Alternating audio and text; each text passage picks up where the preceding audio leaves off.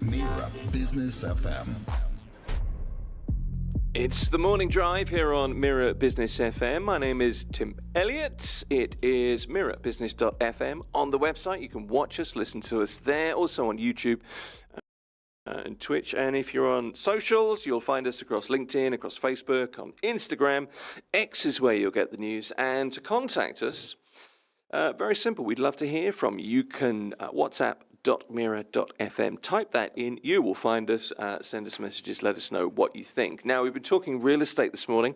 Also, hydration as well. The business of hydration, too. And testing some of the products on air as well to some success. We're going to talk business continuity next at about 11 minutes past 7, Greenwich Mean Time, London time. Amazon's cloud service experienced a major outage on Monday. So what that meant was that some of its systems stopped working, disrupted lots of popular apps and websites, banks, gaming platforms, entertainment services, and much, much more.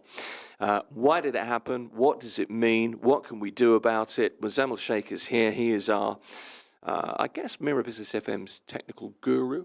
That's how I'm going to term him. I'm going to stick to that. Muzammil, nice to see you. Hello. First of all, what actually happened here? What stopped working on Monday and what was the cause? I mean, it was a big deal. And if you take one of the this is the BBC headline yesterday after the event as things got back online, but it's a fairly dramatic headline. Why has it made the internet fall apart? Because it's kind of how it felt at the time. It did feel that, and I was just having a look at how many companies were affected in the UAE, and thankfully the list was not that long, or at least not reported to be long. That's the difference. I believe there was a bank that was affected, and of course Perplexity was affected, the AI competitor to ChatGPT and Grok and all that. What happened was that technically what happened was that there was an internal monitoring tool which many companies use, including, and they have a bunch of them.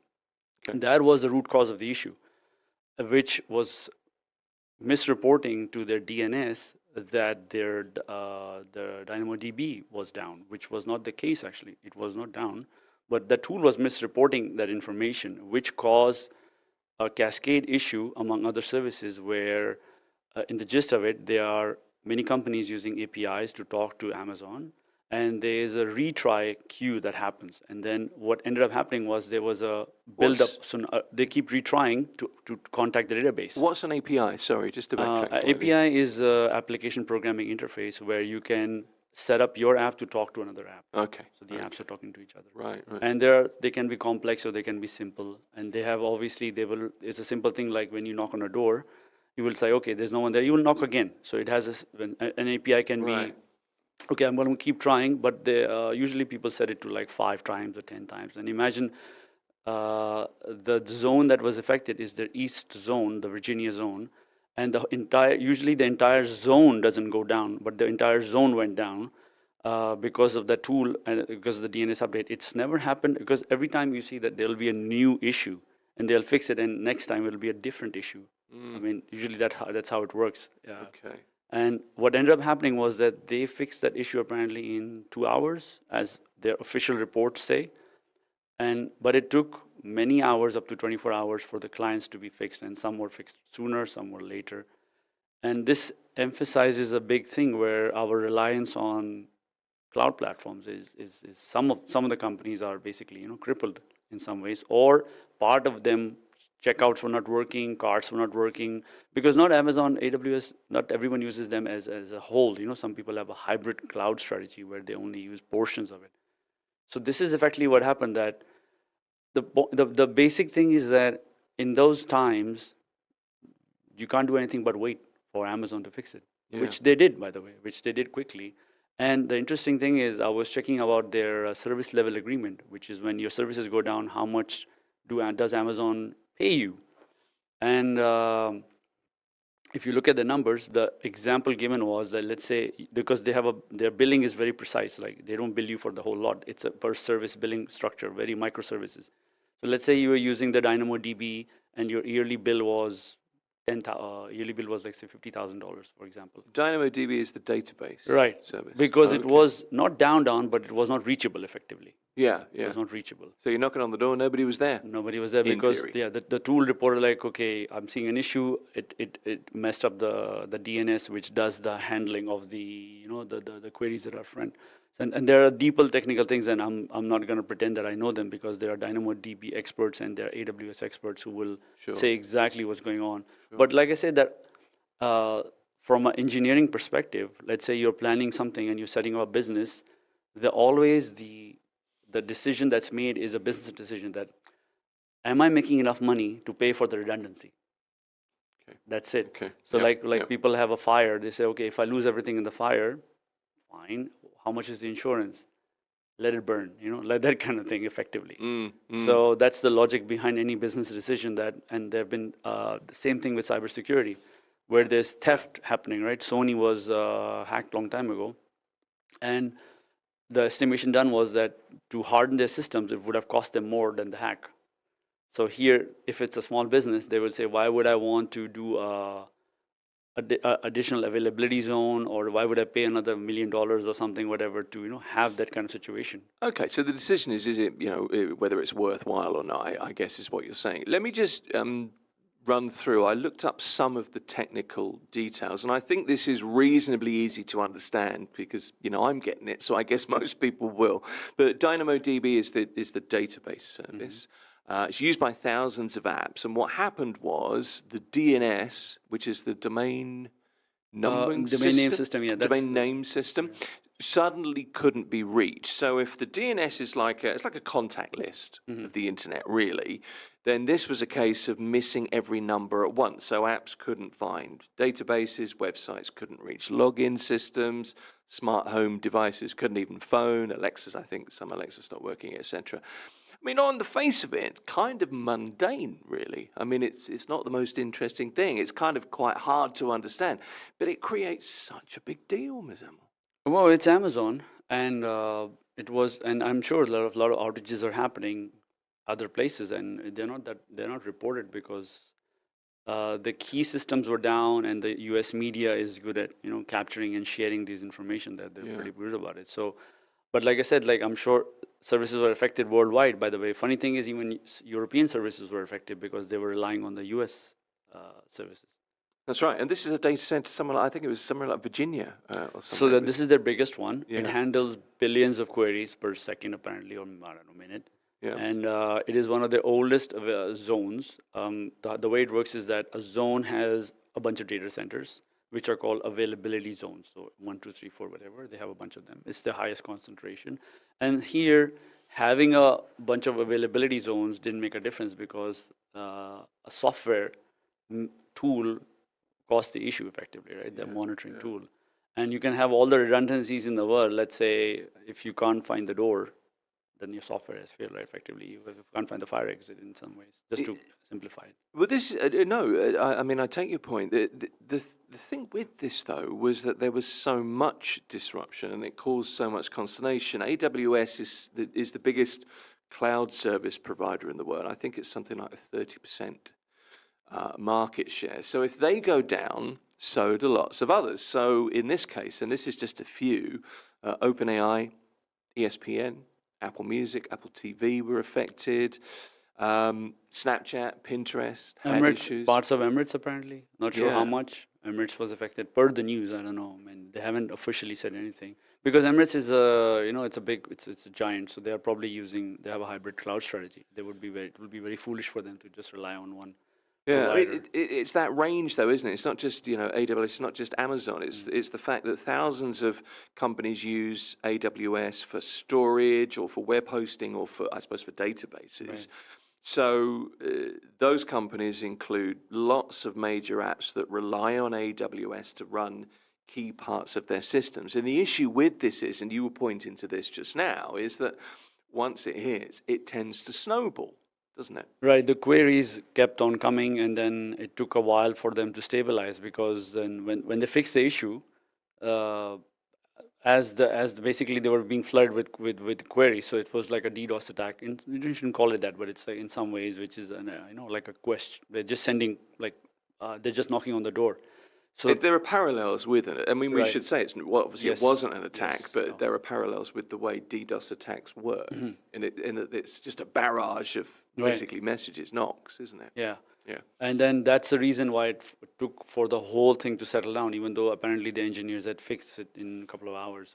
They are claiming, like I said, 2 hours. So the actual downtime. So this is the interesting thing. We are Business FM here, right? So this is the business portion of it. How do you charge SLA on it, right? The service level agreement. Amazon is going to say, oh, it was down for just 2 hours. So from the $50,000 example I gave per year, we will pay you $5,000 in rebates in services credit, by the way. They don't give you cash back. Right. They give you, how interesting, right? You're still stuck with Amazon. They're just giving you a discount.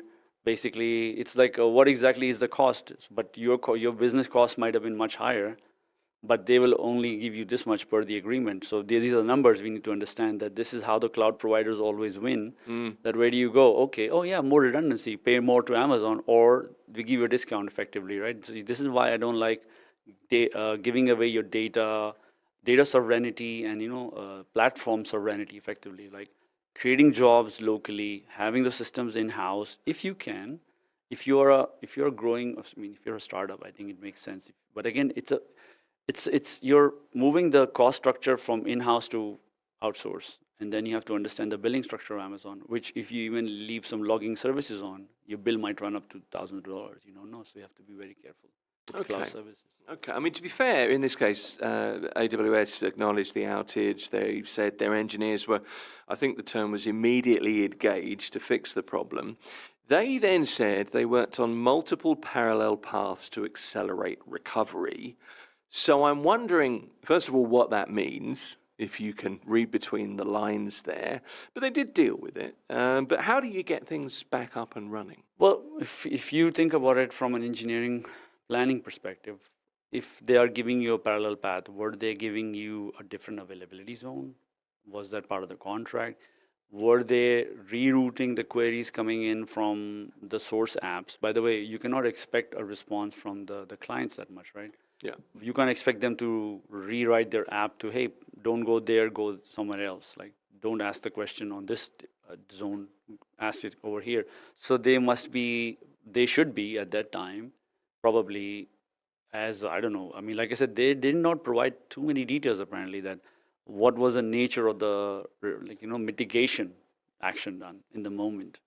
So were the queries just rerouted somewhere else after they did the fix, or was it like the same, or was it, if not even possible for the clients to change that because it's coded in a certain way that has to go there, and then again, like I said, if it has to go there, then it has to be rerouted from the Amazon side of things. So these are the details which we will never know unless a client is very big and it's affected in a very large way. Okay. I mean, this happens, I guess, probably more than we know. There are always problems in any business, and very often you're able to, I suppose, cover or recover fairly quickly. I just wanted to run through some of the things we've seen in the last kind of 12 months, 18 months. Microsoft Teams went down January last year for about 7 hours. There was a Meta outage in March, couple of hours. Facebook, Instagram, Messenger, Threads were all inaccessible. Google.com went down, remember, on May the 1st. And that was huge news. It was HTTP 502 error messages instead of search results. So there was a lot of surprise at that. We still don't really have an explanation of that. In July, the largest outage we've seen yet was the CrowdStrike software glitch. That led to that flight cancellation. There were issues with hospital computing systems. That was a bug, apparently. AT&T went down several times last year. There was an 11-hour meltdown in the US, so lots of people, particularly gig workers, the gig economy workers, were prevented from doing their jobs. The point is, it happens fairly regularly. And if things like this happen fairly regularly, we rely on the internet for our business. Therefore, there is a cost to business that has to be borne somewhere. The problem I have is how you quantify that cost to business. And I wonder if you can do a better job. I'm sure you can do a better job than I can of the cost of Monday's outage to business. Could you even put that in real terms? It's very complicated. In some ways, that meaning that what is your business and what time of day it happened and what was the nature. Were there any? First of all, even if let's say damage did happen, financial damage did occur, and reputation damage did occur, how do you prove it to Amazon? Right? Okay, yes, this happened, and this service. Okay, yes, it was down for a while. Then these customers were trying to buy, because then you have to send logs from your side. Like these customers were trying to buy some products and they couldn't check out. Yeah. Some reason. Yeah. So I'm sure Amazon will be flexible in those cases. They're not going to make a fuss of it. But if on this scale, they will be probably trying to. They will not just blindly accept whatever you tell them. No, for It's sure. a very specific case. And I guess it's fair to sort of say that Amazon are a company that can probably handle financially something like this better than many others. But it's, again, how do you quantify that cost? I mentioned Amazon Web Services, AWS, has something like 30% of the cloud market. So how damaging is an outage like this, do you think? The thing that you have to remember, I think, is it's not like users are going to suddenly jump ship. That's a whole world of pain. Their businesses are deeply ingrained with the system they use. But is it a damaging outage, do you think? It could have been, meaning like if the business was not using them for, let's say, payments or something, and then there were people not buying services. But if the websites were down or some ancillary products were down, it would not be that bad. Again, it's very it depends on the customer. Some customers are fine with it. Okay, it's not working, I'll try later. Could be something as simple as that. And if it happened in the daytime, people were at work, they were doing other things, they didn't. Okay, yeah, it's a nice news item to talk about, and okay, but for the business, they might have been panicking, or they might be worried about the aftershocks. Like I said, it's very case by case basis. Which business was affected? How much was it affected? And did someone get upset and like, oh no, I need to get this done or buy this thing, and I have to get it immediately. And most things are not that urgent in life anyway. So yeah, I guess so. But I mean, there are going to be companies, aren't there? And you brought this up yesterday, and I thought this was a really good point. We were just sat kind of chatting about this. But if you're a fintech service, there's potentially a very real cost here. If you were, and your example was in the middle of a trade, for example, or a sale, and it went down at that point, potentially serious financial consequences. I also said to you, well, if you're a media organization, or a communication app, Snapchat was affected in this case, but you know what I mean. If you're in the middle of a conversation that is relevant in some way in your life, and it has an effect on your financial circumstances, it's possible that could happen. Or in the media, New York Times was down. People can't view the content. They paid for the subscription for that. These things build, and it's why you're in business. And if you can't do business, if you can't display your content, if you can't provide the service you say you do, it's not just reputationally that's bad. It's just bad for business. Mm-hmm. It's definitely. I mean, the fintech example, I believe Robinhood, they said, was affected, and Robinhood is not just a small company. It has stock market access, and they have MiCA licenses and European licenses as well, and they also do Bitcoin crypto, and Bitcoin crypto markets trade 24/7. Effectively, right? Yeah. Not just like the stock market. Let's say you can say, at that time the European market or US market was not open. It wouldn't have mattered too much anyway. That kind of examples can be said. But if people want to set their orders, and the point is that if you, like I said, I did a talk, remember, about losing access to something. This is the access portion of it in some ways. Yeah. That you lose access to the tool, and you wanted to buy something or you want to sell something, or even if you didn't, want to set an order, you just remembered something, and you're setting up a strategy to setting up buy orders, limit orders for at this prices, buy and sell, not immediately, but at certain prices will be hit. So you will lose that that opportunity to do that in the moment. Maybe you had an inspirational thought, whatever, which might cost you a lot at some point. And I don't know how much Robinhood, I have to check if how much they were affected and what we'll do about it. And your example about the media, probably they should give a rebate out, because it's, because like you said, if someone wants to check the news or they're relying on that report the news or do analysis on it, for whatever reason, they are losing out in that moment, and they should also get a refund. It's hard to pin down actual cases, but those are just a few things that we were kind of mulling over yesterday. We've got a minute left. One thing that this does highlight, and all the outages that we've mentioned this morning highlight, is how much we rely on the internet. It's a reminder of just how fragile the kind of the backbone of the internet can be, and how the interrelatedness of the internet is. And I guess how much we all kind of live online now. It is. But as a business, if you're starting out, try to minimize your cloud exposure if you can. If you have the resources, planning-wise, if you're setting up with a consultant or server, that's first thing you can do. You can have email is fine in the cloud, but other things, more important critical systems, if you can do the cost analysis of the system and see, okay, what is because it's service cost, right? Cloud is a service cost. Okay, it's costing me this much. I'm losing my freedom, and I'm basically losing control. If I have it in-house, I'm creating jobs in the market. I'm hiring local engineers to do that. I'm hiring local staff to do that. That's a big difference. I'm always a fan of, the circular economy bit, that you have to just be, have the business there. Even local data centers can come up then. Why does it have to be so concentrated with big tech? It doesn't need to be. There are choices available all the time. Many tools, free tools, open source tools. There's a bit of a learning curve, but that's it. I mean, anything good in life requires some effort. It's a fascinating topic. It really is. Business continuity is kind of the overall phrase, but just something as simple as a server going down. I know it was AWS. It's a huge server, as far as I can see it going down, but the knock-on effect for all of us. What is the cost of business? Very hard to get to the real center of. But Mozammel Sheikh is our tech guru, and I appreciate your time. Thanks. Thank you. Good to talk about. This is Mira Business FM. It's the morning drive. We're going to be talking about the future of live streaming next. Mira Business FM.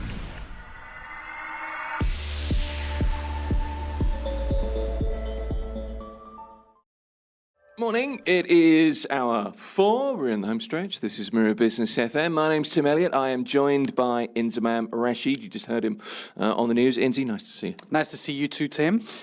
So let's look at some of the news stories of the day. Do you know what really stands out today? And this is one of those things. I know this is not the most in-depth, most intelligent way to approach this, but iPhones are exciting things.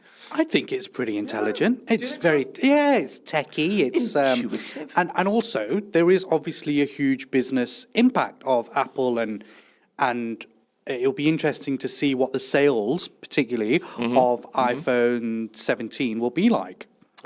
So essentially, we have the launch of 3 phones today. We've got the usual phone, we've got the bigger one, the Pro one, and we have this new Air thin phone. So that's kind of exciting. It's going to be interesting to see who goes for what, as it always is. What are the prices though? Like, first of all, what do you know? So this is excuse me, this is day one of the new Apple products being launched, particularly the Apple iPhone 17. The rollout is underway here in Dubai, and we've been looking at some pictures online of Dubai Mall already being absolutely rammed with people queuing up to buy the phone. And I think what's really interesting is that they've really increased security at Dubai Mall for this. There's controlled entry for in-store pickups as well. But what has been noticed by people who've been there and usually do this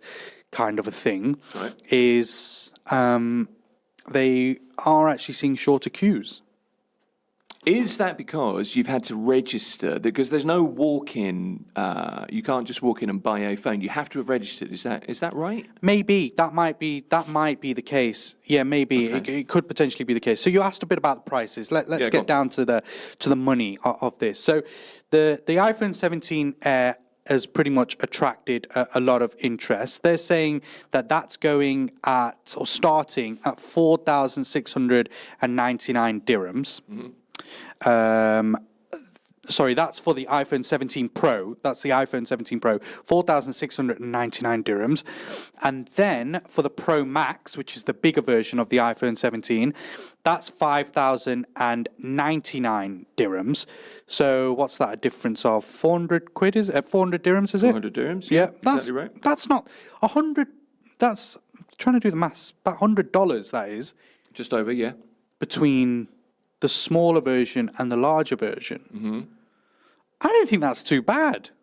It sounds. I mean, I'm not an iPhone user, but I bought a phone recently, Samsung recently, and it's a similar sort of differential between the big one which I didn't buy, and the kind of next one down. So it seems okay to me. And then the iPhone Air, the iPhone Air that starts at 4,299 dirhams. Right, and this So is the cheaper. this is the skinny one, isn't it? The This attractive, this is the one on Monjaro. The one on Ozempic, the iPhone on Ozempic, yeah. That's what maybe it should be called, the Ozempic iPhone. I'm thinking marketing may have tricked there at Apple, but it's more than possible, isn't it? The thing is, people are still queuing for phones. People are still excited by, new releases of iPhones. I guess it's a better camera. You probably get a better chip in it. There's probably upgraded memory options and all that kind of thing. But how much difference is there really? Because one of the things that Apple do is the older line of phones, they obviously move to the new chip. So I'm thinking you could get yourself an iPhone 16 at a slightly better price with the improved chip, if that's your thing, if you don't need the latest and greatest. Yeah, I think so. And also, I think it's like, do you need it straight away? Like, what I can't get my head around is why are people obsessed to go and queue up for a phone and get it straight away? Like, what are the sheer difference? I've got a 16. I'm holding up a 16 Pro Max. Yep. I think, Faraj, is that what that is? 16 Pro Max, yeah. Just getting the thumbs up from our tech nerd, Faraj, who knows all these things. Good that you know what you bought. Yeah, I have no idea. And this does the job fantastically. I don't really think I'd feel a huge difference going from this to the 17. And Faraj, who's been talking about the iPhone to us over the last few days, has literally said that the differences aren't overly huge. Maybe the new camera and obviously that being interesting. But I mean, I don't take many photos and selfies of myself anyway, so I don't think that's going to be. It's just my cats. That's all I do, take photos of my cats. Yeah. Are they your models? Yeah. This is Mira Business FM. I'm Tim Elliott. We're in the last half hour of the morning drive. Don't forget, YouTube is where you can listen and watch and get involved, as is LinkedIn. If you'd like to know more about our guests, you can find us online and via the website, mirabusiness.fm. Everything that we do is there. And wherever you find your podcasts as well, that age-old phrase. So I'm with Inzman Rashid. You just heard him there. We're talking about some of the news stories making headlines today. Some of the news stories that have been making headlines over the course of the week, perhaps as well, before I leave here at midday. Inzi, so I guess this is a much-loved Dubai attraction you'd like to talk about. It really is. Been around for a long, long time, but has been closed for the last 5 months. Yeah. And that is, of course, the Dubai fountains. Exactly. At the foot of the Burj Khalifa. I think opened back in 2009, the fountains did. Mm-hmm. And they are the largest dancing fountains in the world, just like everything is the biggest here in Dubai and the UAE, as you'd expect. And they are much loved. Many tourists gather around the fountains in an evening to watch the shows, the dance shows to different music. And I just think it's a really, really nice area of Dubai where you see so many people from all different walks of life gathering around the fountains or having food and drink in the restaurants and watching the fountains dance. And now they're officially coming back after the 5 months break and refurbishment and all that kind of stuff. They're coming back on the 1st of October, which is exciting. Well, there's no doubt they're part of the Dubai bucket list. I mean, if you come here as a tourist now, you need to go and see the Burj Al Arab. You need to see the Palm, I suppose. Those would be high on the list. You'd probably want to do a desert safari. Yeah. That's on there. And there's no doubt Dubai fountains on there as well. No, yeah, exactly. JBR I'd probably shove on there as well, maybe. Yeah, I think more than likely. Yeah. But yeah, the Dubai fountains are definitely on that list. Ravis. And Ravi's, yes. And I'm not joking. Ravi's is certainly part of the It's Dubai an institution. experience. It's an institution. Tremendous food as well. Yeah, I know. That's actually one. We should maybe have a Ravi's team day out, perhaps. Yeah. Look, we got on a tangent again.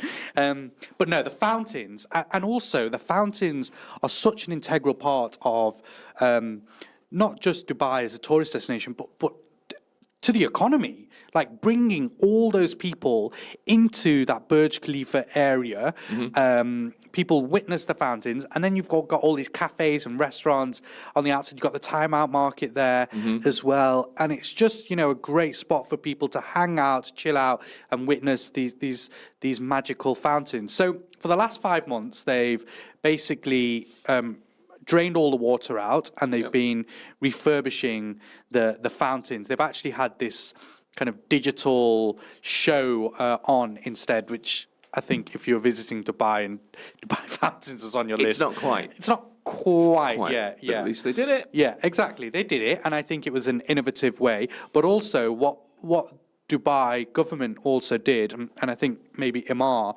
working with them, who are the developers of that area, is they actually supported the businesses in the area. They gave them I think kind of reduce the rent rate or whatever it may have been during that time, or business rates or something like that. But they basically helped the businesses in those areas because they knew that footfall would be a lot less because the fountains have been switched off. And I remember when this happened and this news was announced that the government would be helping these businesses.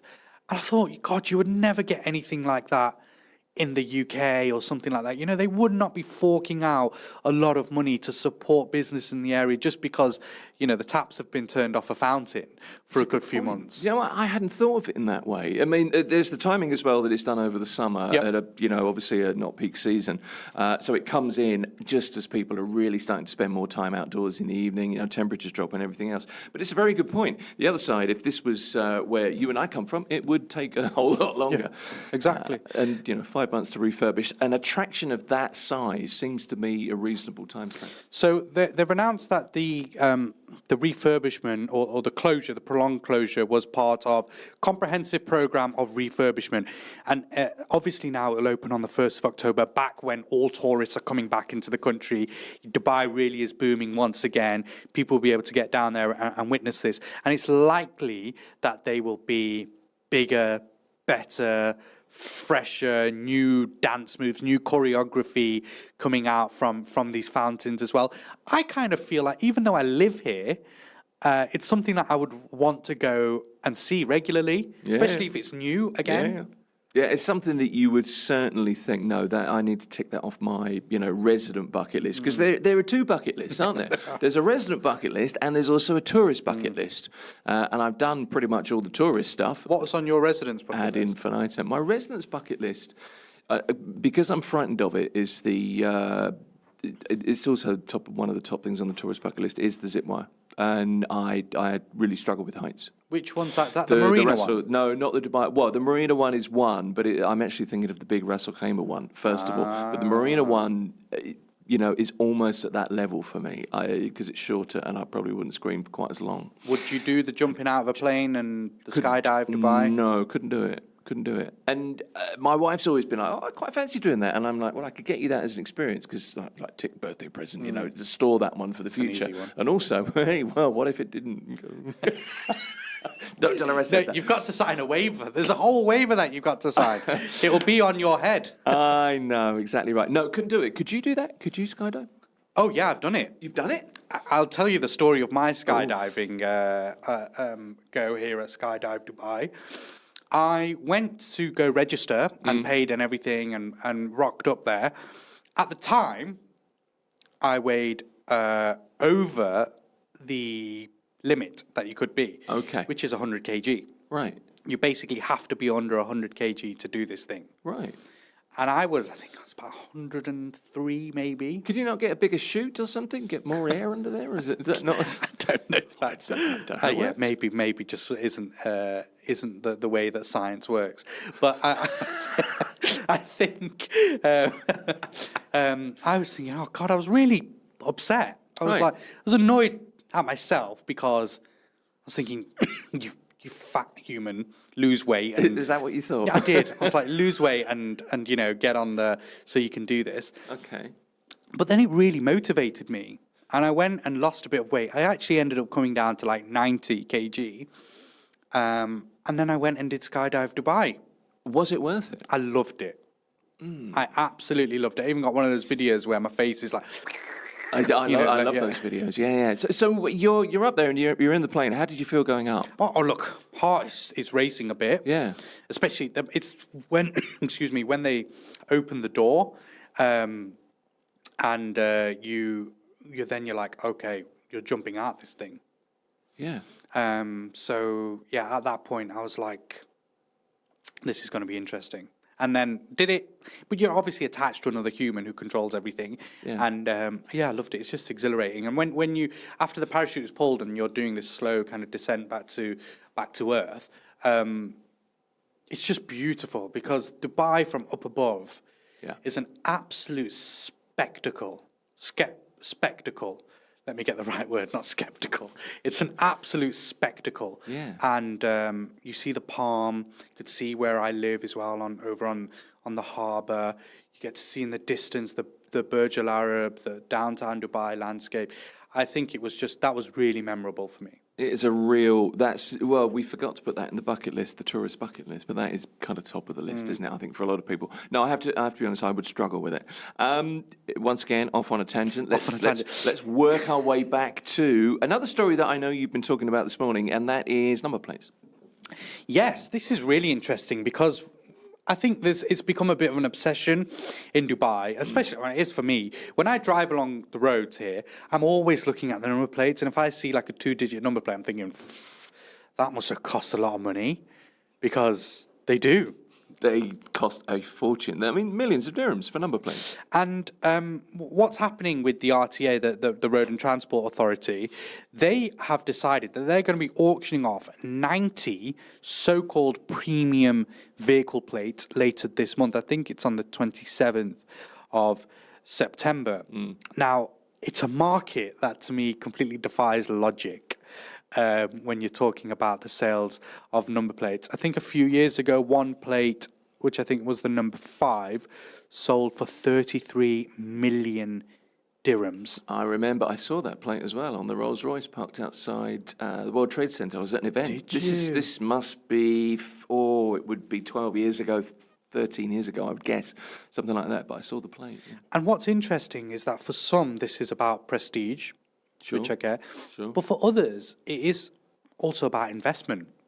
Yeah, well, yeah, it's a commodity, isn't it? It is. You can Highly invest in, and I've seen some like 2-digit numbers on like bangers. It's not like, it doesn't have to be like a Lamborghini or a, Bugatti Chiron that it's on. Yeah. I saw one and it was on a banger. It was on a busted vehicle. And I thought, hang on, mate, your number plate is costing like 1 million times more than what your car is worth. If you can do it and you can make a little bit of money from it, fine. I mean, it's beyond me, I have to say. I bought a car, a couple of years ago, I bought a beaten-up old four-wheel drive, and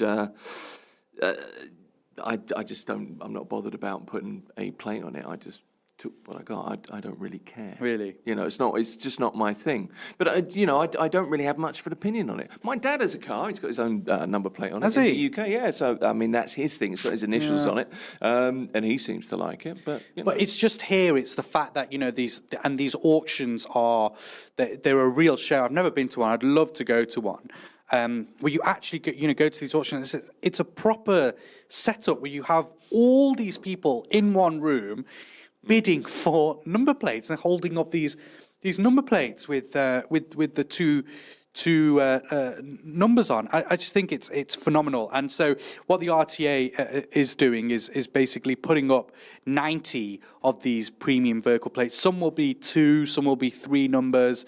There'll also be ones with like very kind of particular numbers as well. 786 is a big one out here because it translates to an Islamic reference, to Bismillah, think.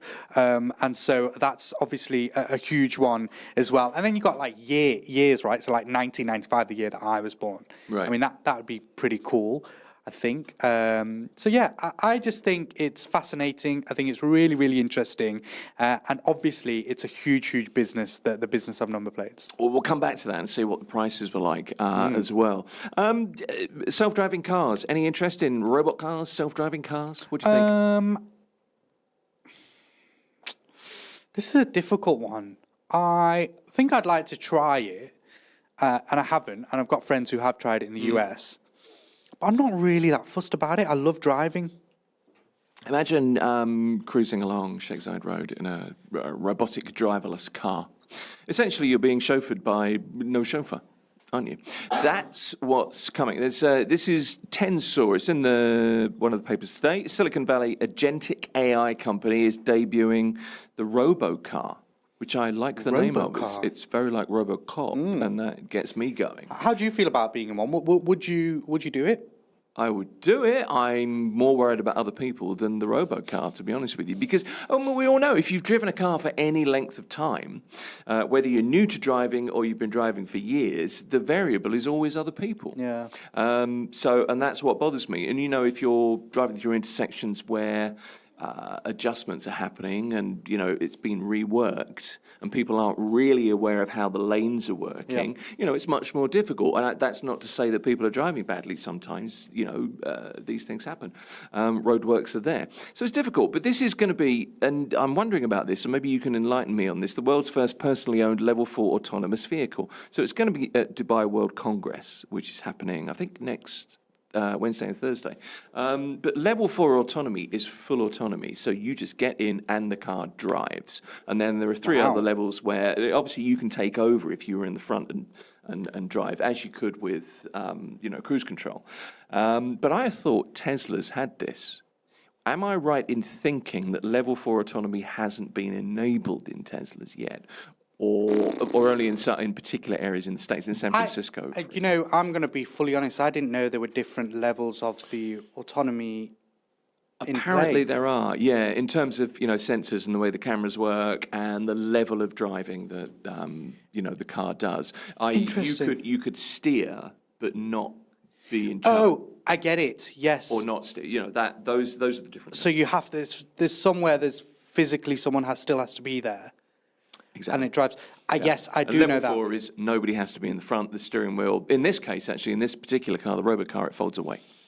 So that is like, I think, what they have over in the US right now in some states, where you can get in the back of a cab and there's basically not a human there driving the thing. And you can select the music and... Yeah, I mean, in San Francisco, I forget the name of the startup, but then, that happens. Waymo? I should have. Was it Waymo? We could do this for a while. It is one of those. Somebody Google quickly. But but what's interesting about this, and I hadn't really thought about this, and I never think about this when it comes to solar power. One of the things with solar, to have a panel working at full capacity, to have a camera working as it should, if a camera is also a sensor for something like a moving vehicle, you have to keep it clean. Yeah. Oh, yes. Free from dust, free from sand, debris or sand or whatever else it might be. So the Tensor has a way of self-cleaning sensors and cameras. Very good. So I think that's a very smart thing. And so it's Waymo, by the way.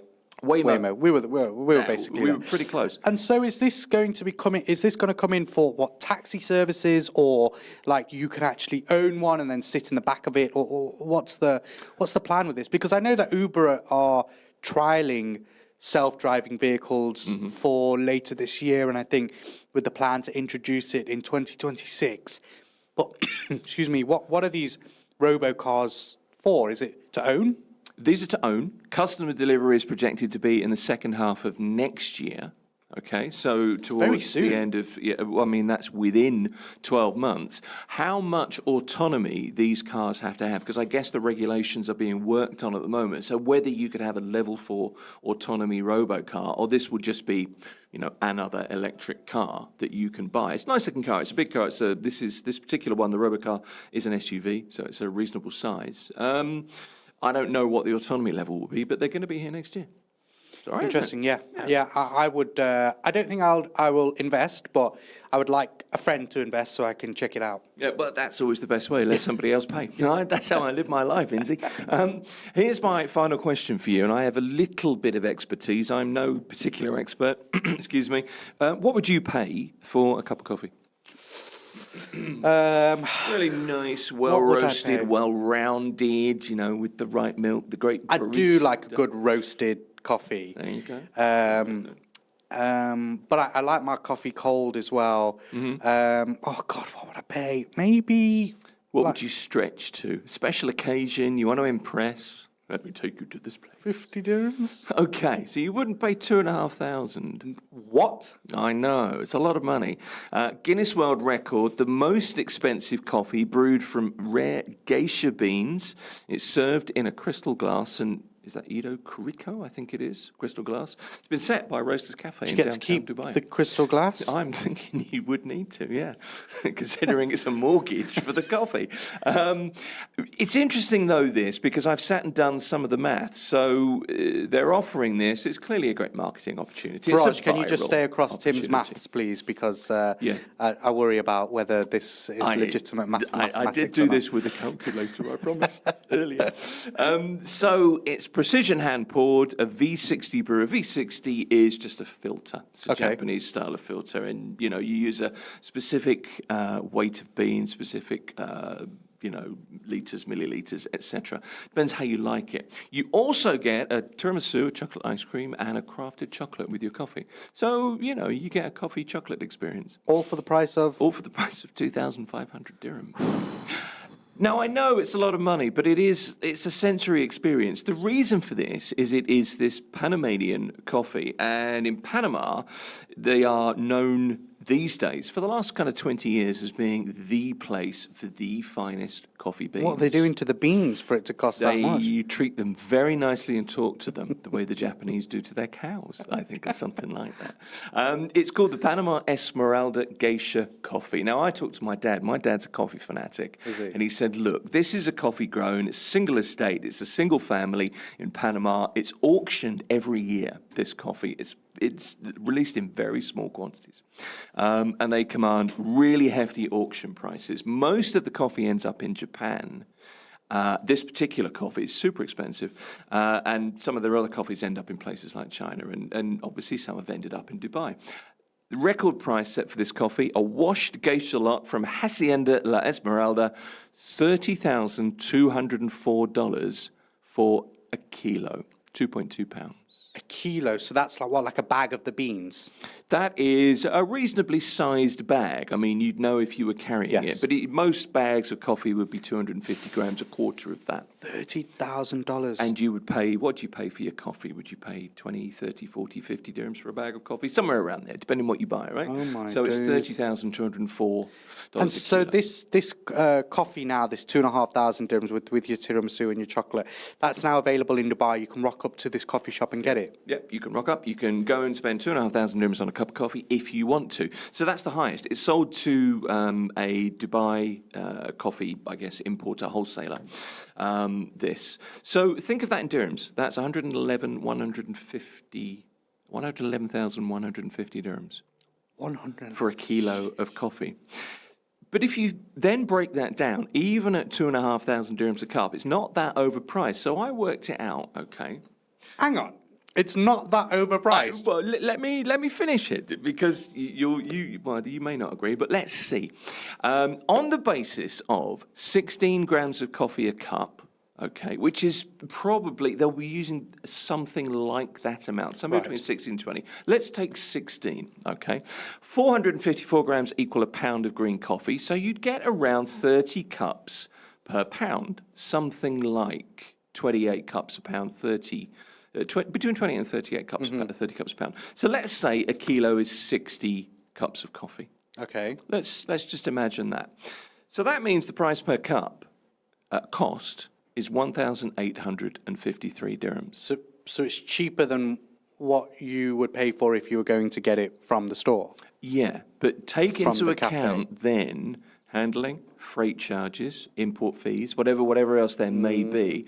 And then the coffee, this is for a green bean, the coffee has to be roasted. Imagine being the roaster having to do that. What if you burned it? Yeah. Oh, you'd steal a few beans, wouldn't you? You probably would just drop a few. You'd nick a few. Behind.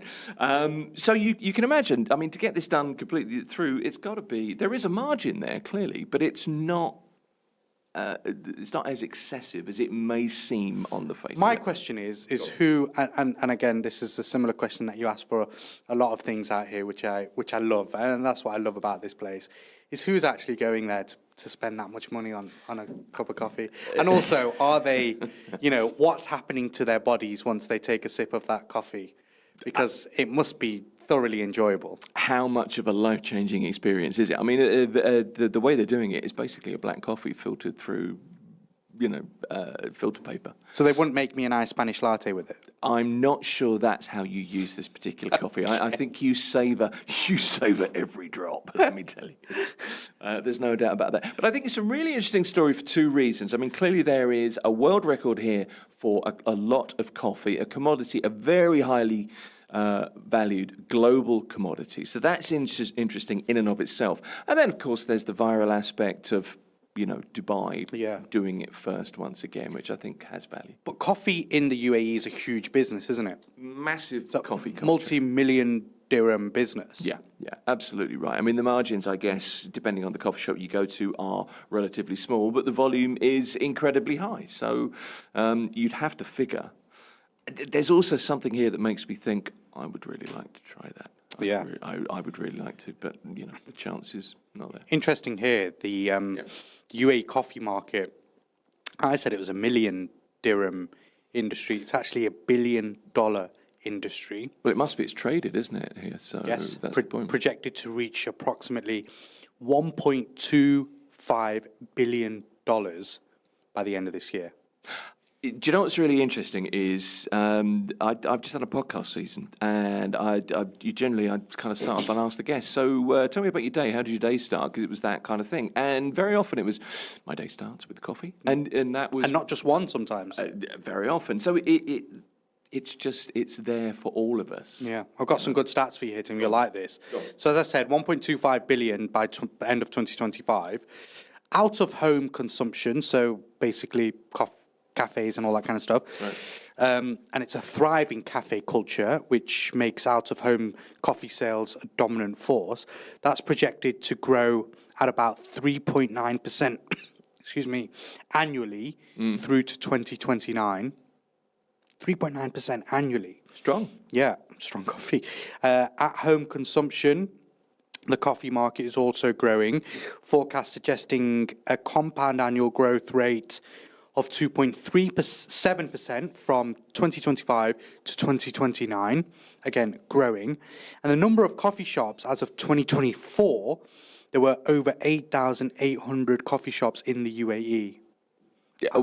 That's probably a lot more now. I've been to most of them, I've got to tell you. But it's a really interesting story, and it is a staple. It is a particular flavour. The smell is something else as well. And all of this, apparently, from a goat herder in Ethiopia who threw some cherries, some beans into a fire, and when the fire went out, he noticed that the goats were eating them and were a little bit more pepped up than normal. Whether that's the truth or surely. not, I don't know, but I love the That sounds like a story from Jack and the Beanstalk or something. It does a little bit, but we know the coffee bushes come from Ethiopia, but that's probably the limit. But I love the romance of that. But there's no doubt that, it can make you feel a little bit better. I get up every morning, and I promise you, and this is so sad, I'm going to admit this now, I get up every morning and I think, before anything else, I can have coffee again. Yeah.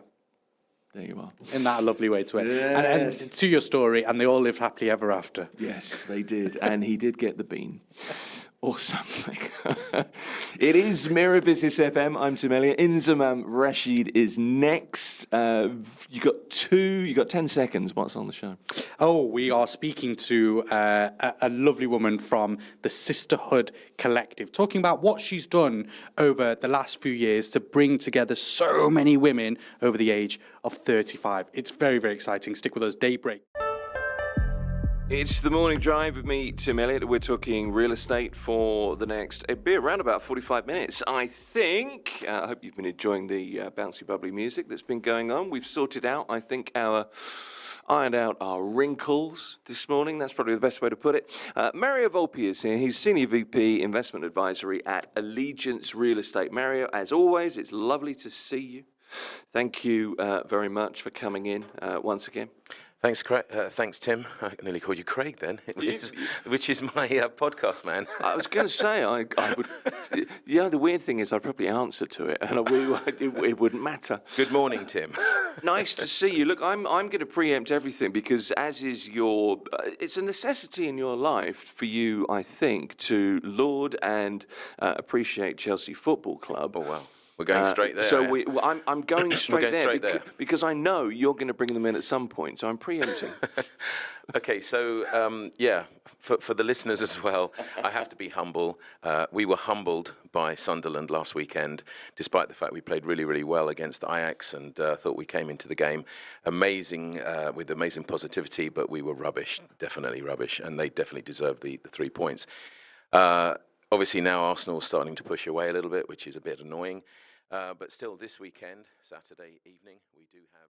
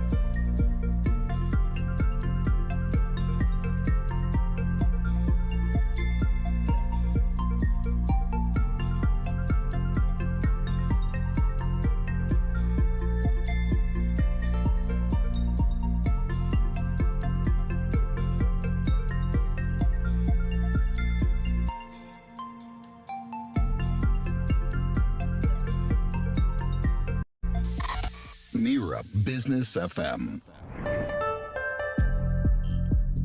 It's the morning drive with me, Tim Elliott. We're going to be talking real estate in a few moments' time. Mario Volpe is here. He's doing squat thrusts at the moment, just preparing himself, getting himself buoyed and set for an hour of real estate conversation. This is Mira Business FM. You may be with us on the website, mirabusiness.fm. You can contact us, info@mira.fm. It'd be great to hear from you on, I guess, however you want to today, by email, info@mira.fm, or WhatsApp. You can get in touch really easily, 522-789-567, or just type whatsapp.mira.fm to get in touch this morning. It'd be good to hear from you. Mario taking questions.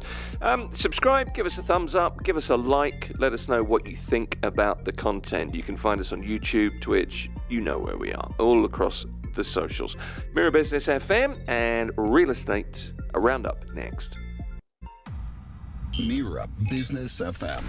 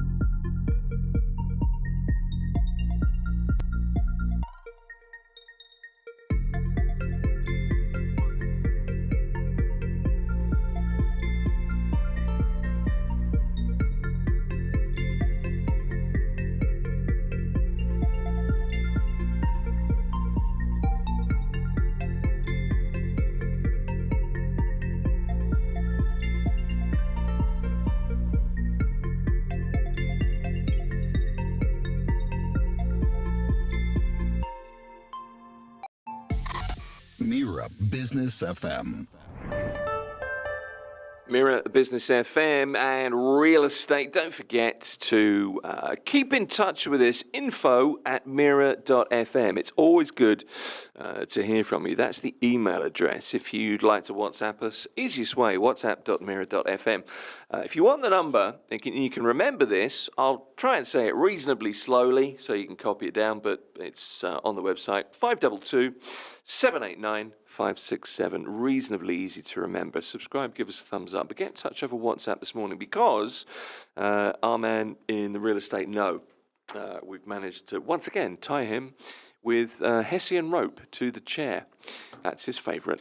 Mario Volpe is here. I don't know how to introduce you anymore, Mario. Hessian rope. I don't know where that came from. Velcro. You Velcroed me to the chair. Do you know what? For some reason that tickles me. I don't quite know why. It's tickling me on my bottom. Yeah, well, I can well imagine. We probably better move on quickly. Yes. Do you know what? Before we go anywhere, I was going to say to you, when you came into the office this morning, I was going to say, so did you watch the game last night? And then I realised it was Arsenal playing, and I thought, Yeah, so the answer's no. No, you didn't watch that, did you? No. But tonight, of course, your team. I'm getting this early because I want to beat you this time. Yeah, so it's Champions League night, and it's an early kickoff for us, which is amazing, which means that I'm actually going to go and watch it at our place. And 9:45 kickoff. I call them carrier bag, but it's actually Karabag. Yes. From Kazakhstan. Yeah, I know them well because my son's team is Celtic, and they seem to play regularly. Oh, okay. Have a bit of a thing. We've got a few people from the club actually in Kazakhstan. Okay. So a few messages were coming through. But yeah, so we'll be in the Belgian Beer Cafe tonight, 9:45, if anybody fancies coming down. There you go, open invitation.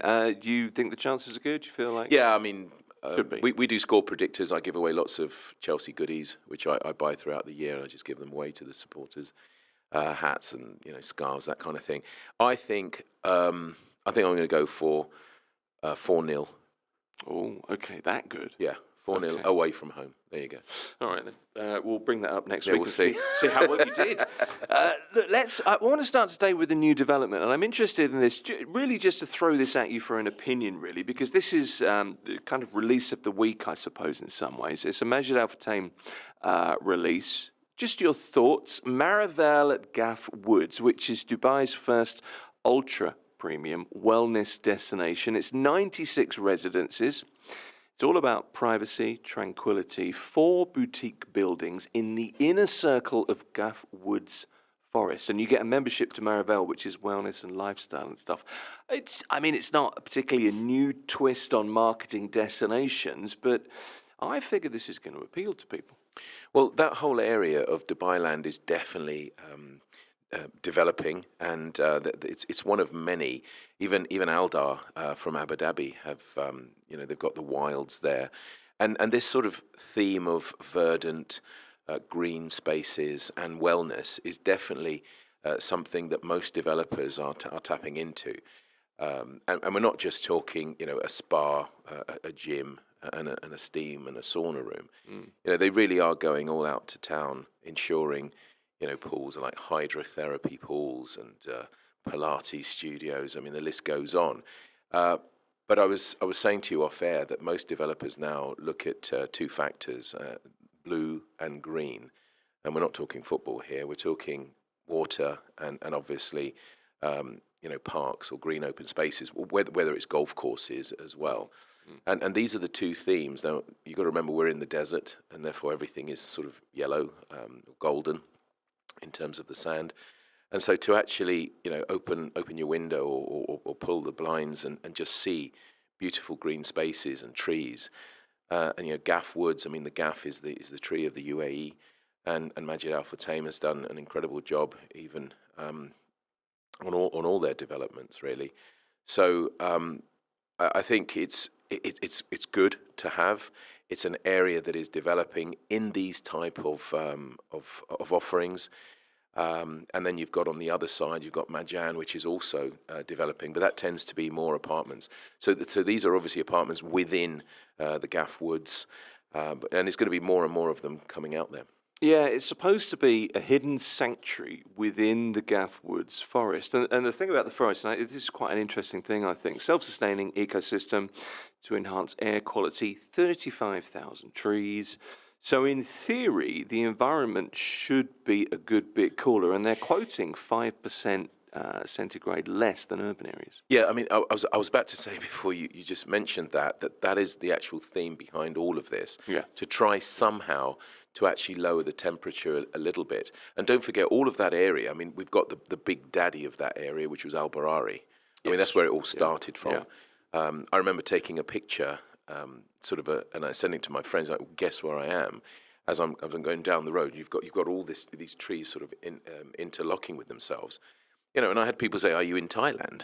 You know, it was so green that you didn't know that you were in Dubai. And I think that's the aim. And Al Barari did it very well, and obviously is now well established.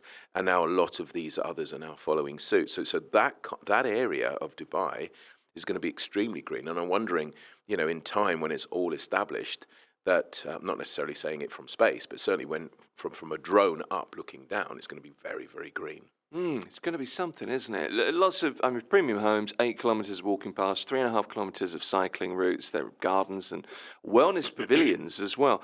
The other thing about this is the way that these houses have been designed, and it's they're touting it as wellness embedded in the design philosophy. So ventilation systems with advanced filters, low emission building materials, circadian lighting technology. Good. So obviously it'll help you to sleep, I guess. I guess that's the theory. So replicating natural daylight as well. Outdoor lighting has been designed to reduce glare and try to keep things calm. So they're thinking this through. They are, but I don't know about you. It's just a bit, for me, it's just a bit too much. I mean, just pull your curtains and put your eye mask on if you haven't got blackout blinds, and just relax. Love it. All right then. Well, that's kind of development of the week in some ways. I just wanted to mention to get your thoughts. Your podcast, obviously ongoing, lots and lots of downloads. How many now? 800,000 or something? Yes. Yeah. I was quite surprised. I mean, to me, 800,000 is actually just it's close to 1 million, and obviously that's a massive one. But that is worldwide.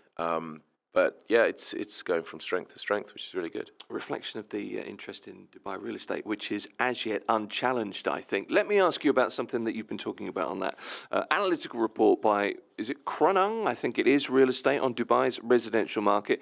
This is the first half of 2025. And it's interesting, outlining the nationalities investing, those people from wherever they're from, investing in the Emirate of Dubai. So let's just run through the findings. Yeah, so unsurprisingly, the number one spot goes to Indian nationals. Now, they've been the number one buyer, literally, I think forever. I mean, I've been here 17 years, and I don't think Indians have ever been knocked off from the top spot, to be fair. Right. But anyway, so Indian nationals are number one. Second are buyers from the UK, and I say that perhaps with UK passports. That's probably the best way to say it, which also gives a smattering of other nationalities per se. Third are the Chinese. Fourth are Saudi nationals, and Russian buyers hold the fifth spot. Now, if we delve a little deeper, I can say that Indians are top because of all the transactions from Dubai, they're at 22%. UK represents 17% of buyers, China at 14%, Saudi 11%, and the Russian Federation at 9% of the share of the market, as it were. Now, many Russians are choosing secondary market properties over off-plan, mainly for immediate rental income, I guess. Whereas others are investing in off-plan but branded projects, and we spoke about this last week. Branded projects are still doing really, really well. Now, they're doing that for long-term capital growth and, of course, for access to the Golden Visa program as well. I've mentioned sort of in the past that globally, this sort of segment of branded residences has grown by about 160%, and Dubai is definitely maintaining its leadership within this space. And branded residences within Dubai are commanding higher prices by as much as 130, even up to 198% of traditional residences. And Dubai is currently host to 61 projects underway, with another 100 branded projects in the pipeline. So I guess by 2030, the MENA region is expected to amount for a quarter of all the world's branded residence supply, with Dubai being the key growth engine and global benchmark. We keep coming back to this, don't we? Yeah. The branded residence idea. And there are so many different ones. I mean, famously, we talked at length. For some reason, I don't really know why we talked about Chelsea residents quite as much as we did. We'll get to the bottom of that eventually, Mario, Chelsea supporting head of Chelsea football, whatever. But it is something that keeps coming back, and it's something that will grow. You've said yourself, you expect the likes of, I don't know, Louis Vuitton, I think was the name you mentioned. Yeah, well, MVLH are surprise already there. There's an island just by Dubai Pearl that they're involved with, Cheval Blanc. I'm not saying that very well, obviously, but so definitely they are. But you see, branded residences, they cater for that sort of association, if I can put it that way. Whether it's a football team, whether it's a shoe, whether it's a car, anything, we associate with it. And then if a property, which ultimately is either a home or an investment, will have that tag as well, then it's already part of that person's DNA, if that is what they like. And that's why I think Dubai, with all the different nationalities that we have, has succeeded with branded residences, because obviously it caters to a very wide audience. Now, talking about the Chelsea residences, that doesn't cater to everybody, because as we spoke before, football is very tribal, and there'll be those that are put off by it. But there's so many others that others can buy. So whether it's Armani, whether it's Mercedes, whether it's Jaguar or any of these others, Jacob & Co., all these branded residences, Bugatti, it will appeal to everybody to a degree. Yeah. And that's what then triggers people to then want to go and buy it. It's that association. It is. Aside from Chelsea, I'm going to go to a question in a second from Derek has texted in. Aside from Chelsea, what would attract you in terms of a branded resident? Is there something that you think, I associate with that, I identify with that? Is there anything off the top of your head? I mean, many of them that are already there I associate with them. Being Italian, obviously, we have style with cars, with fashion, even with watches. So although Panerai, which is an Italian brand, hasn't launched anything yet here, but Armani's there, and the automotive industry. Yeah, I could pick many. Some not necessarily my price range, but Bugatti being one of them. Although Bugatti, technically, I think he's from Switzerland, if I remember rightly, although he's got an Italian name. I love the way you say Armani, by the way. Armani. Yeah, just so much better than me. Hi, Tim and Mario. Is it a good time to sell an apartment on the Palm? Derek is asking. Is it a good time to sell? To sell an apartment on the Palm? I mean, look, the market is going full guns, whether it's off plan or secondary. As an agent, as a broker, I would always say, now is the time to buy and now is the time to sell. But for different reasons. If you are an end user, I think it doesn't matter when you buy and when you sell, because even if you're buying at the height of the market, let's say, you're buying it for the reasons of it's a home. So kind of you're going to be living in it, and as long as you can afford it, it's fine. Timing the market is very, very difficult, and that's where investors try to be clever and obviously buy at the peak, at the valley, and sell at the peak. But often it's like catching a falling knife. You go for it, and you always end up missing, or you cut yourself. So I mean, the Palm is an amazing project. And for sure, depending on what it is, maybe it's a shoreline, I'm not sure, he doesn't mention. No.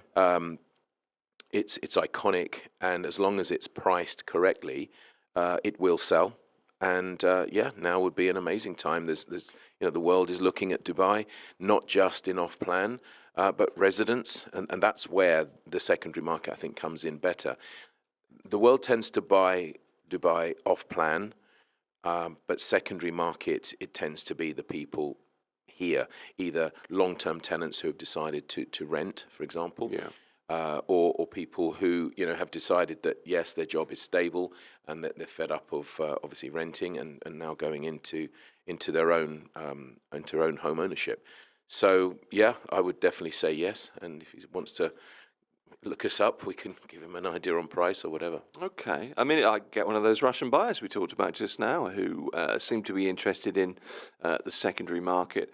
And I guess also it depends when you bought it, doesn't it? If you bought in 2014 and, you can realise some return there. Well, actually, it's funny you should mention 2014, because 2014 was actually the peak, the last peak, as it were, before the downturn. And we then had, unfortunately, we had sort of 6 years of house price deflation, but it took 6 years to probably come down around sort of 40%. Dubai recovers very quickly, but it doesn't like downturns, and people tend not to come down in price very quickly at all. So it took 6 years to come down around 40%, and sort of only a year to sort of come back up.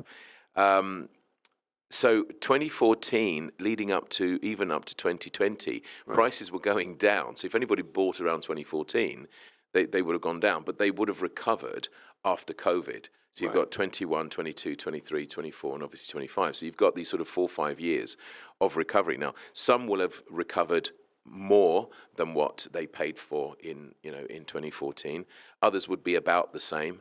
It depends. But certainly secondary market is increasing very well. But all the eyes really are on off plan, because the majority of deals are done in off plan. It's the palm as well, isn't it? Let's face it. Yeah, It is. exactly. I think we overuse the word iconic, but there's no doubt that the palm is iconic.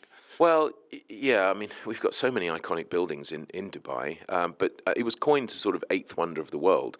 I mean, when you consider that you're 5-6 kilometers out into the sea and you're still walking on tarmac, I mean, from an engineering point of view, it is a wonder, which I think it was the Dutch that actually developed this sort of technology, floating, developments, and so there it is, sort of 20 odd years later, still going strong.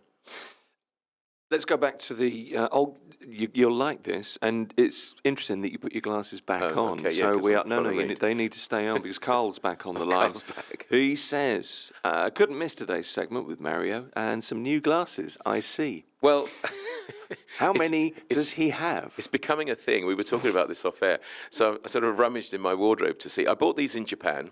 They're very cheap. They're one of these sort of just reading glasses. And yeah, I thought I'd bring them out because maybe it's becoming a thing. And you've suggested that I should just go to Amazon and buy a load of wacky glasses. Yeah, well, I think it's a thing. I think for Christmas you could be round the Christmas table in some extremely wacky glasses. I could see you. I could picture you. Yeah. My mind's eye is a Elton strange John. place. That's where I'm going. Yeah. For you. Yeah. We'll bring you a little keyboard in. You'll be right at home. Maybe. Amazing. Thanks for the text, Carl. Hello, Mario and Mira Business FM team. I'm struggling to trust the agents I'm working with. It feels like they're all out to make a quick buck. How would you differentiate agent to agent and build that trust? Tanya is looking to buy in Dubai South. She says she lives in the Greens. Look, there are so many different real estate agents and companies, and it's a fair question. The entry level to being a broker, I think I've said it on this program here, that it's not that high. And so as a result, when you factor in also different cultures and different nationalities, people's perceptions of what is right obviously do differ. In answer to a question, I would for sure interview the agent before you even start talking about all properties.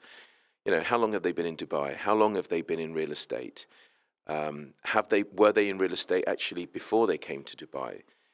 Are they RERA registered? Very, very important. Now, that in itself, whilst it's not hard to get into, it's still important from a legal redress point of view from clients. Ask them when was the last time they did a sale. Do they specialize? There are so many ways that you can obviously try and ensure that the person you're speaking to is at least half decent.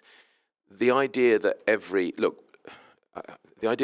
agent is just here to make money, I think, to a point, I'm struggling with the answer here because what I want to try to say is, look, we are all here in Dubai to make money.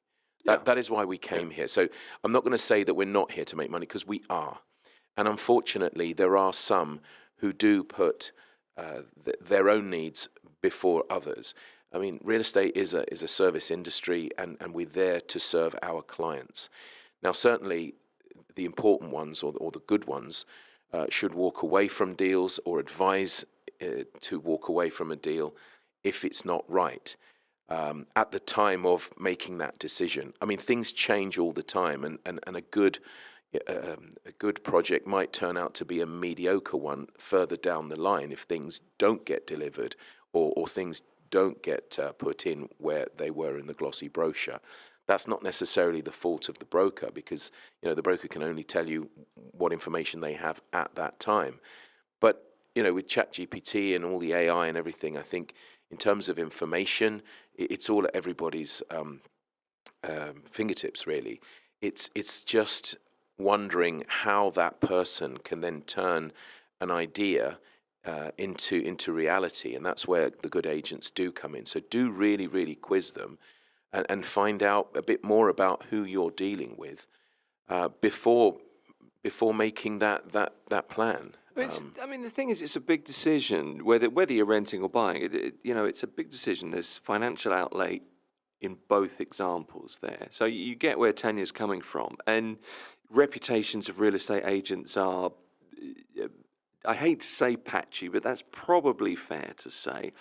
I'm not trying to tar everybody. No, but with there are rogue agents out there. There are. And I say rogue, I don't mean they're out to get you. They're just, attention to detail, this kind of thing. You really, really have to be very careful. Yeah, you do, and I think it's that balance, isn't it? If you can do all the research in the world, you mentioned AI there. It's very easy to go online and get loads and loads of information. You look at the reputation of the agency. You look at the reputation, perhaps, of that particular agent. It's not difficult to find people online to see if they're recommended or not. But there's also an element, I think, and tell me if I'm wrong. Is this fair to say? There's an element of gut feel here. Yeah. Whether you relate to that person. And actually, that's there are buyers that buy on emotion, and that emotion is that gut feel. Yeah. When you walk into a place, it just feels right. Now, what does that even mean? I mean, you can't even quantify it. But how somebody comes across, I'm not necessarily going to say how they're dressed, because they could be dressed nicely and still be idiots. But just the whole package, how they come across, how they speak. Are they clear? Is there clarity? Is there knowledge? And you don't have to know everything. I've always said to my agents, look, don't lie to people. If you don't know the answer, say, look, I have an idea. It's this, but let me check up on that. Give me 5 minutes. Sure. Give me 10 minutes. Let me actually go and speak to somebody who perhaps knows better than I do. But what agents tend to do, they just blag their way through it, and they just waffle, and they think they bamboozle the client with disinformation and square footage and this, that, and the other, without really any care and attention. So it's a very difficult one to actually get right. Having said that, there are many companies who employ very good agents. And when we consider that, I mean, I've lost count the number now. I think they say 30,000, but I think it's probably nearer 100,000 agents that are out there. I'm not talking about registered ones now. You said that last week. Yeah, I mean, and so there's got to be complete numpties in there, and I know that for a fact because I was looking myself. We were moving, and just people. Some are really good, and some are just dreadful. I have to just very quickly translate that word numpty, which is a fantastic, very, very British word. And it kind of equates to, I suppose a numpty's a fool. Yeah. Yeah, that's basically what it is. But yeah, that's a good point. By the way, you said very nicely dressed could be an idiot. That's not you. No, look, what I'm trying to say is, just because somebody looks the part doesn't mean that they are the part. That's the point I was trying to make there. But yeah. Yeah, okay. So there you go, Tanya. I hope that helped in some way. But let's get back to the reports and the data that you've been looking at, Mario. The commercial sector now, a report by CRC reveals a strong quarter for this real estate sector. CRC, first of all, can you break that down for me? Do we know what CRC is? I believe it's commercial real estate company. It's part of Better Homes. Oh, okay, fair enough. Okay, so real valuable local data then. Strong quarter for this real estate sector. What are the numbers? Yeah, so total sales reached an impressive 30.38 billion dirhams in Q3 of 2025. Now, that's an increase of 31% compared to the same period last year. The city's office market in particular emerged as a key driver. It's really robust. It's demonstrating strong transaction volumes and rising values across many districts. But total office sales hit 3.1 billion dirhams across 1,153 units, reflecting an 18% increase from the previous quarter. And get this, an outstanding 93% year-on-year growth. I've got the notes for this, and I'm reading this actually as you're sort of running through the highlights. 93% on last year. Yeah, you've also got to remember that the growth, and many of these are Grade A offices, and that's what everybody wants. Right. And you may or may not have noticed that some developers are now launching not just residential towers, but either mixed-use towers or commercial towers on their own. Shoba's done it, Earth has done it, and Omniat have, and Damac have. There's quite a few of them are now jumping on this bandwagon. And the idea of, you talked about wellness and green and everything before, the idea of being able to, sort of live, work, and I guess play in one area is becoming more of a reality. Either in the building that you're living in, you might have your office. Certainly co-working spaces and working from home is something that's quite prevalent. But I'm talking about actually having your office either in the same building or literally the building next door, which means that, you can walk to work even in the height of the summer. And so these are now coming to the fore. DIFC and the sort of business district are virtually 100% occupied, pretty much is 100% occupied on these Grade A offices. And so developers have seen, I guess, a niche in the market, and they're now saying, right, here we go. But of course, you've got to remember that these buildings are not going to be handed over for another, 2, 3, 4, 5 years or whatever it is, depending on the size. And so there is a need today. If there's 100% occupancy, then clearly there's a need today. And with more people coming, more people opening up businesses here, and especially larger companies and conglomerates coming here, they're going to want these grade A offices. I think there's going to be a shortage for some time, for sure. Yeah, we would have thought so. I mean, I love the idea of it, living next door to where I work. My commute's a bit of a nightmare at the moment, I have to be honest. But the assumption is, therefore, that people are coming to Dubai, they're starting businesses, they want to be exactly where they are. But it's great for them, but it's not great for everybody else. It's still a commute for most of us, I guess. Well, for the moment, yes. Yeah. But it would be amazing if, agents need cars to get around. So in some respects, when they're doing their viewings and meetings and what have you, so it kind of defeats the object a little bit that you can walk to your office, but then you still have to walk back to the house to get your car, to then go to a meeting. Yeah, it's not going to make life that much easier. But the idea of just the thought of how much that 93% year-on-year growth figure it's just huge. In terms of areas, Yes. it's Business Bay, JLT, isn't it? Really, those. Those are the two big ones. I mean, Business Bay had 328 office transactions, followed by 277 deals in JLT. Majan, which is an area that we spoke about before, that actually came in third with 112 deals, closely followed by JVC with 110. Whilst Barsha Heights completed the top 5 with sort of 71 deals. But lastly, the off-plan commercial market, which is what we just spoke about, is starting to take off. So in Q3, 1,101 deals were conducted, worth 2.4 billion dirhams as well. So, and that number will definitely increase because that was just the beginning of these launches in this last quarter. Some more superlatives to come. You've been here long enough to remember when Burj Dubai was going to be completed, and it, of course, opened to great fanfare, and back went the velvet curtains, and we all went, it's Burj Khalifa, all right then. But what a success it's been. 828 meters, I believe. Yes. And it's been the tallest tower on Earth since 2009? I think it's 2009, that's right, yeah. Yeah, same year as the Metro. The Metro, yeah. Just was the end of the year. But will it be eclipsed, is my question. Well, there is a proposed mega project in Saudi called Rise Tower. Now, this is scheduled to be, I mean, I don't even, 2 kilometers, they're saying. Okay. So this is more than double the height. Yes, of more than Burj double. Khalifa. More than double. Okay. Now, this tower has actually been in the pipeline for 2 years, and it remains a long way from completion because it's still in the design phase. But once complete, it's scheduled to have 678 floors. Now, that is mind-blowing in itself. But, okay, luxury hotels are going to be inside there, fine dining restaurants. Observation decks, I mean, they're going to have to give you oxygen, surely, to be right at the top. You would have thought.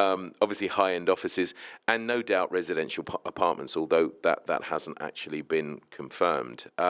It's going to be the centerpiece of a proposed 306 square kilometer city of the future. And it's actually amusingly called the North Pole Development, which I don't know where they got that name from. Now, this project is set to double the height of the other Saudi tower, which people may have heard of. Some people called it the Kingdom Tower. This is actually going to be called the Jeddah Economic Company Tower, after obviously this the was company. it was about a kilometre or Yeah, something. this is the kilometre Right, one. okay. So this also has been long running. I mean, this has been in the pipeline for 10 years. A lot of stop-start, but recently it was announced that this 1 kilometre tower was back on track. So far, only 63 stories of the proposed 157 had been built. But the final height could be as high as 1,500 meters, they're saying. The way they do it, they put like a tall spire at the top to really stretch out another 100 odd meters or whatever. Okay. Completion is set apparently for 2028, but for now, obviously, Burj Khalifa still remains the big daddy of the towers. So let's see what happens. Indeed. I mean, I guess if this, let's go back to the previous one here. If you get the big penthouse at the top of the 2 kilometre one. I hate to ask you for prices, but I mean, you could ask whatever you want, couldn't you? Pretty much. I mean, it's unique, isn't it? It's kind of priceless. But is it? It will appeal to loads of people, but I don't know. Would you want to live 2 kilometres up there? Not in a million years. I mean, the thing is, you're going to see the curvature of the world, surely. I mean, what can you see? It's just clouds. Not good for flat earthers. Let's be completely honest. That's going to Sorry, blow some minds. Did I use the word curvature? You did, and I enjoyed that. But it is interesting. No, I have a real thing with heights, but I guess it's a very particular. It's a real niche market. But I remember thinking when Burj Khalifa was being built, I wasn't in a position to buy an apartment in there. But I remember thinking at the time, and I hold the belief now that if you've got a flat in there, that's always going to be a decent place to own something. Yeah, but again, going back to the height, I mean, the optimum heights of Burj Khalifa apartments are the ones sort of between 30 and, let's say, 50 floors. Right. Because when you look out of your window and you look down, especially the ones that are facing the fountain, everybody wants Burj Khalifa facing the fountains. Yeah. But if you're on the sort of 70th, 90th, 100th floor, and you look down, I mean, all you're seeing is a body of water, and when the fountains are on, it's like someone's writing on a page. You're not really seeing the full effect of the fountain. And that's my point. Sometimes you can be too high. And like, what's the point? So the optimum ones are still a decent height. Marina living, for example, the apartments that look out onto the marina, the ones that are kind of on eye level where the water is much more expansive, are better than the ones that are higher up. That yes, okay, you get these bird's eye views, but the lower ones, when I say lower, lower than really, really high is what I'm trying to say, are probably actually better aesthetically. It's a good point, but there's no doubt it's a statement. You know, when you get the comparison picture in the Guinness Book of Records, it's something else. And I guess in terms of, you know, driving But let's see if they engineering can build it. forward. That's the other thing. Well, You that know, is the other thing. Yeah. Well, let's hopefully Dubai's Burj Khalifa keeps its Big Daddy moniker for a bit longer. Here's a question for you. Lots of people looking to make Dubai their next home. We've hit 4 million here in Dubai, the Emirate of Dubai. Abu Dhabi hit 4 million a little bit earlier in the year in population terms. Just a question. To understand, where are the best places to move to if you're considering single or small units, studio apartments? And have you got an idea? Could you give an idea of average prices? It's a question that we hear regularly. when you say average prices, you mean for rent or to buy or what? I mean, an idea, I guess, of both, because lots of people come here and don't buy immediately, obviously. Yeah, I mean it's a fairly loaded question because Dubai is a big place, and you know there are, and it depends who. If you talk about singles or even sort of young couples, not necessarily with children yet, then the best asset class to buy or to rent, especially in the initial stages, would be a studio flat, and studios, and ironically, everything is becoming smaller though. When I first came here in 2008, apartments were built, in my eyes, so spaciously because coming from the United Kingdom, where a cottage, what we used to call a 2 up, 2 down, was 600 square feet. 300 square feet on the ground floor and 300 square feet upstairs, and you still had a living room, a kitchen, 1 bathroom and 2 bedrooms. Over 2 floors, whereas here, a 2-bedroom at that time, you were looking 1,500, 1,600, 1,700 square feet, decent. And what these developers are now doing are to try and keep the per square foot price down. They're making the apartments shrink, obviously. Yeah. So talking about studio flats, I mean, studio flats in JBR where I live, I mean, they were like 700, 750 square feet. I've seen 2 bedrooms at that price now.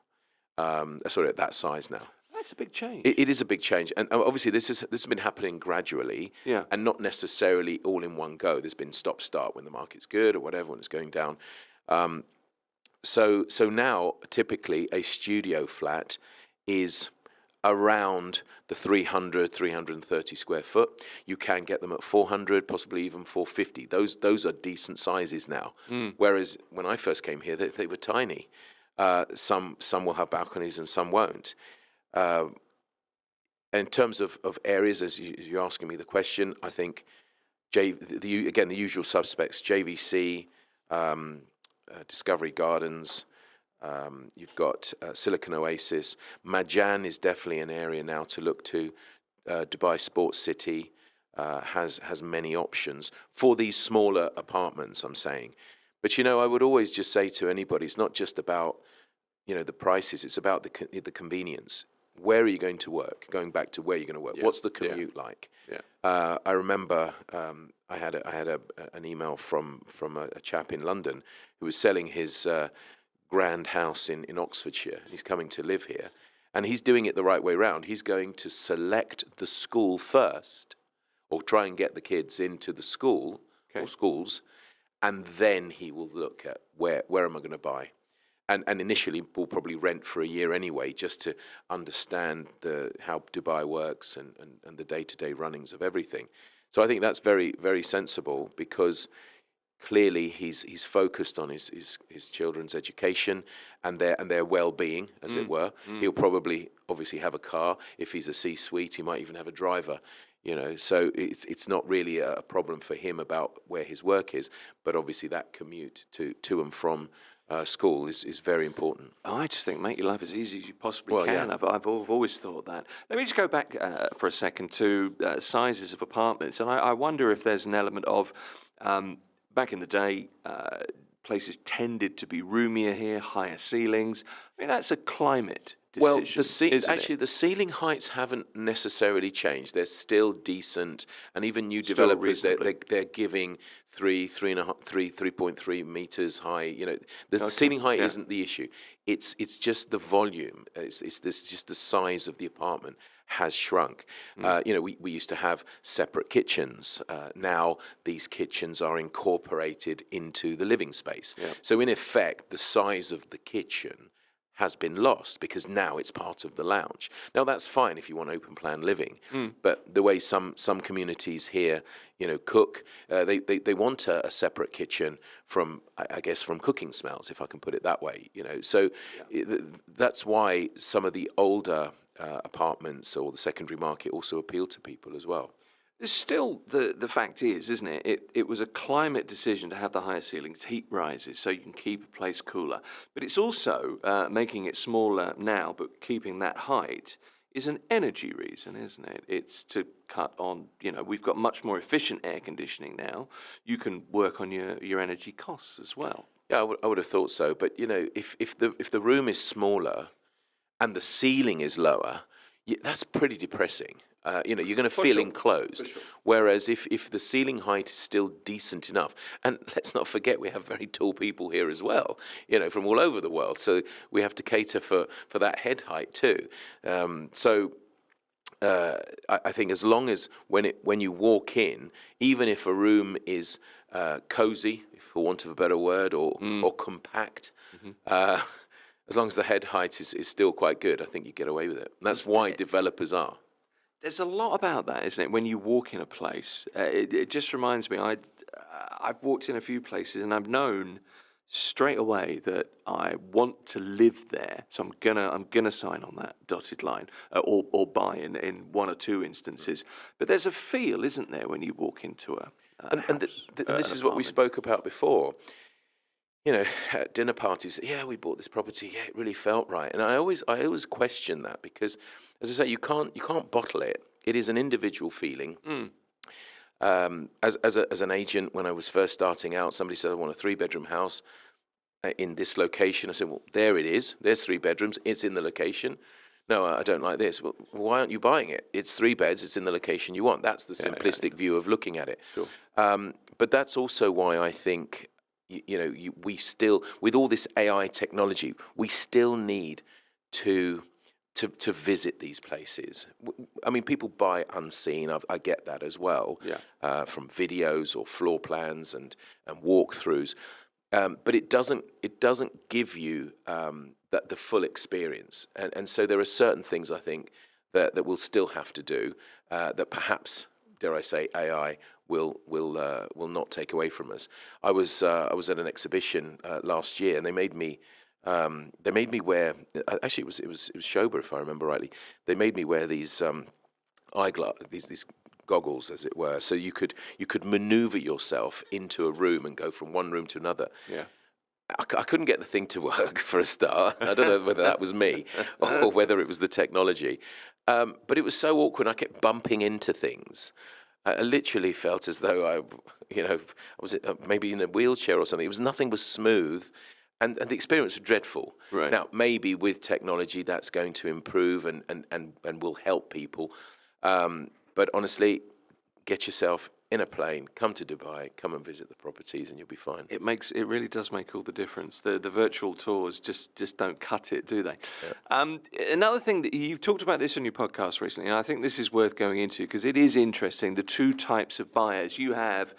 One end of the scale, you've got the investor. The other end is, I'm going to live here, I'm the end user. Yeah, there's two clear types of buyers, as you say. Now, the investor really is only interested in the numbers. What's the purchase price? Yep. What can I rent it for? What are the service charges? What are the outgoings, etc.? What's the ROI? And also they have exit strategies. What could it potentially be worth in 12 months, 24 months, that kind of thing. So the investor is all about yield or return of investment and indeed capital appreciation. Now, the end user, on the other hand, whilst obviously still wanting capital appreciation, because nobody wants to buy a property that then loses money. But they're much more about emotions, just as we were speaking about before, rather than just numbers. And if they connect with a property, and when they say, yeah, it felt right, when that feeling is there and they connect with it, they're more likely to want to go for it, because this is a home. This is your sanctuary. This is where you feel safe. This is where you make memories, all sorts of things, and so that is why it's much more at a deeper level from an end user point of view. That especially as agents, you try to paint pictures. If someone likes cooking, for example, then you're going to labour on what an amazing kitchen, and if it has all the gadgets, etc. If others are more into dreamland, as it were, you can stand on the balcony and say, you can sip your cup of coffee and look at the view you have here. This is your view every day, kind of thing, whether it be green or blue, as we mentioned before. So that is why you have to really think, as an agent, you have to really think about how to portray properties to different types of people. So I'm not saying that people are emotional, but they do buy on emotion when it comes to their own home, when it comes to investments. It is literally all about the numbers. Now, we can get it wrong as well. The numbers that you're given might be, dare I say, inflated. So again, do your due diligence and look about what happened in the past. It's all well and good saying what something might be worth in the future, but what did it grow last year? What did it grow the year before? And you can even do that with off-plan, because as even an off-plan property has got capital growth as it goes through the sort of construction stage. Most agents have access to B2B platforms that show all this data. Unlike some other countries, this data is not actually available to the public, which I think in some respects is a shame. But then it also means that we as agents, we have a handle on that and can send out these reports to say, look, your neighbour sold yesterday at this, and you want to sell it at this price. And I say, that's why it's too much money, and that's why yours isn't selling, all things being equal. So data is super important, and it's the investors that really look into the data a lot more, perhaps, than the end users. I mean, that's what we've seen here in the UAE, isn't it? The rise of data when it comes to real estate, everything. I mean, we've used a lot of that data today, and it really is, year on year. It is all percentages, and the numbers are huge, but there is so much data available now. I think there's a lot more transparency than there ever was. No, it has to be that way, and that's why people say, "Oh, is Dubai a mature market?" The answer to that is no, not yet. We're getting there. It's maturing, and though. It is maturing for sure. And the more data that is given to the public, that is when we can actually say it's kind of getting there. I mean, maybe from a nosy point of view, I don't know, but you can see on a title deed that the price that the original or the person selling bought it from. Yeah. But in the UK, you have these websites where literally you just put the postcode and you can see how much your neighbour bought his house for. Yeah. So we don't have that here. Right. Whether we ever will, I'm not sure. But certainly it all helps, and sometimes hinders as well, because when you are in a rising market, and the last house sold for X and you're trying to get Y, justifiably so, it's difficult, because then a buyer might say, well, why is yours on at this when the last one sold at that? So sometimes it can be a bit of a hindrance as well. But yeah, people are a bit nosy. I suppose they just want to know what properties have gone for. We all want to know that, don't we? Everybody wants to compare and contrast. I just bought a place in Scotland and paid X, and then I got a notification from another real estate agent saying, oh, your property's worth this. And I thought, great, that's 20% less than I just paid for it. Fantastic. Don't write back, but it's a longer term play. Exactly. And so that's what I'm saying, it doesn't really matter. Things go up, things go down, and they're only really worth whatever they're worth when you have to sell them. Sure. And then you've got to find a buyer. That's when anybody should, dare I say, panic and think, oh, my investment's gone down.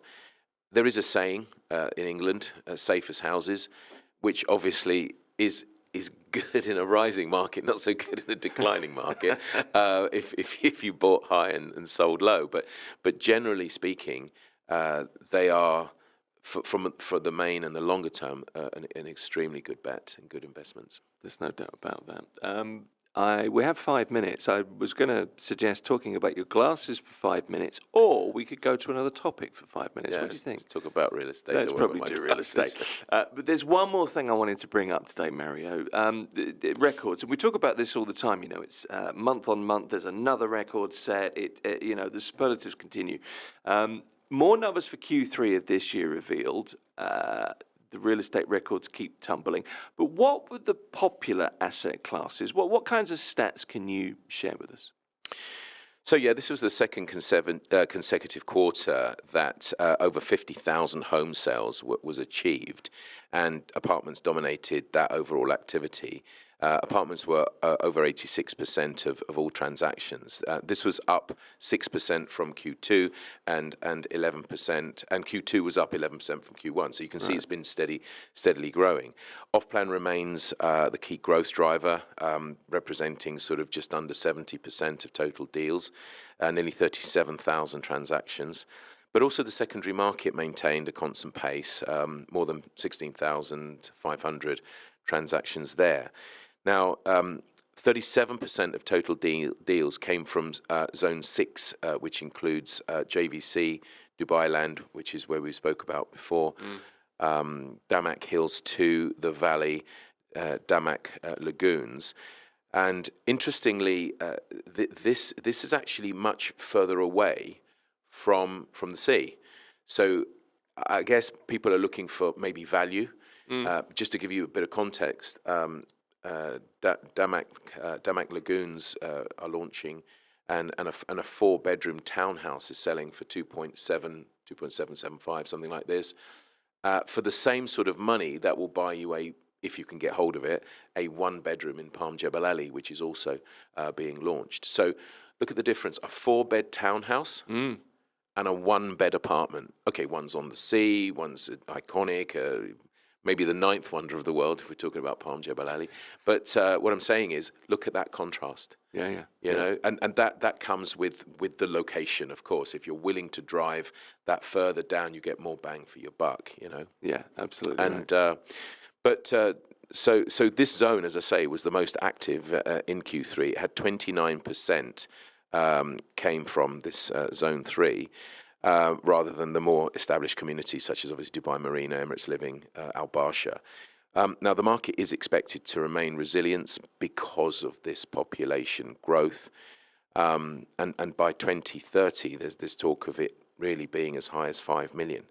So we're at 4 million now. So another million people in what, 5 years.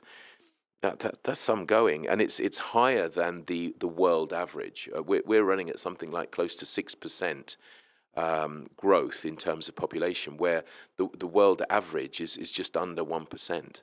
So dare I say 6 times the amount, and that is how well the UAE in general, perhaps Dubai specifically, has done on the world stage in setting out its stall. You know, it's like a marketplace. Where do you buy? Everyone's selling the same things. But one stall, I don't know, they just look a little bit more shinier, a little bit more crisper, perhaps a tad cheaper, or they give you better bags or something. I'm talking about all the other things: the golden visa, the tax-free lifestyle, the weather, the safety, all sorts of things are added to it. And it really is an absolute no-brainer why you wouldn't want to come and live in the UAE, make a life here, work here, have your own business here, because here we're all about growth. We're all about wealth generating, whereas a lot of these countries, in Europe, in the UK, are all the kind of opposite. I don't know, they're making life more difficult for you. And dare I say, when you then add in the winter weather, more miserable for you.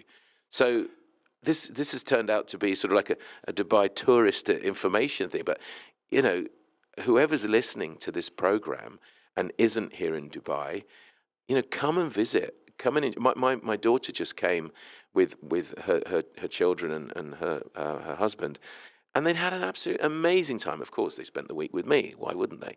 But the point is, that it's the best holiday we've had, Daddy. I tried to make it more special, but Sure. even if they came on their own and I wasn't here, they would have had an amazing time. So there you go. Well, I've got visitors here at the moment, and it's the same thing. They're discovering stuff that they're doing. The thing that I have noticed is they're saying, traffic's unbelievable. I said, look, that intersection there was widened and broadened a couple of years ago, very recently, and they're now having to build it because of population growth, because there are lots of people coming. The growth, I can't really put that growth story into words. I've not experienced it. I'm not sure it's been experienced since, I don't know, the Romans took most of the world. I don't know what you can equate it to. The thing being is that we all moan about the traffic. Sure. And I think it's become a Dubai thing now, a bit like, the Brits moan about the weather. But traffic means people. It does. And people mean that some will be here just from a visitor's point of view. But traffic means people are here. You can't set your stall out and then not have people coming, because they're going to love what they see. And that's the thing. They come here for holiday. They love what they see. Don't get me wrong. Coming to Dubai for a holiday is one thing. Coming to Dubai to live here is obviously something else. Yes. But every weekend is like a holiday if you're not working Saturday and Sunday, because you can go to the beach.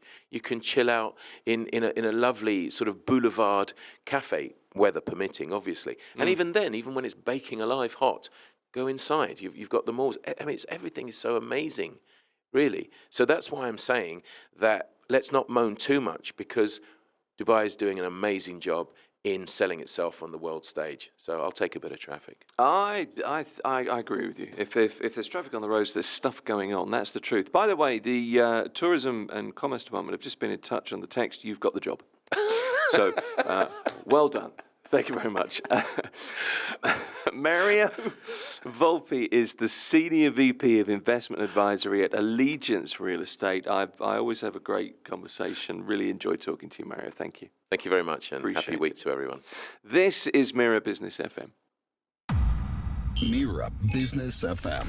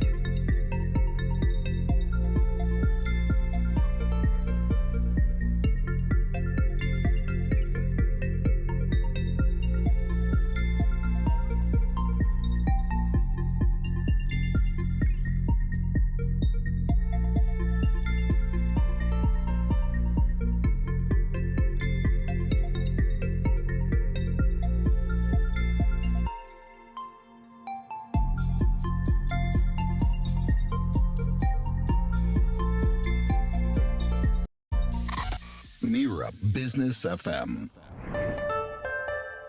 This is Mira Business FM. It's the morning drive with me, Tim Elliott. We're on the website, mirabusiness.fm. We're on YouTube, we're on Twitch, we're on Rumble, we're on Dailymotion, we're on Facebook, we're on LinkedIn, we're on Instagram, we're on X for News. Get in touch. info@mira.fm is our email address. And you can also WhatsApp directly to the studio. Keep it nice and clean. WhatsApp.mira.fm.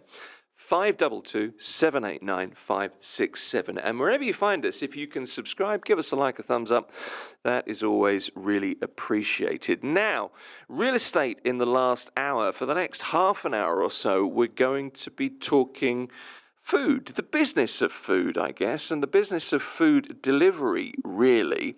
Halima Jumani is the CEO, founding family member of Kibson's online home delivery, well known here for sustainable grocery shopping. They're a UAE-based fresh food distributor, have been for over a decade, and Halima oversees finance operations and a 1,000-strong team managing 5,000 daily orders. And she is joining us over the technology of Zoom. Halima, good to talk to you. Thank you for being with us. Thank you very much for having me. Can you hear me? I can hear you great. I can see you fine. Looking resplendent, I have to say. I want to start, Halima, with we've never met before, but I'd like to start with your story, your background. You were born and raised here in Dubai, in the Emirates. I know that much, but you kind of come from a corporate finance background, don't you, really? I do. I was with KPMG for, I think, over 5 years. So finance has been my background. And subsequently, after my MBA, I moved with GE in operational excellence as a Six Sigma black belt in the Middle East and North Africa region, which is where I learned to combine finance and ops. And what a great combination it was. Well, it's worked very well for you, I gather. You got married in, dare I say it, 1999, 26, nearly 27 happy years. So you became a part of the Kibson's family. Your husband was obviously part of that business, providing fresh food since I think the early 80s, 1980? Am I right in saying that? At that time, you were part of KPMG. So essentially, you were kind of almost freelancing in the business, really, weren't you? Lending a helping hand, but you weren't really officially part of anything. That's what you do for a family, isn't it? I mean, if you've got the skills and your family does not have, money in the early years to hire those skills, what do? You go and you help. You set up the foundation, the business infrastructure, so that there are those deep roots, allowing you to grow. Do you know what's interesting about me? I was reading some research. Interesting about me? No, interesting about you. I was reading some research, and you took a major step in 2005. You weren't long married. You up sticks. You moved to the UK, and you spent 2 years there pursuing an MBA. The reason I bring this in is because I'm kind of pursuing this picture of somebody. I think the nicest way to put it is you're driven, aren't you? There is an aim to what you're doing. Am I right?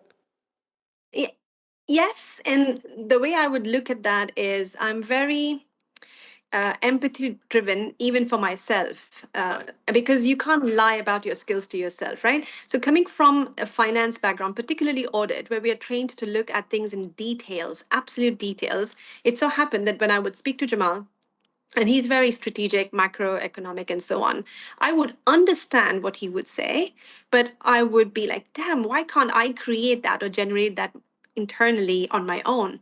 And I think what I eventually realized is that I needed some sort of shift in the way my mind thinks, generates the processes, the information, and the analysis that I was good at.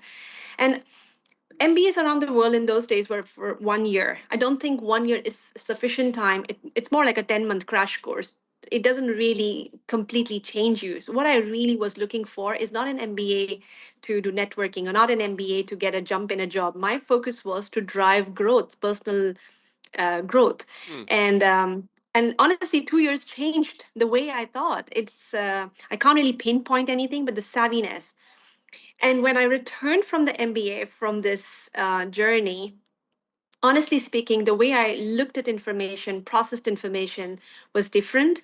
And may I also add that it was only then that Gibson's moved into a daring, disruptive opening of the e-commerce home delivery in 2016.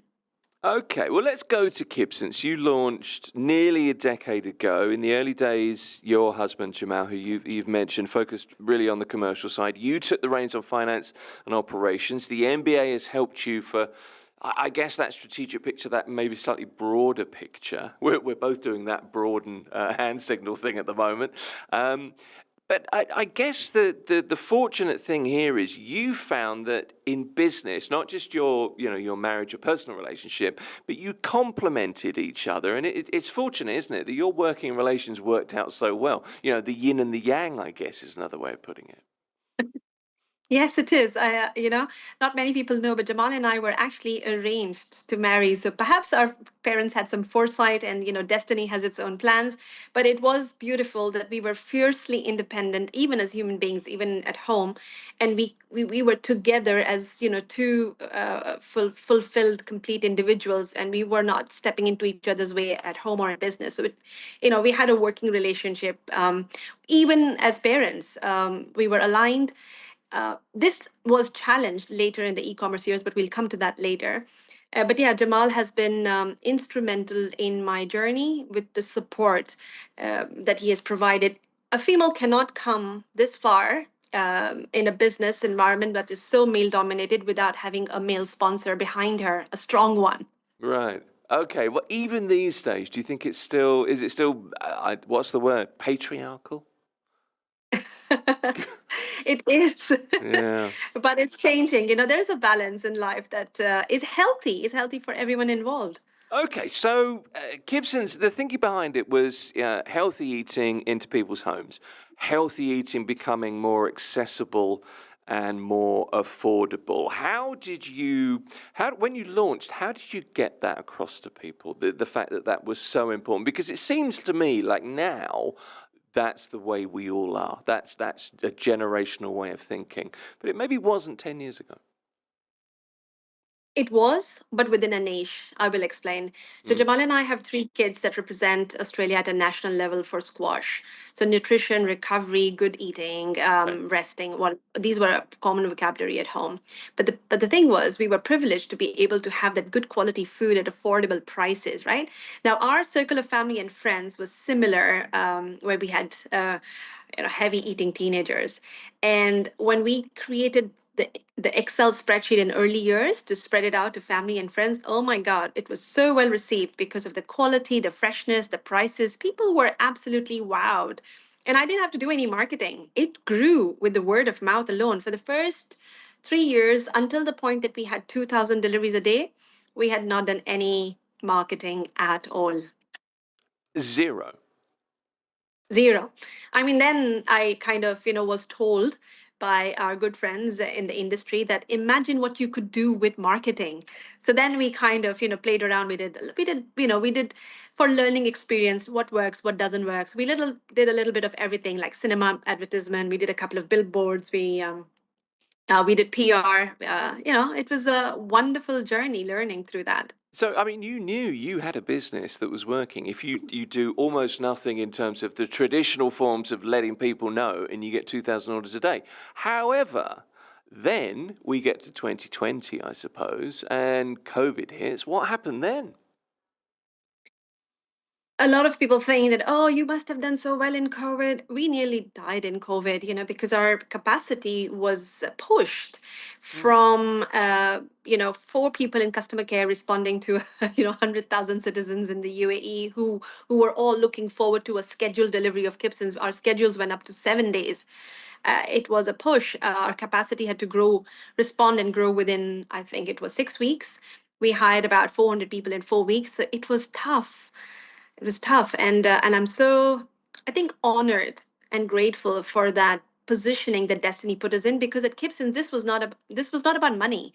This was about serving the community in which Jamal and I were born and raised. This was our time of giving back. I remember putting our pickers and drivers and saying, if you guys ever wanted to become someone, important like doctors or engineers, and you couldn't do because of lack of money, and that's why you're here, this is our time. We are second in line to healthcare, and it is our duty to serve the people in this beautiful community that we belong to. It's a nice thing to hear, but I mean, money is obviously an important thing. COVID meant that inbound logistics were expensive, so prices went up, of course. So you're working 24/7, but at the same time as that, you have to take that hit, don't you? Is that what happened? It is, and I was very fortunate to have Jamal's backing on that. He made it a point and gave me a clear mandate. Halima, do not raise any prices.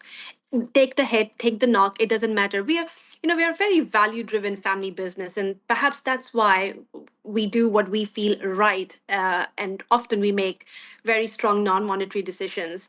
This was one of them. Jamal said to me, people are already panicking with the foresight of whether there will be enough food or not. If you raise prices, this will increase the panic and they will think, oh, things are now going to run out, or, whatever. So what we try to do is keep people calm through our customer care communication and say, don't worry about the food. I remember telling some of my friends, if anything happens, you're welcome. We can all sit inside the Gibson's warehouse and feed ourselves. Don't worry about anything. The prices are going to remain the same. And we will deliver. Don't worry about it. And we lived that. We lived up to the promise and we took that knock, and that's okay. Businesses, good businesses are never about money alone. Okay.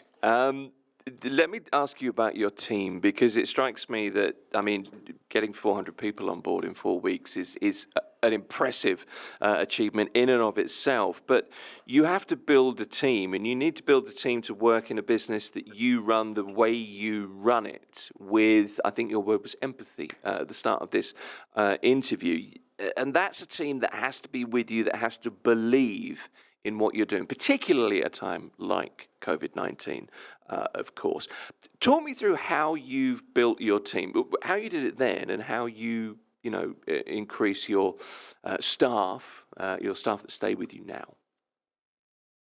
So if you speak to people within the team, particularly blue collars, what we are famous for is training people. People come to us and say, please train us. We want to grow at Gibson's. That's really how we are perceived within our working community. So I'll just go back a little bit.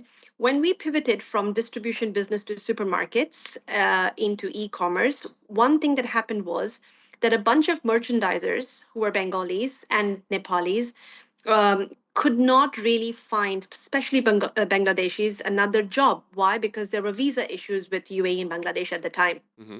And these were people who worked in those supermarket branches, restocking the shelves, but working on the payroll of suppliers like us. So when we broke away from those contracts, I had this force of 45 to 50 people that were unemployed. And my intention was to, of course, help the community with good quality produce, affordable prices, so they can feed their family, and healthy eating becomes practical, convenient, but also affordable, because it's a good notion, but if it's not affordable, it's not going to really blend into your day-to-day lifestyle.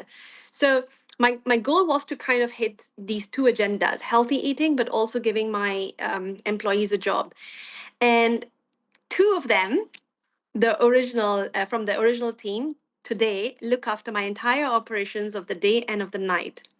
So, in what I'm trying to tell you is the story was of my founding team that grew and became grateful over the years. And that's a currency that keeps our team energy just strong, just authentic. And yeah, we're very grateful from where we've come so far. I wanted to ask you about your leadership style, because I've read that you say, I need to like me, others don't need to like me. So that's one kind of part of a personality.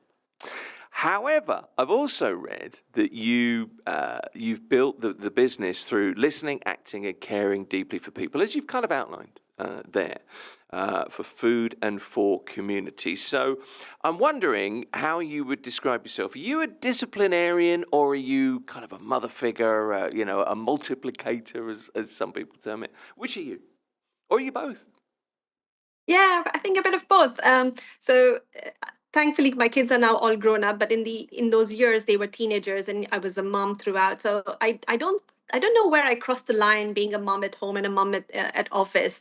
And it's exactly all of those skills. You try and educate people, you try and train them, you try and make them understand what are you doing, why are you doing, and so on. And then if nothing works, you put up your mom card and say, no, sorry, this has to be my way, because I can't over explain beyond a point. And I think it's also interesting that as a CEO now, my level of experience and understanding is clearly different to others, right? So my whole momentum is to bridge the gap, to get people to understand what the company is doing, what's the strategy, vision, why we are here, But at the end of the day, someone's got to make that tough and bold decision. So I've got to play both cards.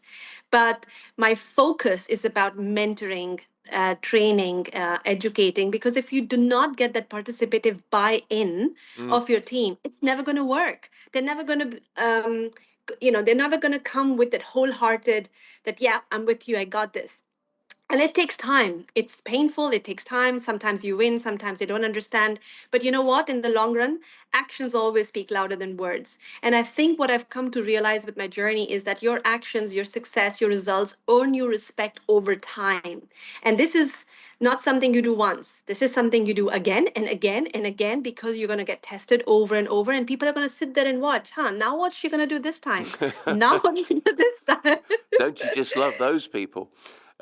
It's interesting that, and it really is. It kind of strikes me that in lots of ways, and this is really oversimplifying being a CEO, but it is kind of like motherhood in a way. You have to nurture, you have to train, you have to encourage, you have to educate, but you also have to be cognizant of the fact that there is a point at which the foot goes down and you don't push any harder. You are my daughter, you are my son, you are my employee. There's an overlap there in a way, isn't there? Yes, there is. And people who disagree with me in the moment, I promise you, after a period of time, they've always come back and said to me, I have had so many messages that, ma'am, you were right. We see it now. That's like, I mean, I've been here 25 years over and over again.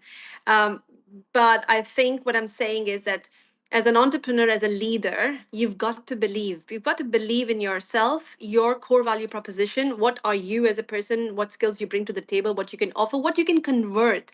Because people don't care about your skills as much as they understand and care about what results you put on the table. So, and that's not a 1 year scenario. It's again and again and again. You've got to say it this way, prove yourself over and over again.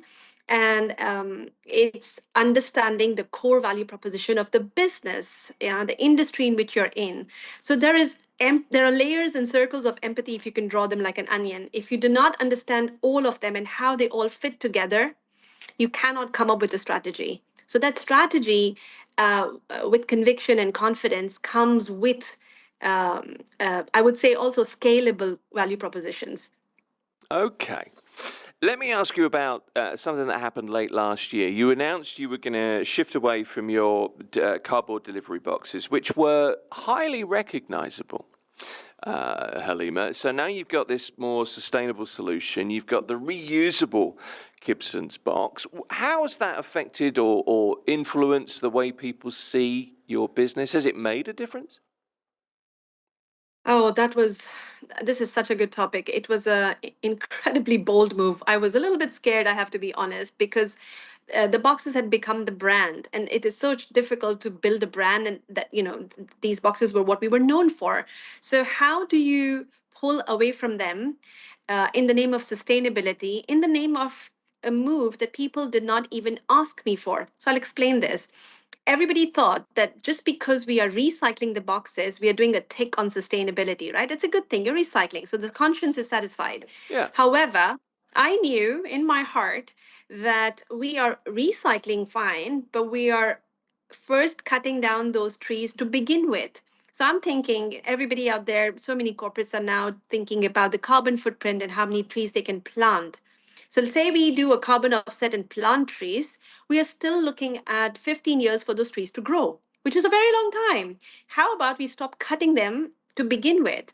This was my personal math, looking at the scope 1, scope 2, scope 3 calculations as I was taking Gibson's on the ESG journey.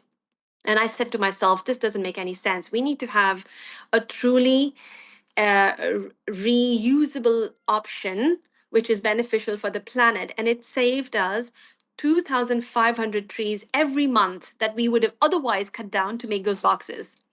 So it was such a difficult and bold move. Do I do authentic ESG, or do I stick to the marketing and the branding that we had come to achieve over the years? And I remember discussing this with my PR, and she said, "No, Halima, you've always made bold moves. Go ahead. This is one of them." So initially, there was a bit of a lashback, and people were not happy. They missed the boxes, which was expected. But obviously, everything in life has to evolve with education. So we did our best. We tried our best. We responded to the consumers, and I am hoping that they have accepted and forgiven us, because this planet is definitely worth saving. And not only that, but I don't think ESG is a fancy topic anymore. It's a non-negotiable card. I mean, we really need to do something about the situation because it is out of hands. More importantly, that was like phase one, step one. So what we're now doing, next month we'll be launching our compostable bags, because you see we moved away from the boxes, but we still had paper bags. So if we remove these paper bags and have compostable bags, we will be saving a further 800 trees every month. And this story has now been printed on each of the bags so that people get to read them. And if they have any questions, they can come back to us. Well, you see, the thing is, people do read the boxes, don't they? Because this is such a recognisable part of your brand. It's the overriding thing. I immediately think of the blue box. It's what I think of when I see kids. I don't necessarily think of food delivery even. I've seen the boxes a million times. Highly, highly effective branding. Yes, and people used to think, "Do you move homes? Are you a relocation company?" I was like, "No, no, no. Those boxes have food in them." And we do supply. We still get requests. Please, can I have 50 boxes? I'm moving, or please, can we have 50 boxes for so and so? And we actually produce some to satisfy that need from our customers every now and then. Do you know, I live in a community, and there's a community WhatsApp group, and every, I don't know, once a month probably, people ask for kibs and boxes because they need cardboard boxes. Yes, but I'd like to believe that the brand goes a little bit deeper than the box into the freshness and the quality that people have come to expect from Gibson's. I would think that's probably the byproduct as well, to be fair. How important is price point? Because there's something I read online. Let me just bring this up very quickly. Blueberries, I have to put this to you as well. Blueberries seem to be a real thing for you. You've said they're your popcorn, which I thought was quite a nice phrase, but I've read this a few times. A packet of blueberries in a supermarket was 23 dirhams, and I remember this quite clearly. You guys brought it down to 9 dirhams. So 2 questions, really. Why was the price so high? And second, how can you bring it down to 9 dirhams from 20 odd? It's the business models that are different, right? Supermarkets have a very different business model. They have on-ground exposure. They have to stock up and display so many spaces physically, and that in turn affects the wastages. So Yeah. given the fact that wastages are high, they have to compensate for that with these higher margins. In the wholesale situation, we have a consolidated point of dispatch. So we don't have to worry about multiple displays, and we don't have to worry about wastages. Why? Because our shelf life is stronger because of the cold chain that we have. So I'll give you an example. As soon as we receive our imports, they are received into purpose-built e-commerce facility, which is cold chain intact, right? So we've got these balloon shelters, we've got dock levelers. We come in, we make sure that the temperature does not fluctuate, and then from that environment, they go straight into our delivery vans to your door. So if you think about the entire journey, it's a very different journey, number one. So you kind of get the wholesale shelf life of the product. You also get the wholesale prices.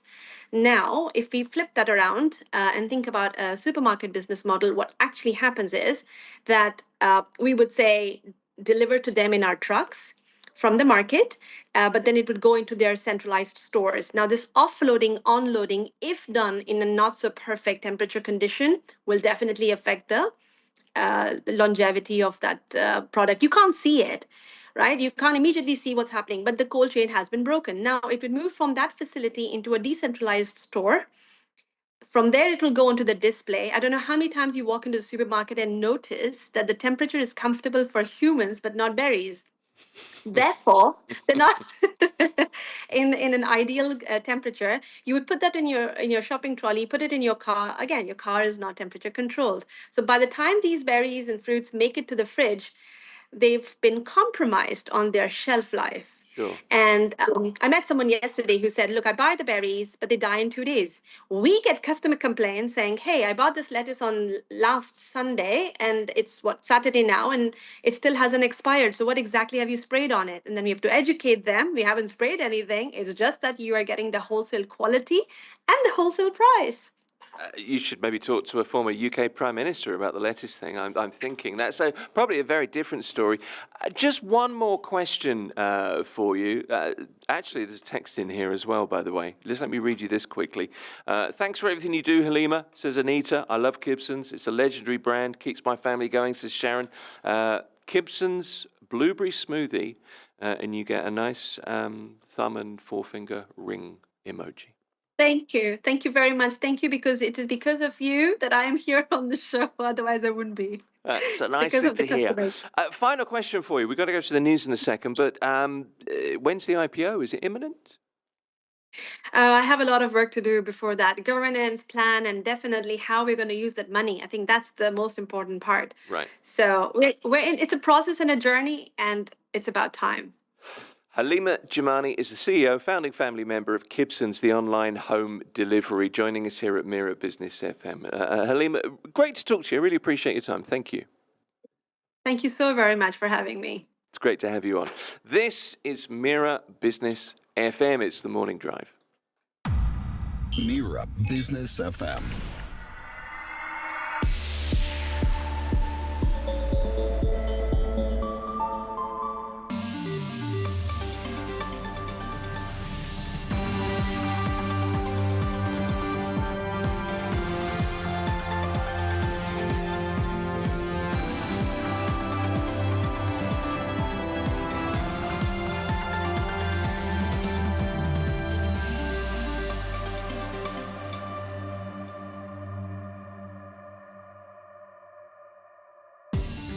Your latest news headlines here on Mira Business FM. The UAE's non-oil private sector expanded again in October, but at a slower pace than the month before. The latest PMI reading from S&P Global shows continued growth in new orders and output, though hiring and future optimism have cooled slightly. Dubai's business activity, however, hit a multi-month high, supported by stronger sales in construction, retail and travel. Economists say the picture remains positive, but firms are taking a more cautious approach towards recruitment and long-term investment. Dubai has launched a sweeping new plan to become the world's most livable city within a decade. The strategy includes creating 310 new parks, building 60 affordable private schools, and generating 15,000 new jobs in the aviation sector. It also prioritizes sustainability, quality of life, and accessibility across all neighborhoods. Dubai Holding has unveiled a strategic partnership with global investors aimed at accelerating tourism, digital infrastructure, and urban development projects across the Emirate. The move is part of Dubai's broader push to attract international capital and diversify income streams beyond real estate and hospitality. On day 3 of ADIPAC Energy Conference yesterday, ADNOC signed a 15-year liquefied natural gas supply agreement with Shell. The long-term deal underlines both companies' confidence in gas as a transition fuel. ADNOC says the partnership will enhance energy security and support lower carbon fuel production. In global tech, Amazon Web Services has announced plans for a new transatlantic subsea cable connecting the United States and Ireland. It's the company's first undersea cable designed to handle soaring AI workloads and growing demand for cloud capacity across Europe. Construction will begin next year, marking another major investment in digital infrastructure for the AI era. Meanwhile, Bahrain has inked a $17 billion worth of agreements as its Gateway Gulf 2025 summit. The deal spanned technology, tourism and logistics with major pledges from Gulf and Asian investors. Officials are saying that the partnerships will create thousands of jobs and reinforce Bahrain's role as a regional investment hub. Let's look at the markets for you today. Gold is trading at around $3,973 per ounce. Brent crude oil is sitting at $64.72 per barrel. with WTI at $60.57, and the US dollar index is holding at 99.97. And finally for you, political history has been made in New York. In the US, Zohran Mamdani has been elected as New York's city's first Muslim mayor after a victory over Republican candidate Andrew Cuomo. Described by supporters as Donald Trump's worst nightmare, Mamdani ran a progressive economic and social platform promising to tackle inequality and improve housing access in America's biggest city. They are your latest headlines here on Mira Business FM.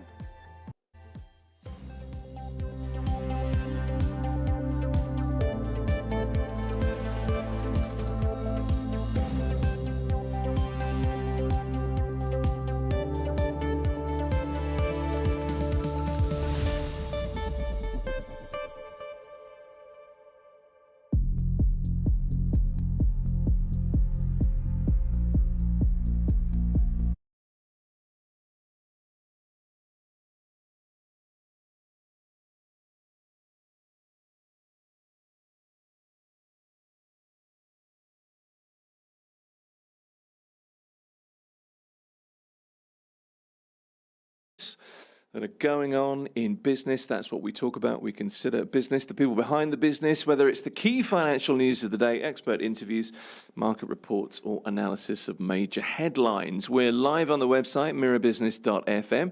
Everything we do is there. You can find us on YouTube, Twitch, X for news, Instagram for shorts, LinkedIn to know more about our guests. So get involved, subscribe, let us know how you feel about the content that we make. It is real estate now, and this is, I guess, a broker's perspective, really. Imran Shah is the founder of Luxury Dubai Real Estate, and he's with me. Imran, nice to see you. Nice to see you. Thank you for having me today. Good to have you here.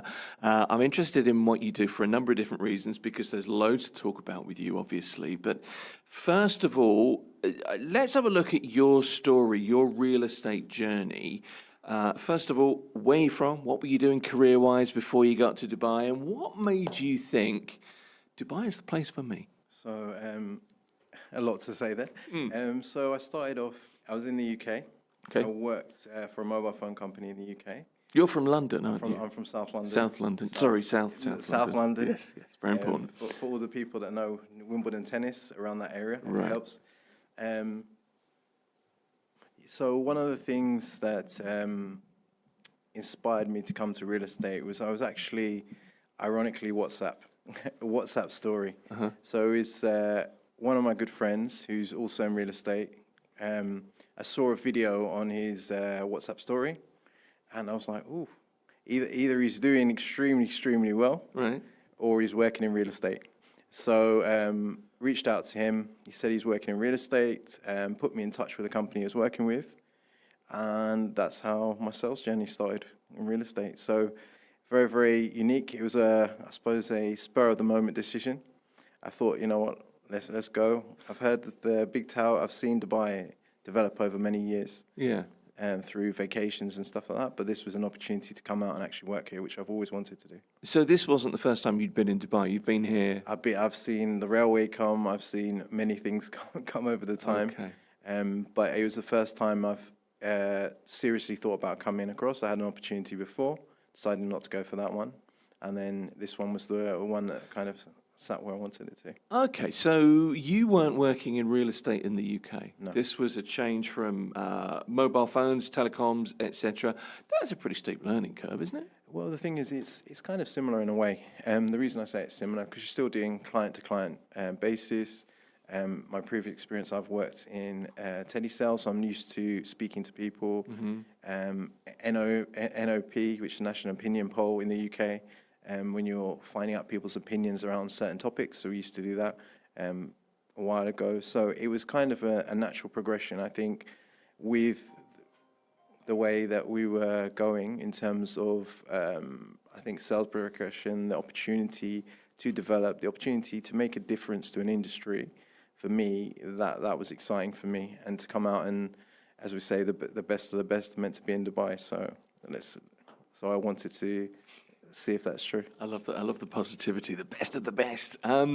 So you land in Dubai, and where did you start? So I landed in Dubai. So my office was in Motor City, but me using the infinite wisdom of the internet, I ended up in a completely different location by chance. So I ended up in Production City, which according to the maps was very, very close by. It was 15 minutes, and trying to navigate through Dubai traffic on your first time. First day I got a car, left-hand drive, Chinese sat-nav, no SIM card. So I remember one of the funniest conversations I first had. I said to the guy, look, I need a SIM card. Where can I get one from? They're like, Mall of Emirates? I'm like, yeah. Sheikh Zayed? I'm like, yeah. Straight. I'm like, straight where? Which way am I going on the Sheikh Zayed roads? So I managed to get there in the end. Managed to get a SIM card without having any issues. Sat nav obviously not working. So so that was the start of the journey. It's very, very different, I suppose. Coming out here from creature comforts, being used to knowing a lot of people in London, to coming out here, changing cars, changing driving sides, changing I suppose working ways, should we say. And also changing industries at the same time. So it's very, very different for a lot of people. And I see when I told people that I was looking to do this, they thought I was crazy. I mean, what's coming to mind for me is you've done a complete about turn in your life in a lot of ways. It's a brave thing to do. So you come out, you're working for a real estate agency, I guess, and you build your way through. How long did you stay at the agency? So I stayed there for a year. Okay, and by the end of the year, what were you thinking? What was the... So my thoughts were always, because of the previous roles I had, I was very much into business myself, in terms of doing business myself. Okay. And one of the biggest things I thought was, I always look at infrastructures of businesses and how you can improve. So when I look at any business, I strip it back to the bare bones. This is what works, this is what doesn't work. This is the opportunity within the business. This is where the profitability is in the business. And this is where I can apply my skill set. So, and how can I improve it and take it to a whole nother level? And I think when you look at Dubai real estate generally, I think one of the things is there's a high turnover of people. I think people are not prepared mentally, especially in real estate, for the challenges that will come up. And I think some of them you cannot prepare for, but others, with hindsight and assuming what the transaction journey should be, you could probably factor in. You need resilience to become a real estate broker. I think that's clear. I mean, I think for a lot of people, you hear the words real estate broker and the eyebrows raise, and there's a perception. But I think the really successful, the really good brokers, it comes down to an ability to sell, obviously. That's a useful quality, it's clear. But it's hard work. Yeah, it is. And I think, especially when you come out here and, a transaction can take maybe 3 months in terms of going for the full process. If it's a mortgage buyer, it can be shorter if it's a cash buyer, and obviously rentals can be shorter as well. Off-plan can be about 60 to 90 days for payment. In that period, I think financial planning is very, very important, and I think people ignore that. It's very easy to get caught up in Dubai's lifestyle. Yeah. There's a lot of amazing things to do in this amazing city. And I think a lot of people get lost in that, and you can lose focus. And I think it's about being consistent, and it's about, real estate is not a 1 day a week, 2 day a week, 3 day a week role. It's, it can be 7 days a week. It can, in terms of you work around your clients, which I think is definitely important, about being client-centric, because without the clients, you don't have a business, whether that's a seller or a buyer, or landlord or tenant. So I always think that from that perspective, that comes first. And obviously, sometimes time zones play a part in that, which can obviously be a bit of a difference. But I mean, the hours could be unsociable, can't they? American timing to Dubai timing is a little bit different. So just as an example. Yeah, I can imagine. So you decide after a year, I'm going to do my own thing. You've looked at the business. You've worked out where you can apply your skill set. You've looked at where you think the issues might be, the things that you can address, but you have to then take the plunge and launch your own real estate agency. You've only been here for 12 months. Yeah. Again, people thought you're relatively new to an industry. How do you think you can apply that? And I think very much discipline. I think when I started, it was very much about seeing if I could build a system, make it work, have the infrastructure of a corporate business without the corporate business size to start off with. Because I always think that when you're doing a business, you should build in scalability into the business, regardless of whatever size you're starting at. Because if your intention is to scale, which in real estate you would want to do, you need to build that in, because the last thing you want is a team of 10, 15 people with you, and then you're trying to work out what your policies are, how to do things, and, obviously, in terms of legality as well, to make sure you're on the right side of law with everything that you do, but also on the right side of taking care of your team along the way, so nothing's neglected, because I think that's the biggest thing that people forget is expanding rapidly, because they think it's the best way to grow, and then we'll come to sort out the issues later. It never happens. It never happens, and it just creates a bigger problem down the line. So that's my initial thing, was to let me try it, let me make it work, and then see where we go from there. I don't want to know what's in your wallet, but did you start with any money? Did you? I mean, any? In terms of capital, what did you start with? When I came to Dubai? Actually, both. When you came to Dubai and when you launched your... So when I came to Dubai, I factored in 3 to 6 months of not getting paid. Because I know a lot of the agencies recommend that for agents coming from abroad. They'll say you have to have a certain amount of money or whatever, and they need proof of that, don't they? Some of them. Some of them do. Right. And I think I factored in 3 to 6 months on the basis that 3 months is best case scenario, maybe sooner. But you should always factor in worst case scenarios, because the last thing you want to do is be doing deals and then you don't have the money to actually survive at that point, or you're having to borrow money. And business-wise, once I, done well at what I was doing, decided that I needed to start putting aside funds to be able to factor that in. Okay, and that allowed you to launch, get your license, premises? Correct. It's impressive. One thing I'm interested in, because you mentioned your team there, it's not just about, being, legally compliant. It's also about looking after people. Correct. When you look at, real estate agents, what qualities do you look for? What does a real estate broker need? I know you mentioned the ability to sell. I think it's very much about personality. I think because when you're building a real estate team, it's about fitting pieces of a puzzle together to get the kind of right personalities that match each other, that can work and bounce off each other. I think resilience is key.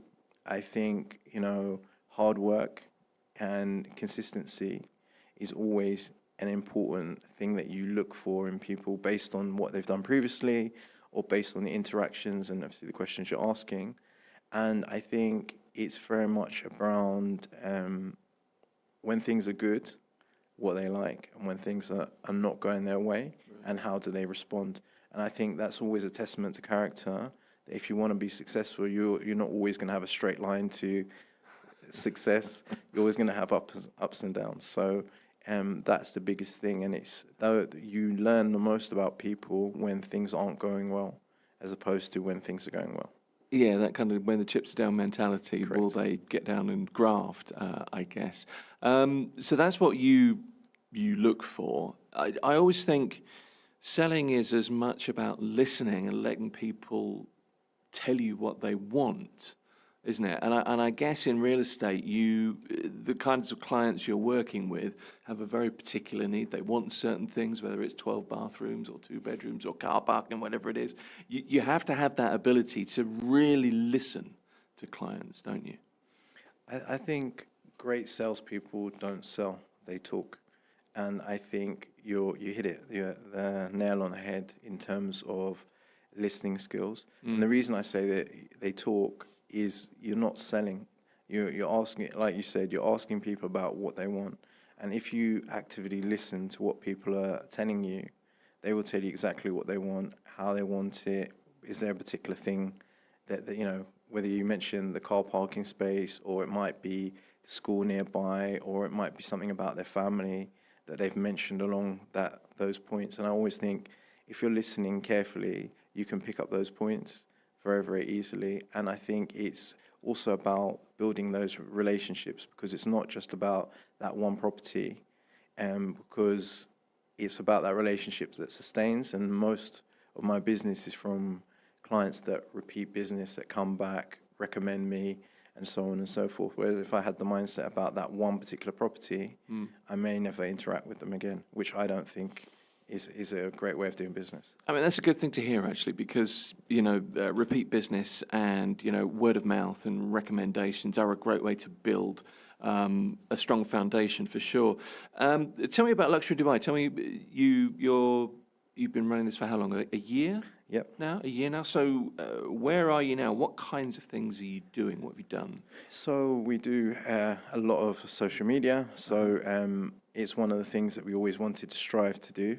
It creates brand awareness. I think it's also, I suppose, personalizing social media. You see a lot of people on social media as talking about a particular topic, but you don't actually get to know the person that is talking to you. So why would you listen to that person's advice per se compared to someone else? And I think it's about not hiding things, just being open, explaining them to clients. This is what this is. This is what this is. This is how I can help you. And it's almost like being that one-stop shop for knowledge, for properties, for whatever their queries are, that you're able to help them in all ways. And sometimes the ways of helping is not something that's necessarily your business, but you'll go out your way to help that client, because, it's, again, like we said about relationships, it's not just there. It always strikes me as well, when you buy a house, there's so much around that on the periphery that you need local knowledge. You need to grow local knowledge, whether it's, I don't know, the nearest shop, how do you get to Sheikh Zayed Road, or, to wherever you've bought. That really is critical, isn't it? And if you can offer something like that, whether it's on social media or, Imran, I'm on the phone, help me, where am I? I'm stuck. That's the kind of thing that differentiates you, I see. 100%, 100%. And I think people like the fact when you're approachable, when you're able to have those conversations about crazy little things, and, you end up laughing on the phone about it, where I think if you see people buy from people, it's not transactional. Yes, we talk about transaction numbers. We talk about how many properties have been sold in an area, but they've been sold to people. And I think if you keep, like I said, if you keep those relationships, you understand those people, that's where you'll be successful. That's where you'll be an expert in a particular area, or your company will grow, because it's based on trust, it's based on loyalty, and it's based on recommendation and clients. Let me ask you a few things about the market at the moment in Dubai. I mean, depending on what you read and which report you read and what time of the day, what hour of the day it is, there are lots of different opinions. Last week, big newspaper report that it's going to cool slightly. Today, report out that that's probably not going to be the case. I have absolutely no idea what's going on in Dubai real estate, or what may happen in Dubai real estate, other than I think the last 4 or 5 years have been particularly strong. It looks like there's lots of supply coming on, so it may level slightly. That would be my take. It's a very basic take. But how do you see the market at the moment? I think that even based on all the properties that are going to be released from off-plan projects to secondary, they will still be demand, because obviously the aim for the country is to bring 5 to 6 million people here. We've just hit 4 million. So there's going to be a demand for 1 to 2 million properties, essentially just based on the people coming here, excluding people who are just buying for investment. So I think it would be strong. And what they were saying about the rents as well, in terms of affordability for rents, I think that's something that may change slightly, because obviously you have more supply in an area, but also the demand is going up. So it's going to be an interesting time, should we say, for that period. And I think, in terms of, for example, with schooling was just announced in terms of the government looking to bring in more affordable schooling, because one of the things that a lot of clients have fed back is the prices on schooling, how it is currently, for teachers coming from abroad as well. They want to bring the best talent here, and that's what Dubai's always been known about. So things like that, seeing that a country is reacting to when people are giving feedback, how many countries in the world does that happen? That they instantly pick up on it and say, okay, we've got something that we need to look at here, and let's find a solution and let's do it quickly. It's a very dynamic leadership here. Definitely. Yeah.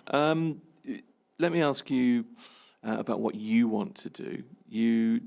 First of all, tell me about your biggest success so far. I know you may not want to talk about figures or exact locations, but in general terms, what would you, not crow about, and I don't mean it in that way, but what would you be kind of proud of? Yeah, I think you always look back at the beginning. So your first transaction is always one that people remember. Okay. I think, that was one of the ones. I think when we had a property in Burj Khalifa, I'd always look at, as a tourist, you come, you see the tallest building in the world, and you look up in it. And then I think when you sit back and you see when you're inside the building, and you're looking at it from inside out, you're like, wow, okay, I must have done something okay here. And then obviously with Luxury Dubai and how Luxury Dubai has grown, the team is starting to grow as well. That's something that, again, is an achievement, because if you'd asked someone 2 years a bit ago, a guy from South London coming here, doing well, setting up his own real estate company, and I know loads of people set up their real estate companies, but we're working on a lot of things that are potentially going to be different and USP. So it's exciting times ahead. Good. Where do you see the company in, 5 years? I want to be number one in Dubai brokerage. I think no small claim. No small claim. I think for me, I think we've had a conversation before. There's a lot of agencies, a lot of agents in Dubai real estate, and I think one of the biggest things is it's a differentiator, and doing something that's unique, doing something that not everyone can do. And I think, there's a lot of things that are being done. Obviously, there's technology coming into the market. There's so many things that are changing from countryside, as in the country itself, but also from real estate in itself, and it's evolving consistently. And I think if you are at the top of that evolution or follow those trends, and you're the quickest to respond in any kind of change, you're always going to be ahead of the game. And I think if you're ahead of the game and you're always looking for the next big thing, I think Dubai is the best place to be, because it will support you to do that, but also it wants to always improve itself. It's not like an established market, say, for example, the UK, where it pretty much stays the same, and it's been the same way for a very long time, and occasionally every 10 to 20 years they might make a minor change. See, we're from a similar-ish area. I'm Essex, so I'm east, but all my family are East London. We probably should be fighting, actually, thinking about it, but we're not going to. But it's interesting you say that, because I've long held that, you come back here after a holiday in the summer and you'll drive along on Scheme Street and there'll be a school or a building that you didn't realise was being built, and all of a sudden it's happened. Things do happen. Yeah, they really do. Very quickly, we've got about a minute left. Any tips for somebody starting out in the real estate industry? I think do your research. I think if you're starting new, I think it's always important the company that you're working for to get the right training and support to get you where you need to be. And people always say it's about having a big book of clients or great relationships. Yes, they are very important, but they're things that you can build up with time. And if you're willing to work hard, you understand that, it's going to, like we said earlier, it's going to be ups and downs. But, and you actually want to achieve things, Dubai can make your dreams come true. It's been fascinating talking to you. I've enjoyed it, actually, I have to say. I was going to introduce you with South London to Dubai South, but it didn't really work. But there's something in that somewhere. You can work with that, I'm sure. Imran Shah is the founder of Luxury Dubai. His story, that's a real estate agency, just 2 years in the country, and things are starting to move. Appreciate you coming in and talking to us. Thank you. Thank you very much. Good to have you here. Mira Business FM. You can find us at mirabusiness.fm. That's the website, and also on YouTube and on Twitch. X for News, Instagram for Shorts, LinkedIn to know more about our guests. This is The Morning Drive. Mira Business FM.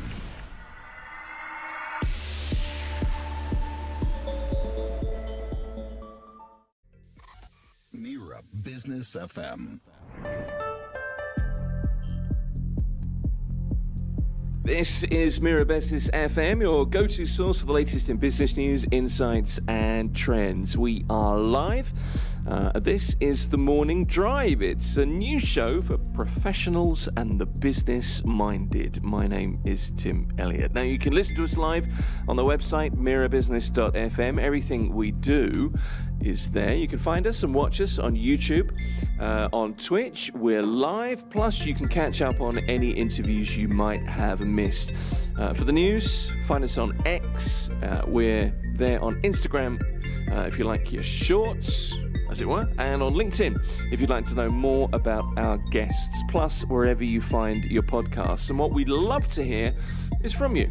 Essentially, let us know what you think, let us know how you feel about the content we make, the stories we cover or tell, and the guests we welcome and speak to. Subscribe and get in touch.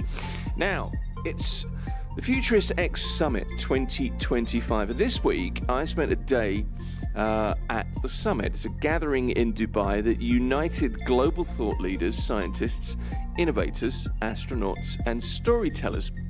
And they're trying to tackle the critical challenge of aligning the exponential pace of technology change with the slower adaptation of policy and governance. Tech moves obviously a lot faster than we do. Now, the summit was billed as the world's first holistic futurist summit, and attempted to spotlight frontier topics like AI and quantum technologies, longevity science, climate resilience, future economies, and human space exploration.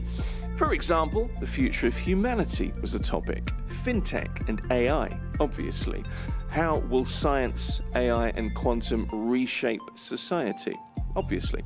But there was a load more. Economics of the future, smart and autonomous living, living in the world of 2050, how robots are going to reshape the world. You get where I'm going, and I could go on. So it is a lot. Now, the renowned astrophysicist, Dr. Brian Cox, opened the event from London via link on Monday morning. And over the course of the 2 days, some of the world's most renowned futurists converged on Dubai. Luminaries such as legal futurist Dr. Rabia Haddad, the sci-fi author Kevin J. Anderson, and the futurist of the century. I didn't know that was a thing. It is Professor Henrik von Schiele, to name just a few. Now, as I said, I spent a day at the event, took in some of the talks, and I talked to some of the speakers.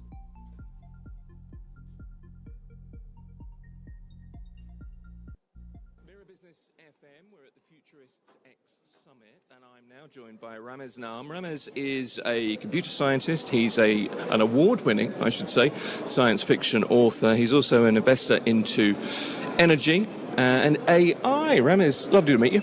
Tim, great to be here. Thank you.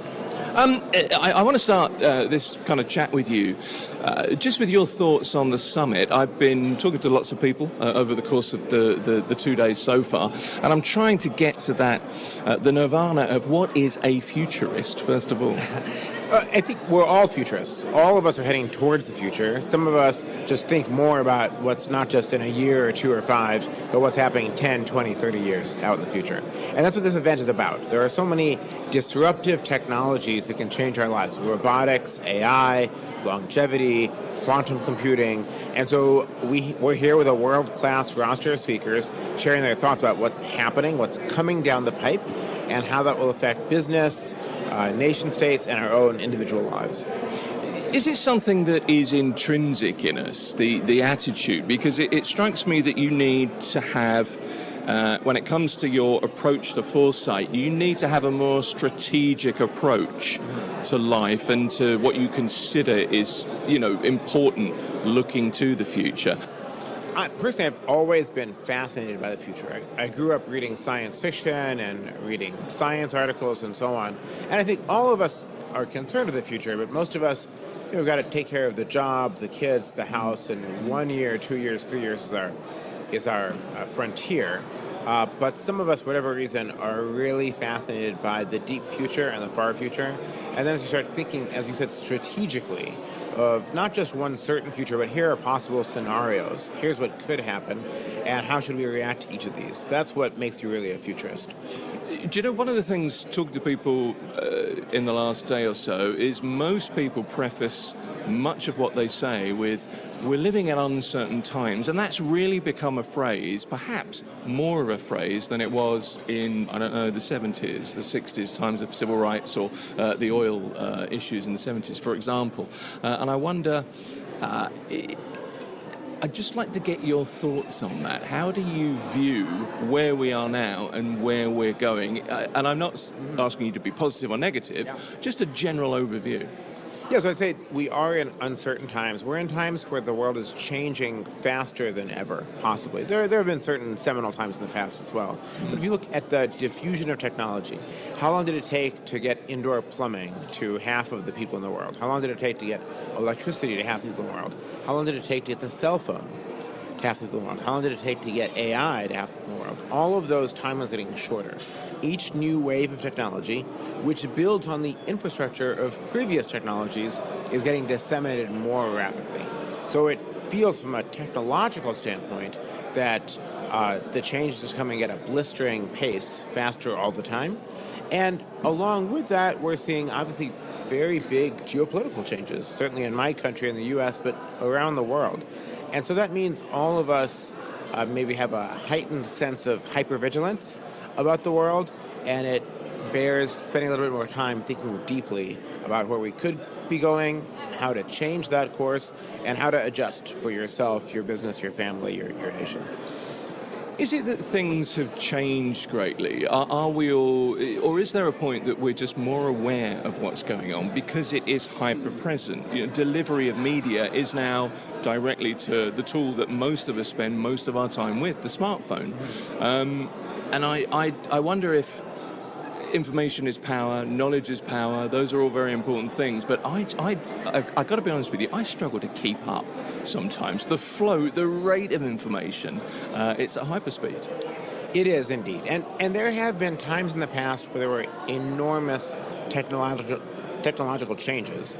The spread of electricity, the automobile, those were things that changed society a lot. Now we are more hyper-aware. I can't keep up with all the things that are happening in the fields that I care about. And the change really is actually happening faster. So I think both are true. Let's talk about AI a little bit here. I know that's one of the real concerns, one of your real areas of expertise. I could ask you a very simple question. Where is AI globally? That's very, very difficult to answer. But where we are with AI in terms of acceptance seems to me to be a really key, important area. The trust in the technology, because that obviously is paramount. Talk about AI globally in those terms, if you can. Certainly. I mean, first I'll just say AI is the biggest infrastructure wave we've seen since railroads. If you look at as a percent of GDP in the U.S., the last time we had this much spending on any one sector was the 1880s when we were deploying railroads. So this is an absolutely massive, massive wave, and it will change all of our lives. I mean, it's a great business tool. It's great for analyzing things, collecting data, publishing reports, whatnot. But people use it as a companion. People use it as a therapist. We have people falling in love with their AIs. And AIs are wrong. Sometimes they're actually really pretty good about most things. They're fairly accurate, but they can be incorrect. And so we do have this question of how much do you trust it? Do you fear it? If you're a writer or another creator, is this a competitor to you? At the same time, I'll say, without AI, we're already living in this polluted infosphere.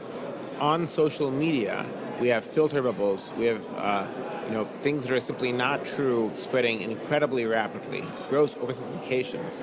People are the incentives on social media are to drive outrage. and that is tearing our societies apart. And so AI comes into a world where we already have this massive issue of trust in the news, trust in scientists, trust in leaders. There are many scenarios for how this will play out. I worry about AI being used as a tool of hyper-persuasion. We already see AI can be more persuasive than humans. At the same time, AI is also really good for fact-checking.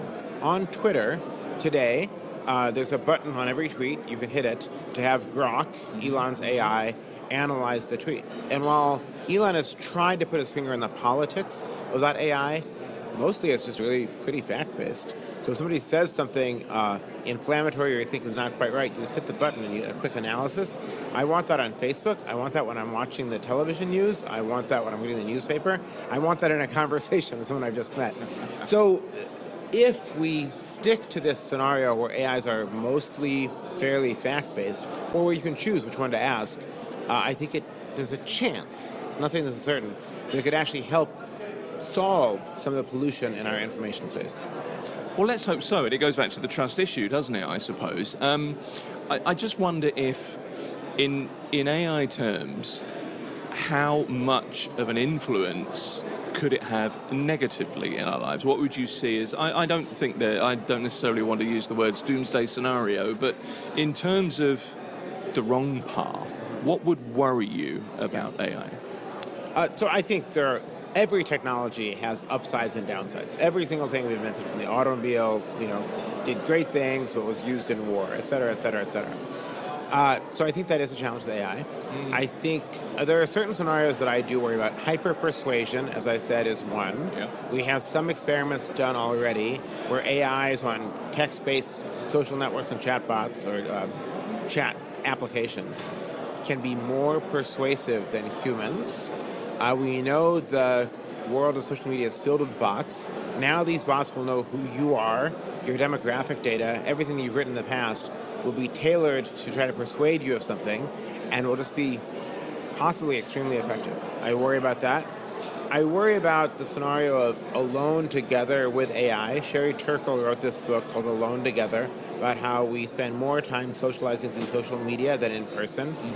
That doesn't necessarily concern me, but it might be that a lot of people spend increasing fractions of their time with AI as their friend, their therapist, their romantic partner, and withdraw from the world of actual social interaction with their humans. That does concern me. Flip side, a lot of people who are elderly are terribly lonely. So this might actually have some positives. But those are two scenarios. I'd say a third scenario is, will we have highly politically aligned AI? So far, the AIs are all kind of the same, to be totally honest. They're very similar in capabilities, and they're basically all fairly fact-based, fairly neutral. But we know that certain actors, Elon Musk is one I'd say, really wants his AI to have a certain political slant. There have been instances in the past where Grok started talking about white genocide in South Africa, or it became Mecha Hitler. And those were very clumsy attempts that failed. It might be that the structure of AI makes it actually quite hard to instill politics on it without being very obvious, but it might not be. So it might be that we start getting these very politically focused systems that are trying to persuade us. One of the issues is regulation. It's incredibly difficult to think of a regulatory system which could be truly international. And the internet is truly international, of course. Technology is truly international. I wonder how you police AI, if there's a need to police AI. Does AI police AI? How does it work? So there are many proposals to rein in AI. There are proposals to stop moving so quickly, to limit the amount of compute we can use, et cetera, et cetera. Those will fail. There's just no chance of those things being enacted.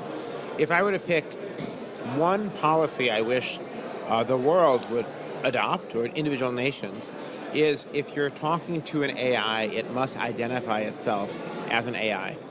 That an AI cannot attempt to deceive you as a human. That's very, very, very simple. It's not regulating the architecture or the internals of these companies. It's just, here's the expectation.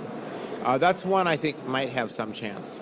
In terms of AI policing AI, I do think we're headed for this world of adversarial methods, and I don't mean that as conflict, but where you have an AI spit something out.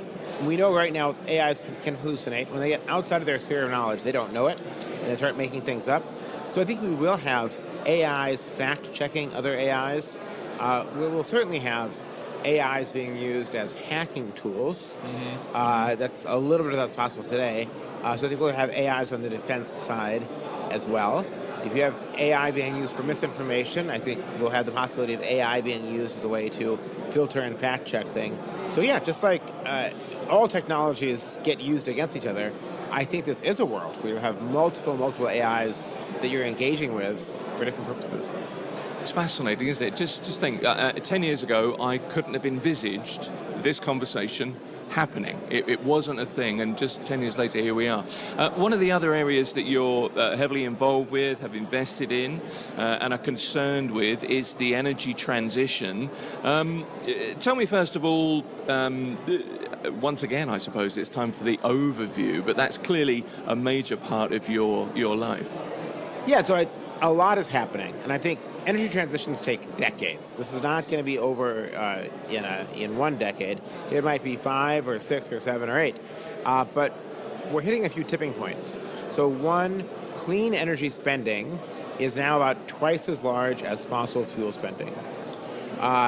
Internal combustion engine car sales peaked in 2017, and all the growth in the market is electric. Plug-in vehicles are now more than half of auto sales in China, the largest auto market in the world. China's coal consumption might have peaked last year, and their road fuels consumption, petrol and diesel, looks like it peaked in about 2023. China's peak of carbon emissions might be this year. So we still have a lot of hard problems to solve. But what's happening is an economic transition. Initially, all of these clean technologies had to be subsidized or mandated. But now, they're spreading because they're the cheapest and best options available. Again, I think this is like a 50-year time frame, but right now we're hitting multiple of these inflection points. Take the Middle East, for example. We're in Dubai. We see in Dubai, everywhere you look, it is a brand new Chinese four-wheel drive. They're generally hybrid or electric cars. There's been a real influx.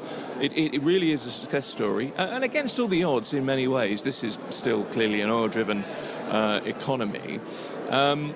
What do you think, in terms of where Dubai, where the UAE is heading, where the region is heading, how would you describe the energy transition in this region? Well, I think there's two parts of it. What is the domestic energy transition, and how does the global energy transition affect the economics of the Emirates and Dubai? So locally, Dubai and the UAE broadly are seeing some of the lowest priced bids for solar and batteries anywhere in the world. Makes sense, it's got great sun here. We see electric vehicles spreading. Still, most of the power here is natural gas, but solar is spreading quite rapidly, and even a little bit of nuclear deployed here. But I think that things will continue to transition here. In our neighboring country, in Saudi Arabia, you see solar being deployed quite rapidly, in part because the kingdom still uses oil for electricity production. And if they can phase that out and replace it with solar, they can export more oil. Yeah. Now, I think the bigger question is, how is the Gulf and the UAE affected by the global energy transition? Because the peak of oil demand, there's debate, but I would peg it as most likely about 2030. We've entered the plateau of global oil demand, and then over time, the demand for oil goes down and down and down. And that becomes an environment with a lower oil price. So I think all the Gulf states and most oil producers realize that they have to pivot their economies to be more knowledge economies, innovation economies.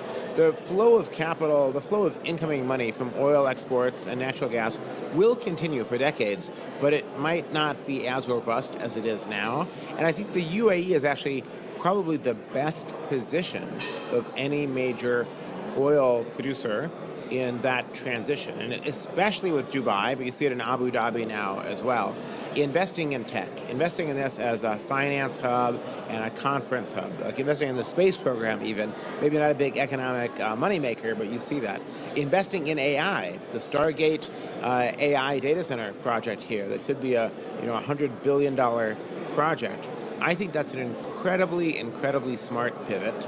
Again, the transition isn't going to bankrupt Dubai overnight or anything like that. I mean, or the UAE.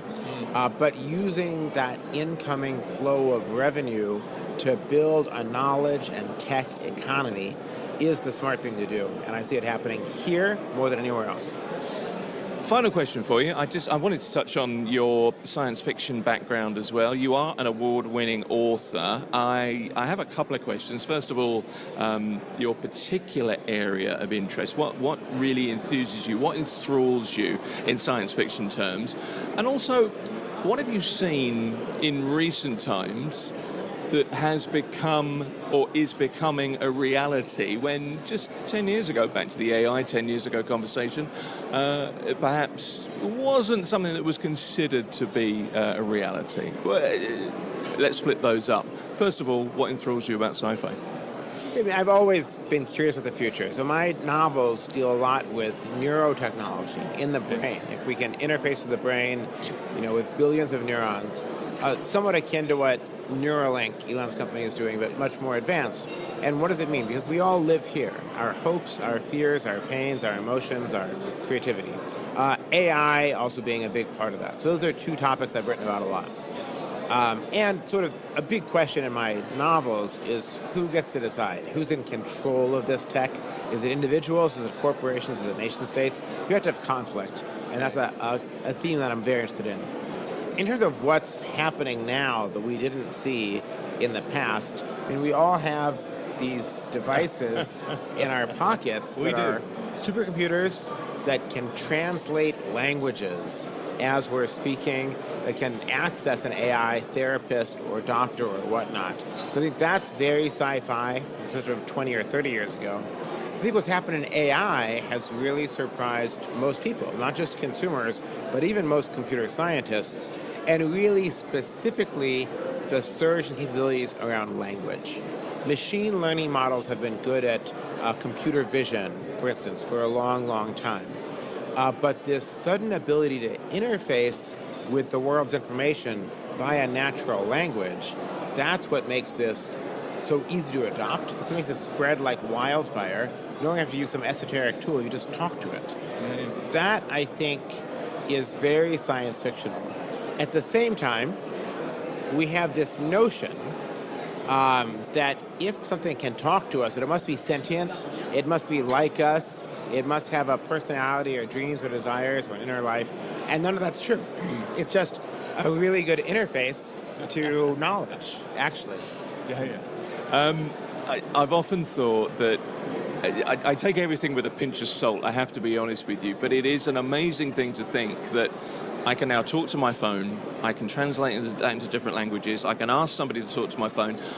And the great thing is, this is simply a communication device, but it is actually now an incredibly powerful communication device. And if there's one thing that perhaps we don't do enough of as human beings, is communicate, is talk to one another.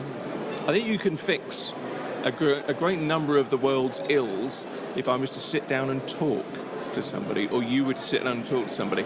And I guess if we can harness technology for that, we're kind of ahead of the curve, aren't we? Yeah, so this is an amazing communications device. In the dawn of computing, and this is a supercomputer, computing was for computing. It was for processing data. Yes. But once the internet existed, it became for primarily communication, and the phone just extended that. In terms of how it can help bring us together, look, technology could be an amazing driver of mutual understanding, of empathy, of good decision-making, of collaboration. The tech to do all of that is fully viable or exists today. The problem we have is that the business models and incentives don't optimize for that. The business models and incentives are actually about tearing us apart. They are about amplifying fear and outrage because the human amygdala, part of our brain, is wired for threat detection. Humans respond much more to threats than opportunities. Because a threat, back in ancestral times, there was a rustling in the bushes. Could be the wind, could be some fruit, could be somebody you'd like to mate with, or it could be a tiger. Sure. Now, if it was the tiger, you're dead. If anything else, it's like life got a little bit better, right? So we are hyper attuned to threats. And whether it's television news, podcasts, or social media, tweets and Facebook posts, impinging upon or leveraging that threat hypervigilance that humans have, showing the most outrageous thing that someone on the other side has said, showing something that looks scary but is minuscule in probability, gets attention, gets clicks. And so the reason tech is actually tearing us apart right now isn't the tech. It is the business model of making money around it is totally broken. It's fascinating hearing from you. Ramez Naam is a computer scientist. He's a science fiction author and also an investor. His interests are in the main, but there are many others, energy transition and AI. With us here on Mira Business FM. Ramez, thank you so much. Tim, thank you very much. Ramez Naam, as I said, fascinating guy, particularly at the end there with the, we are attuned, highly attuned to threats, and that's kind of one of our instinctive responses. Ramez is also currently co-chair for energy and the environment at Singularity University, and he noted it there in the interview, he's an award-winning sci-fi writer, best known for the Nexus trilogy.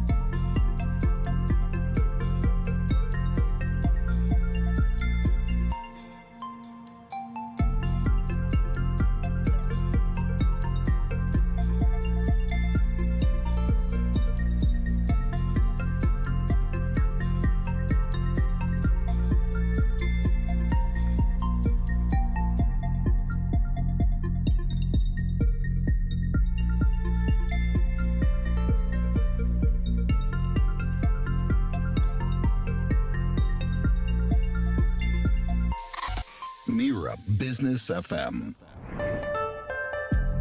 It's the morning drive with me, Tim Elliott. This is Mira Business FM. We are everywhere. Wherever you look, you'll find us. We're on YouTube, we're on Dailymotion, we're on Rumble, we're on Twitch, we're on the website mirabusiness.fm. We are on Instagram, we're on LinkedIn, we're on Facebook, and we are on X for news across your social media.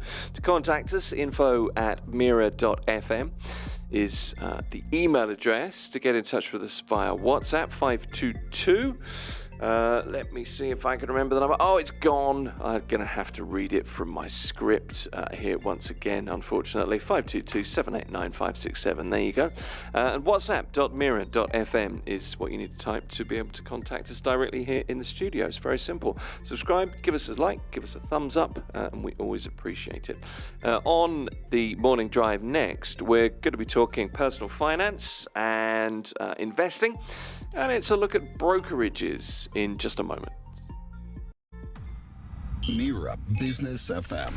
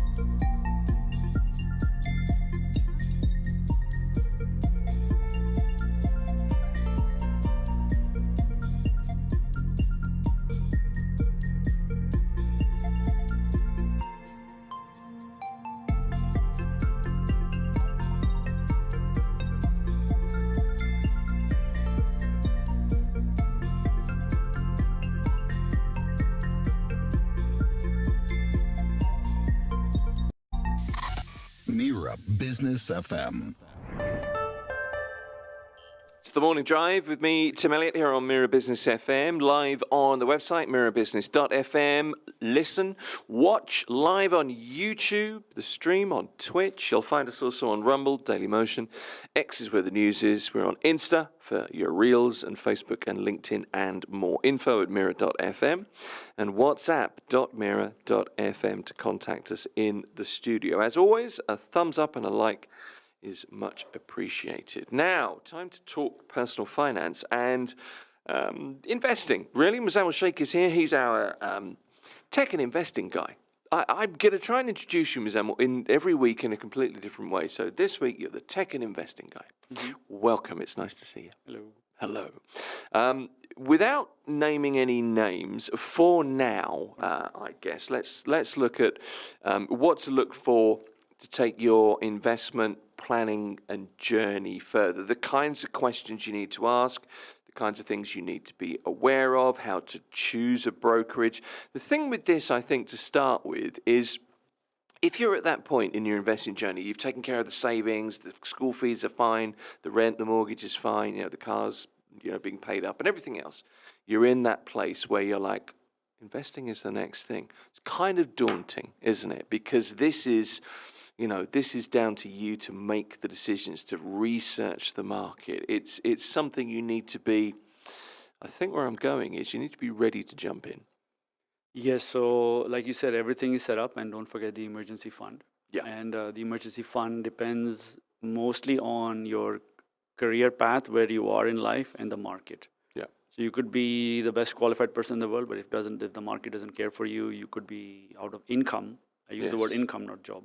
Yeah. For even 2 years, maybe, who knows, 3 years. So there's some people I know that they were teachers, where they would keep 3-year emergency funds because they were insecure. Plus, they were actually insecure that maybe they might need it, and they did in some cases. It depends. I mean, actually, before we go any further, that's an important point, isn't it? Because things do happen to markets, things happen to people, illness happens to people, and there are some illnesses that may keep you out of action for a week or for a year. So, that the thinking and that planning ahead and the emergency fund thing is not just, as you say, don't forget it, and you outline why you shouldn't, but actually it is a really key thing in financial planning. Absolutely, and insurance is one thing.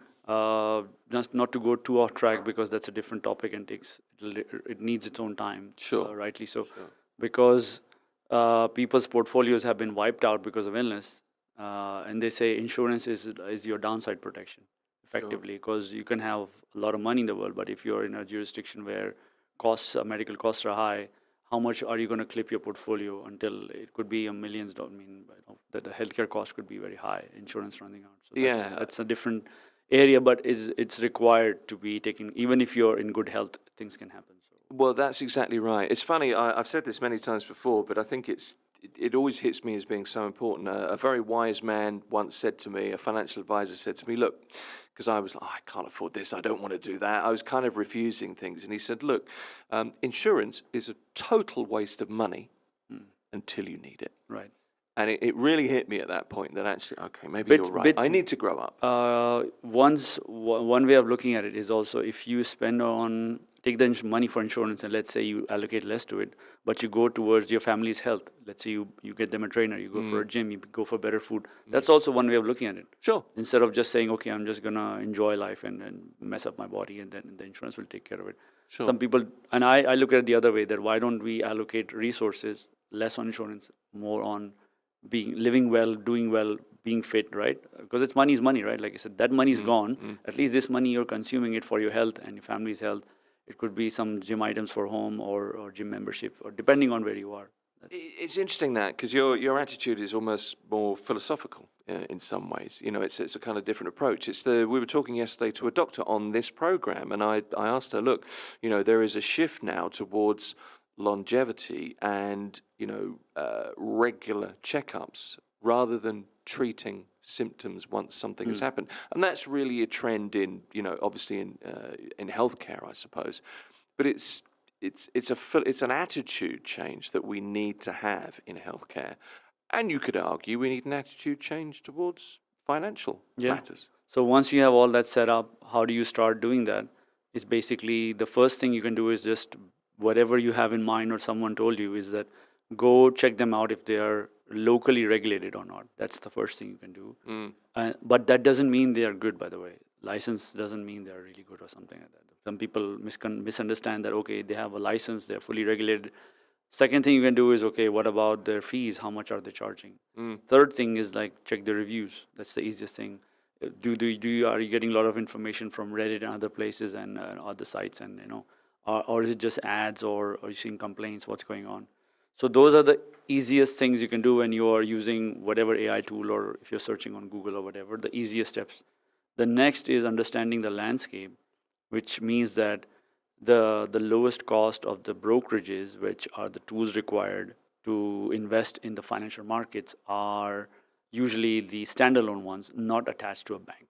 So the bank brokerages have different fee structures. They are more of like a supermarket suite of things where you pay a little bit extra, and there is the apparent psychological relief that you are attached to a bank. Some people assume it's a better thing, not necessarily. The structures, because even if you're using a brokerage, the money is not held with the brokerage, by the way. The money portion of it is always held custodied with the bank. It's never the brokerage themselves, unless they have a banking license in the jurisdiction they're operating in. Okay, so that's a good thing to remember. So questions you need to be asking before you even decide which brokerage is for you. And really, what you're saying there is that it is a question of doing your own due diligence, your own research. A little bit. You have to do that because in this space, unless you are in the developed markets, the advice given is usually sales-based. versus fee-based, where if you go to a fee-based advisor, they will say, hey, if you talk to me for 1 hour, this is the fee you will pay me, which will be, maybe a big amount for you, but not that big, to be honest. It's not that big.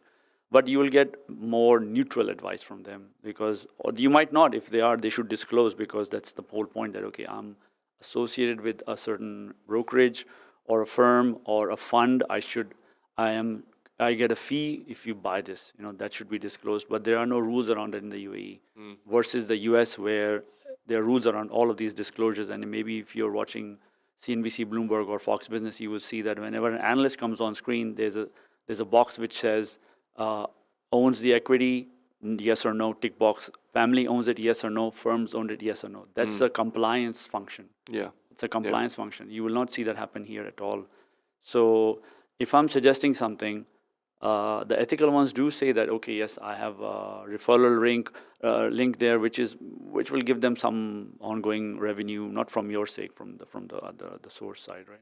Yeah. So also, there's something new that has come up recently, is the digital asset space, where people are more and more going towards how do I buy Bitcoin or something, or who is a regulated person here. And there are a lot of regulated entities now operating in the UAE. Banks are also now offering it, like some banks have started offering as well directly via their partner programs. So that should also be taken into consideration. Those days of running around chasing the offshore exchanges are gone quite a bit, and it's a nice development that has taken place. Okay, so let's just move kind of backwards but move forwards at the same time. It's an oxymoron, I know, but just define, what is a broker? What is a brokerage? When you've decided to make this step of making your own investment decisions and you're looking for that brokerage, just define. So structurally, what they do is, their job is to onboard a client via the KYC function, and they will follow the laws of the land. And then they will have to also follow the laws of the land where they are operating in. Let's say you're buying securities or equities or bonds or whatever. In the other regions, they have to follow those laws as well, because obviously those assets belong to that region. That's the first step, much like a bank. Secondly, their job is the structure is, there are a couple of things they're doing. They're also taking your money, and they have a partner bank, which they will, that fiat money is held in that bank for that moment until you utilize it. From that moment onwards, you may choose to buy an ETF or stock or exchange traded fund or whatever, or whatever asset, Bitcoin, whatever. From that moment, they will initiate. Their function is to talk to the exchanges. They are not the exchange themselves, by the way. They are a broker, right? They are the broker platform. They're a middleman.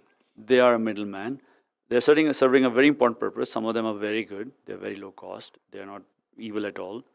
And what they do is, they talk to, in the world of classic legacy finance, they talk to the New York Stock Exchange or the Karachi Stock Exchange or the Bombay Stock Exchange, Hong Kong exchanges, and they have direct buying and selling access to them, where you can initiate trades on that exchange during the trading hours. So they are the facilitating function on that, because they have the licenses to talk to them. Yeah, that's their function.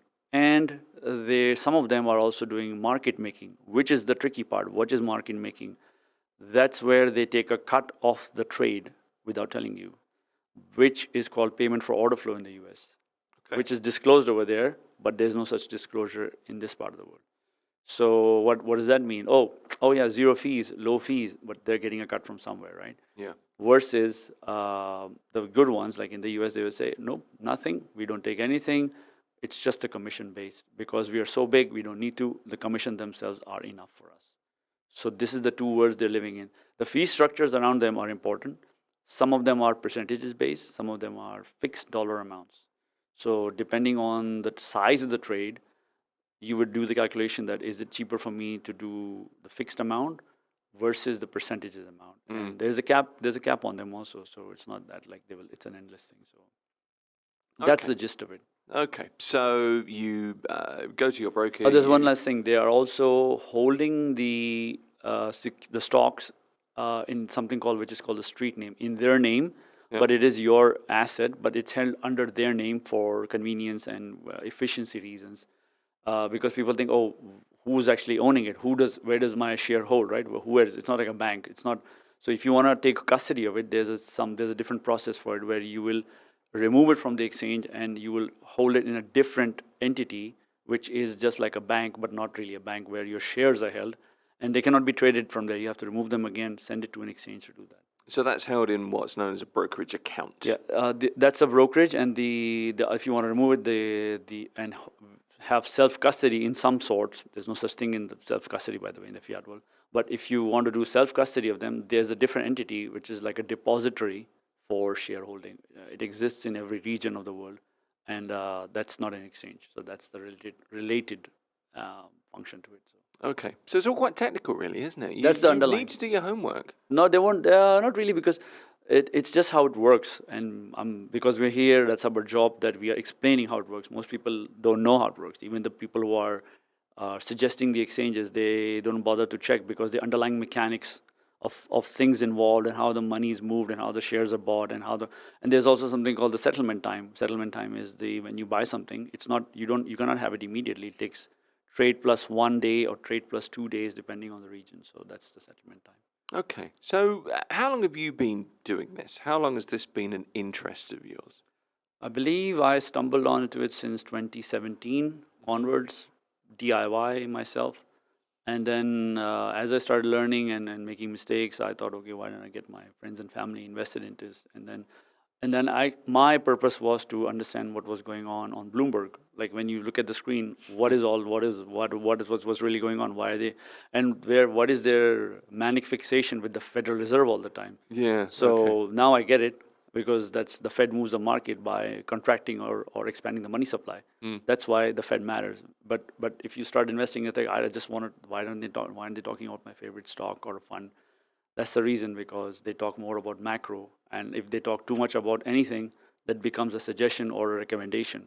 That's the danger I learned, that you can even suggest the best asset in the world to anyone, but people will make mistakes and panic sell it or panic buy it even in the wrong time, and then they will suffer that, thinking that they're suffering. So the mindset piece is the first thing people should realize, that as a person, you see some people on the road driving, cutting lanes and even traffic jams. They're trying to get ahead. I call them traders. That's what traders do. Buy, sell, buy, sell. Maybe they're getting ahead, but they don't get ahead. You see them in the same, you're just behind you or front of you at the signal, right? Next signal. So it's a worse good, is an investor. So. Yeah, I can see the comparison. I can. It's interesting, this, because markets are so much about, and I think we look at the markets as this kind of, I don't know, building monolith. It's a thing, isn't it? But markets are so much about people and how people feel. Markets are people. It's a one giant. By the markets are the participants, they're called, market participants. Yeah. And the participants can be even, you would say, oh, I'm just one person. But one person together, collectively operating, me, for example, or you, are making a difference in a group. And you might think, okay, we don't have much capital, but there have been cases where the hedge funds were destroyed by the Reddit group and Wall Street Bets and all of that. So where they banded together and they found the hole in a market and they went for it, which was the GameStop incident, where they found a place which was extremely shorted. And then you think that, okay, you're not one person, but that's what the case where the retail crowd outmatched and they outperformed everyone in that case, in that moment. So you're at the point where you're going to choose a brokerage. You've looked at fees. Are there any hidden charges, trading fees, I don't know, account maintenance costs, that kinds of things, and you've decided on a particular brokerage. Is there anything else you should be thinking about before you decide to jump in? You think fees are okay. I don't know, things like account minimums, research tools, the app that the particular, because obviously everything's online these days, the app that your particular platform Your uses. nationality, first of all. Okay. That's very important. That's interesting. And because, like I said, that with some nations using their geopolitical power, you could be deplatformed for not for nothing you did, right? Some nationalities, you could be deplatformed. Example being Syria. Syria recently, the sanctions were lifted and they can now open brokerage accounts. Right. So let's say what happens is that brokerage account has a discretion not to onboard you, thinking, okay, Yes, I can onboard them. Yes, I can exclude them from US securities, but I don't want the hassle, right? Even though that person might not have ever lived in Syria or whichever sanctioned location. So this is the first unfortunate truth of the situation. Many people have to deal with it. And lately, the factor compliance and the other AML has started affecting even Western Europe as well. In European brokerages have become far more harsh on people living outside of Europe, and they've been deplatforming them. So this is a reality of the situation where be prepared for it. And they've been asking for income funds for many years of what were you doing, what was happening, because they are basically just saying, we don't want to be fined again, we don't want to be put in that position where we are. So that's one thing to consider. Secondly, basically it's about, even though, what about the exit plan? You might move locations, how would you get your money out? What would be the banking structure route? What if when the money hits your account, how is that going to be treated? That's a tax discussion. I'm not qualified at all for that because the tax structures each one is different. Unless you are living in a tax-free place like the UAE, regarding income tax at least. Yeah. That's an easy discussion to have. But if someone has other nationalities, or they are paying taxes, or they're outside and you become tax resident living outside, then you might be liable. And okay, let's say you're not caught, but there's a back-end reporting happening sometimes, and that might get you caught also. So I think any discussions around tax, you need an expert, don't you? You need to be able to be in a position to take advice before you do jump in, certainly from a tax perspective.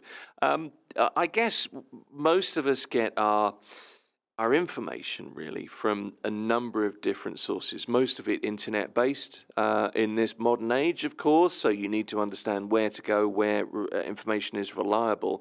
But if you're using a platform from an established, reputable brokerage, one of the sides is to look at their research tools, to look at what they offer to help you make decisions. if they're offering you research tools, and if there is no sales component attached to it, that's fine, independent. And in the US, the term they use is called self-directed investor, DIY. Here, there's no terminology like that. So here, usually, if they will detect that your account has exceeded a certain amount, you will be classified as high net worth, and you might be called upon by someone, to access. This is the benefit of having a brokerage which is not attached to a bank. Okay. Independent, no one knows you, whatever you have. It's a quiet place and privacy-based wise and all that. So that's the benefit. Versus research tools are a tricky thing because the market has a lot of research tools, and you don't have to necessarily follow what the platform is offering you. That's an easy thing to have. You can even pay or less, or pay nothing, or you can do your own research. The filings are free, the S1 filings if you're doing in the US market, or literally going to a place and literally talking to the people, like what the old school way of researching, right? Like what's going on in the world. Like people sometimes use satellite images of seeing construction happening some places, which is, like I said, real data, right? Yeah. And you'll be ahead of the curve. Yeah. You'll be much ahead of the curve because everyone's buying data from those same places. And you don't have to. You literally stepped out in the world and saw for yourself what's going on. Information is information, isn't it, I guess? The other thing you need from your brokerage is you need options. You need to know that you can buy stocks or funds or exchange-traded funds, whatever it is you're looking to get invested in, that you're interested in, you need to know that that's there for you. But also assistance, customer support. I mean, that's an important thing. It's very important. And some cases, the funny thing is one of the best brokerages doesn't have bad support, but it has slow support. So people get annoyed by that. Also, they're not comfortable with themselves understanding the procedures, and they want some hand-holding to happen at the start of the process. Usually, yes. So customer support will be like, the first level will be mostly that, okay, I've opened a ticket for you, and then someone will get back to you. That's how it works. Yeah. It's never immediate, because the customer support person is never that qualified to help you in that moment. Definitely. Yeah, I mean and that's the thing. And of course, in markets these days, we are connected all the time. It's 24/7. You need support to be pretty swift. We had a big sell-off yesterday because of the valuations being stretched in AI and all that. So that's I'm sure that a lot of calls must be flying around today. And most of the time, they can't do anything because you did whatever you did, right? They didn't do anything. Well, this is true. And also the calls are related to money transfers, by the way, not to the brokerage themselves. Oh, I sent some money, it didn't reach properly, or I got deductions, and it was always the bank. Correspondence fees were involved and something like that. UAE is getting better at it, much better, thank God. We are very advanced. In the last few years, the cost have come down. Particularly in the last few years, Yes. actually. Yeah, to be fair. Yeah. Very, very high. And Yeah. then we are much ahead of the other GCC countries easily.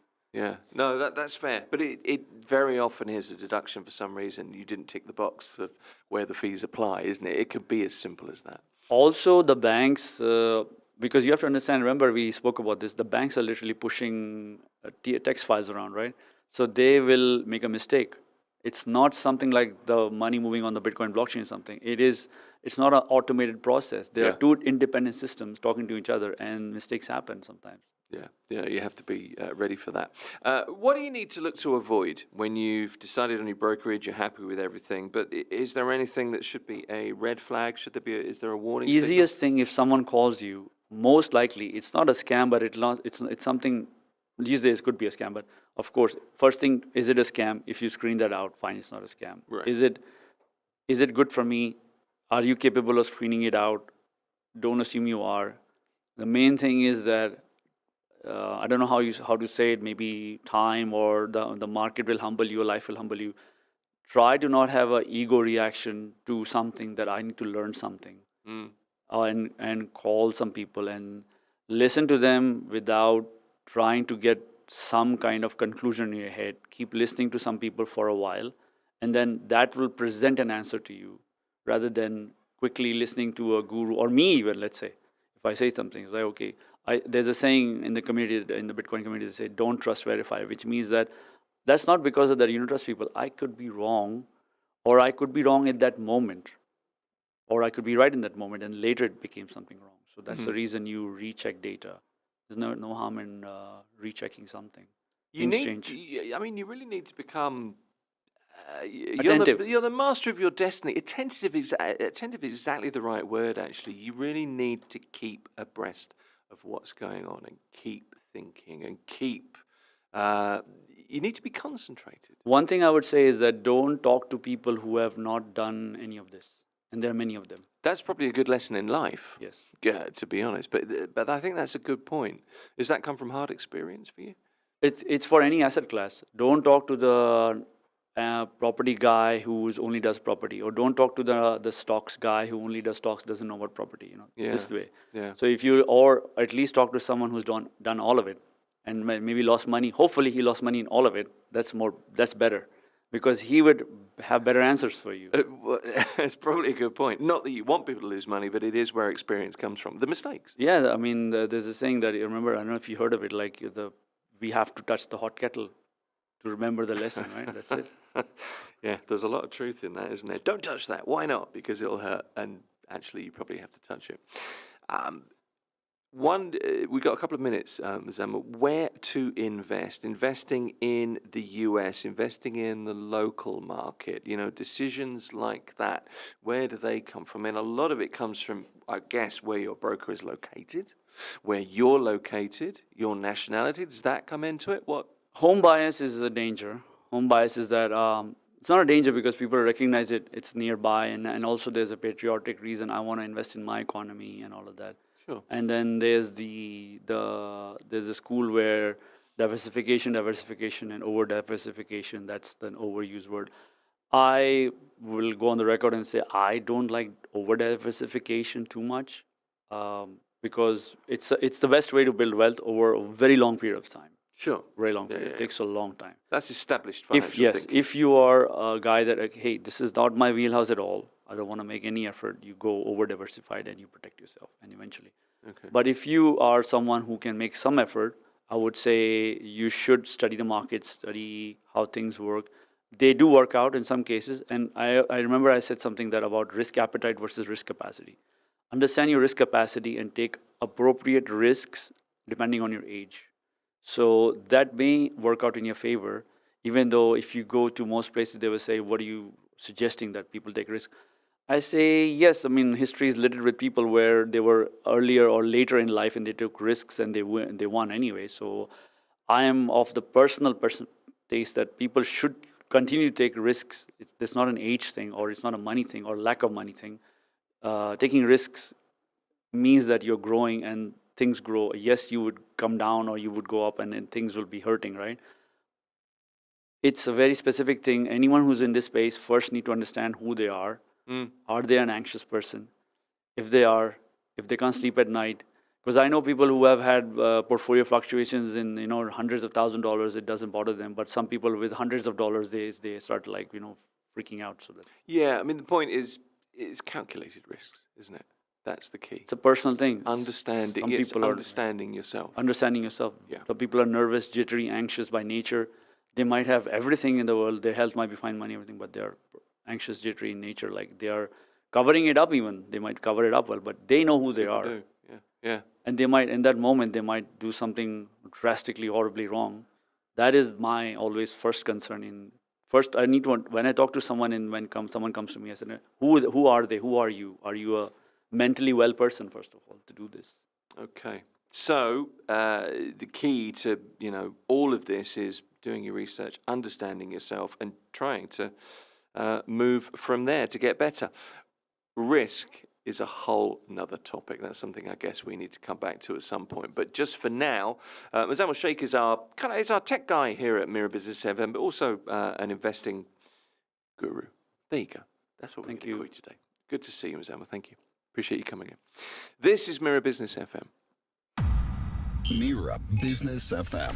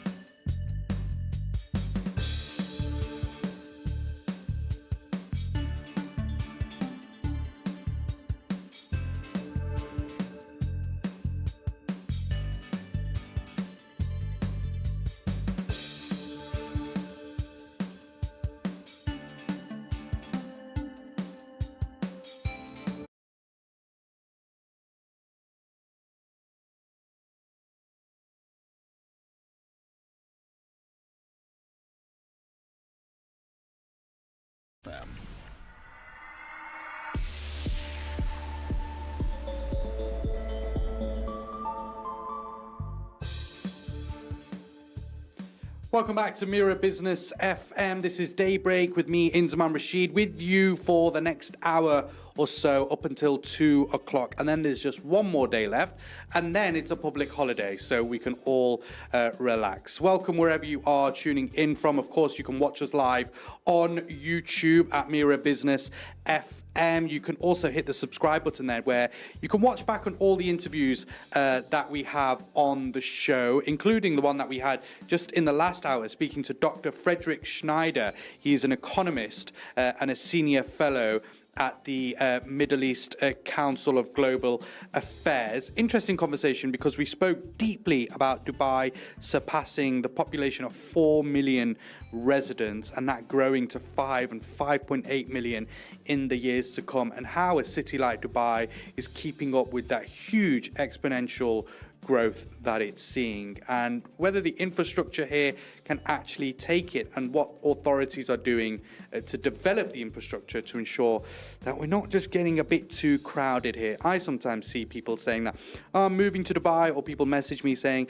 are there any opportunities out in Dubai? And I'm like, no, there's too many people here. Stay away. It's fine. You can come back another time. But in this hour, I want to talk about something that people that do come to Dubai thoroughly enjoy, and especially those who live here as well. If you could see, well, you can see me on the cameras, you can see that I'm partial to some good food, and that's exactly what you get here in Dubai. When you think of the world's great dining experiences, you might picture initially Parisian brasseries, even Tokyo's sushi counters, or the fine dining temples of New York. But increasingly, the frontier of gastronomy isn't about what's just on the plate. It's about the journey, the setting, the lifestyle that surrounds it. And I want to move to Turkey's Aegean coast, a beautiful part of the world, which I was lucky enough to explore just very recently. And let's tuck into the timeless coves of Göcek. Something new is happening there. Imagine sailing into a hidden bay, stepping off your yacht, entering not just a restaurant, but an entire gastro destination. That's what I had the privilege of doing. I get it, not all of us have yachts, but you know, you can take a small boat out to here as well. A place where every hour of the day becomes a ritual. You've got fresh bread, coffee in the morning, symphony of flavors as the sun sets, music and cocktails deep into the night, and art woven into every corner, which I have witnessed with my own eyes. This is Miori, described as Turkey's first gastro destination. It's part restaurant, part coastal village, part cultural statement, you could say. And at the helm of this vision is someone who knows hospitality and branding better than almost anyone, I think it's fair to say. You are a great host, I have to admit. Yiğit Sezgin, he's worked with the likes of Fairmont Hotels, Accor, Aman as well, built some of Dubai's most exciting lifestyle concepts. And now through his firm Clay & Partners, he's shaping the future of how we dine, travel, and live. And on Daybreak, we're going to explore not just the story of Miori, but the bigger idea of what happens when food, place, storytelling all merge together to create something which I think many could say is truly timeless. Yiğit, thank you so much for joining us in the studio. It's a pleasure to have you. The pleasure is mine. No, it's a lovely to have you here. I know we were together just recently in Turkey, in Göcek. Thank you for hosting us. What a sensational place you have. But it's nice to see you here in Dubai as well. Thank you. Nice to be back home. Yeah. So tell us about you. So you live here in Dubai, but obviously this new concept that you have is out in the Aegean coast. Yes, I mean, I think it's better to start with my little history. It's not little. Born and raised in Turkey. Yep. However, I'm half Greek and half Turkish, and really part of this Aegean coastline, the best part of the Aegean coastline, which is sitting between Greece and Turkey, and you witnessed that as you have mentioned. And I've been living in Dubai since 1999, in and out. I've lived in Japan, Qatar, Bahrain, but back into Dubai in all the occasions. So I'm this one that who's been promoting Dubai to come to 5 million population. Yes, and obviously, for the ones that who knows Dubai well would understand that it's one of the best things about Dubai. Even before COVID, we had the opportunity to live 6-7 months or 8 months of the year here, and 3-4 months of the year on another part of the world. Sure. If you know, going back to your own country, whether that it's India or London or New York or Greece or Turkey or Italy or Singapore, wherever it was, but also you know, we. Dubai has been very open, unless you're in the service industry, for you to work from home, from your office, whatever. Obviously, that has very much increased with the post-COVID syndromes.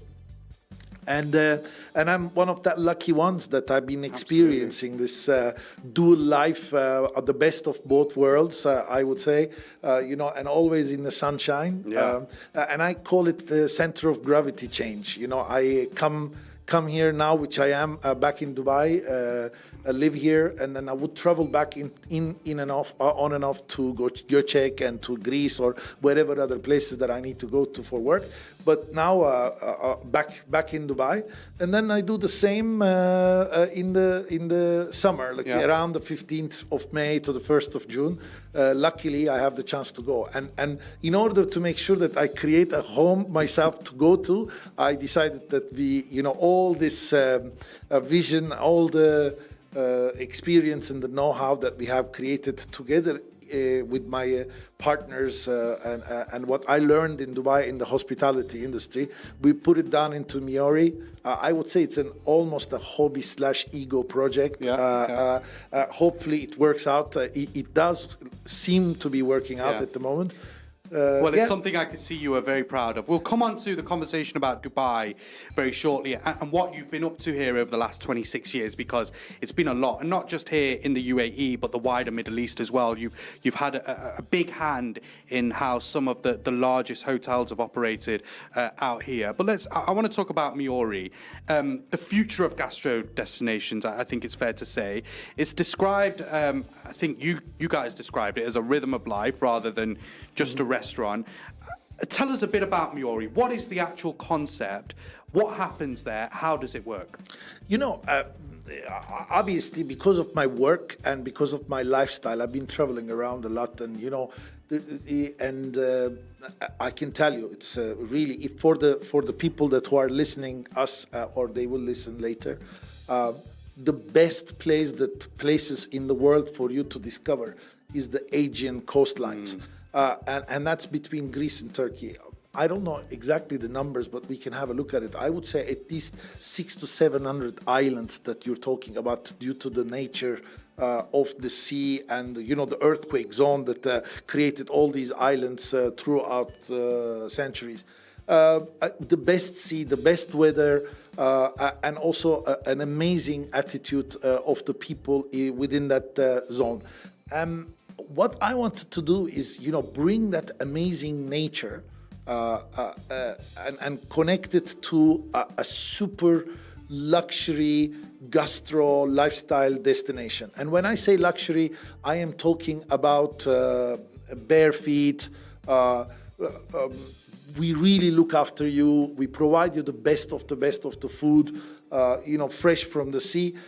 There are only very minor examples today around the world that you can do that today. You know, you're sitting on a 60, 70 meter yacht, and then you're going into these small little village restaurants. Some nice, some not nice, but you're never guaranteed the quality of the food and the service that you're going to take.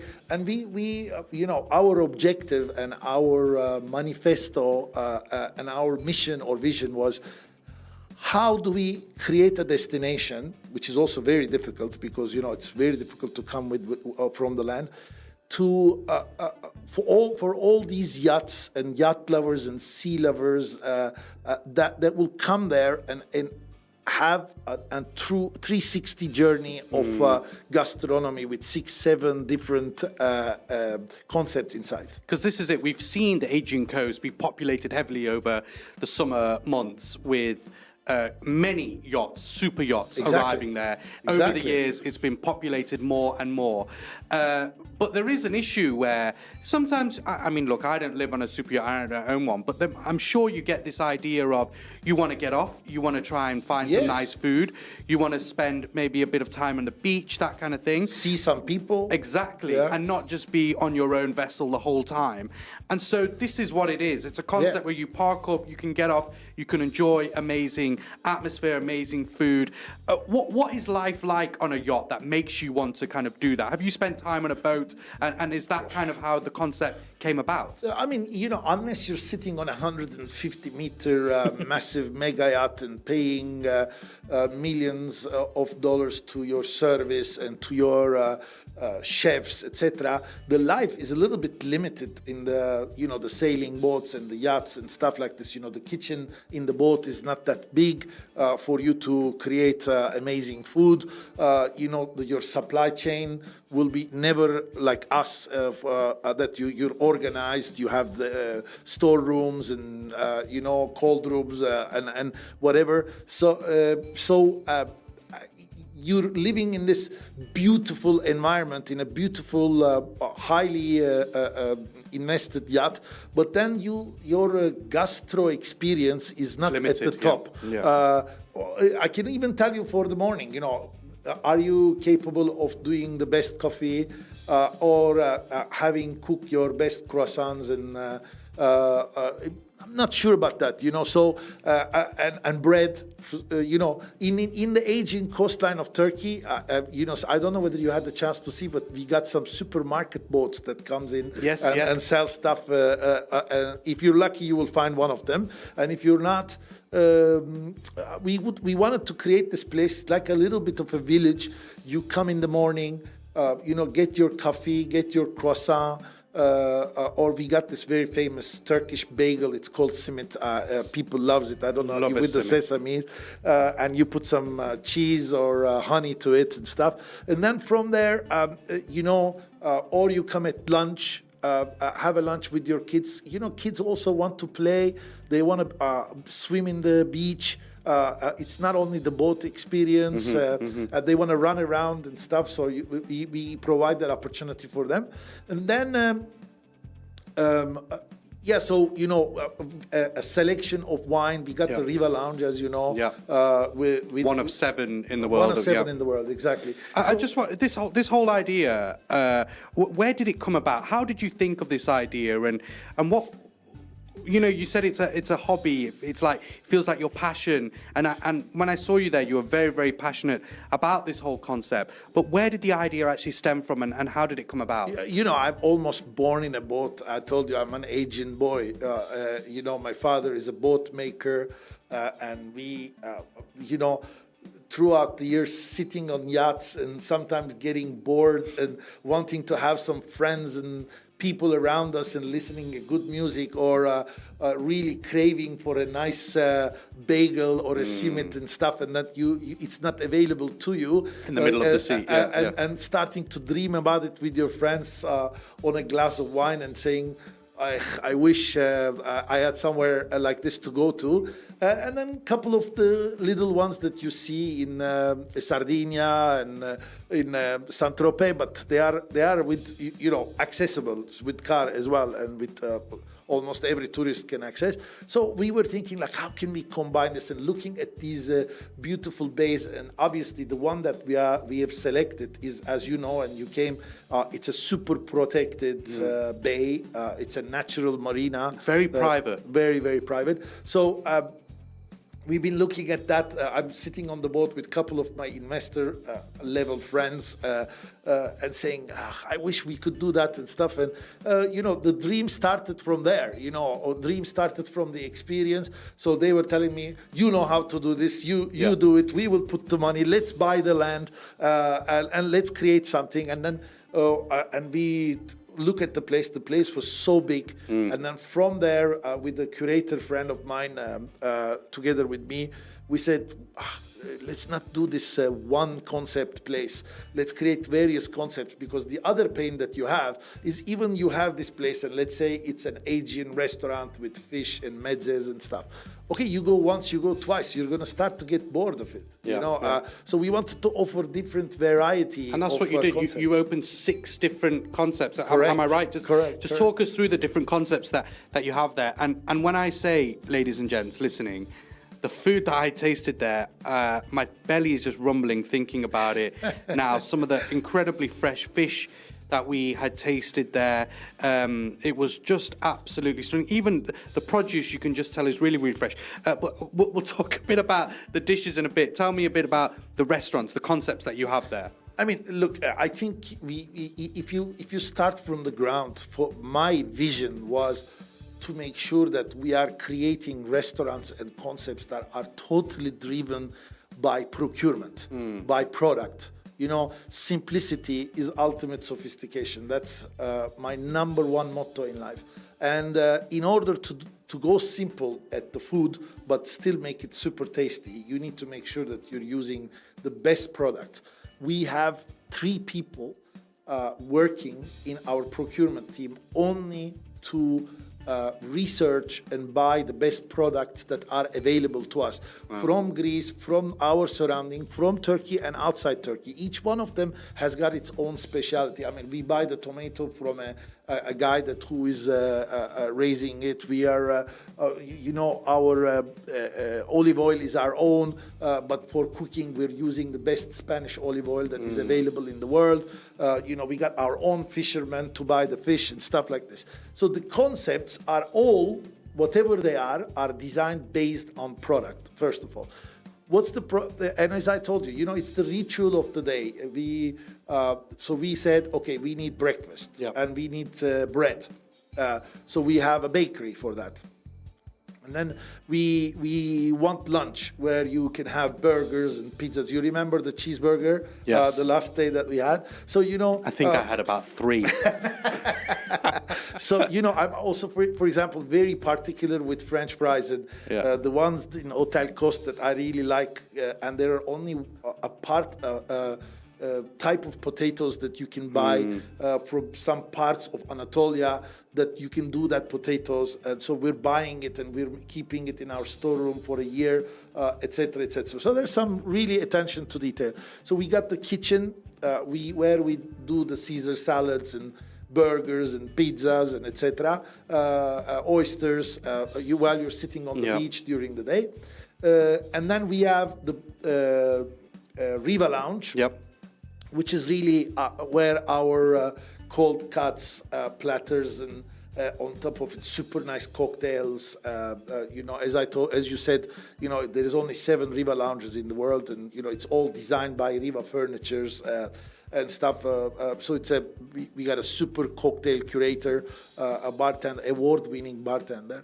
And then we have an Italian restaurant, Isabel's. For example, I've chosen not to do our own pasta because the environment is not good enough for you to be able to maintain that. And the fresh pasta, you need to do it and you need to consume it very fast. So we decided to go as best as we can, and we are buying the best pasta, professional pasta in the world that is designed by Massimo Botturo, for example. He's probably one of the best 3-star Michelins in the world. His product we are using. So hence the reason the pastas are amazing.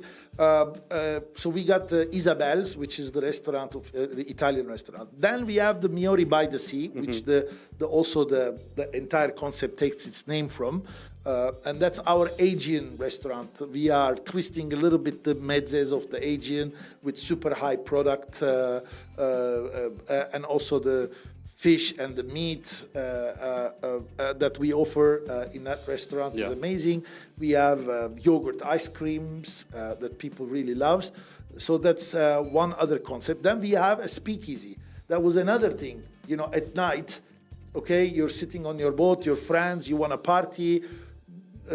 Go even somewhere a little bit small, listen some good music. If there is a friend of you who can actually DJ, so bring him to DJ for you and stuff. So we didn't have. So what we did is we are converting our indoor dining area into a speakeasy at nights for people to come and party when and if necessary. And then the bakery as well. Can't forget absolutely. The bakery was phenomenal, and some of the pizzas coming out of the stone-baked oven were just incredible. Really, really nice food. And when I say nice food, I've been lucky enough to explore a lot of the world and taste nice food.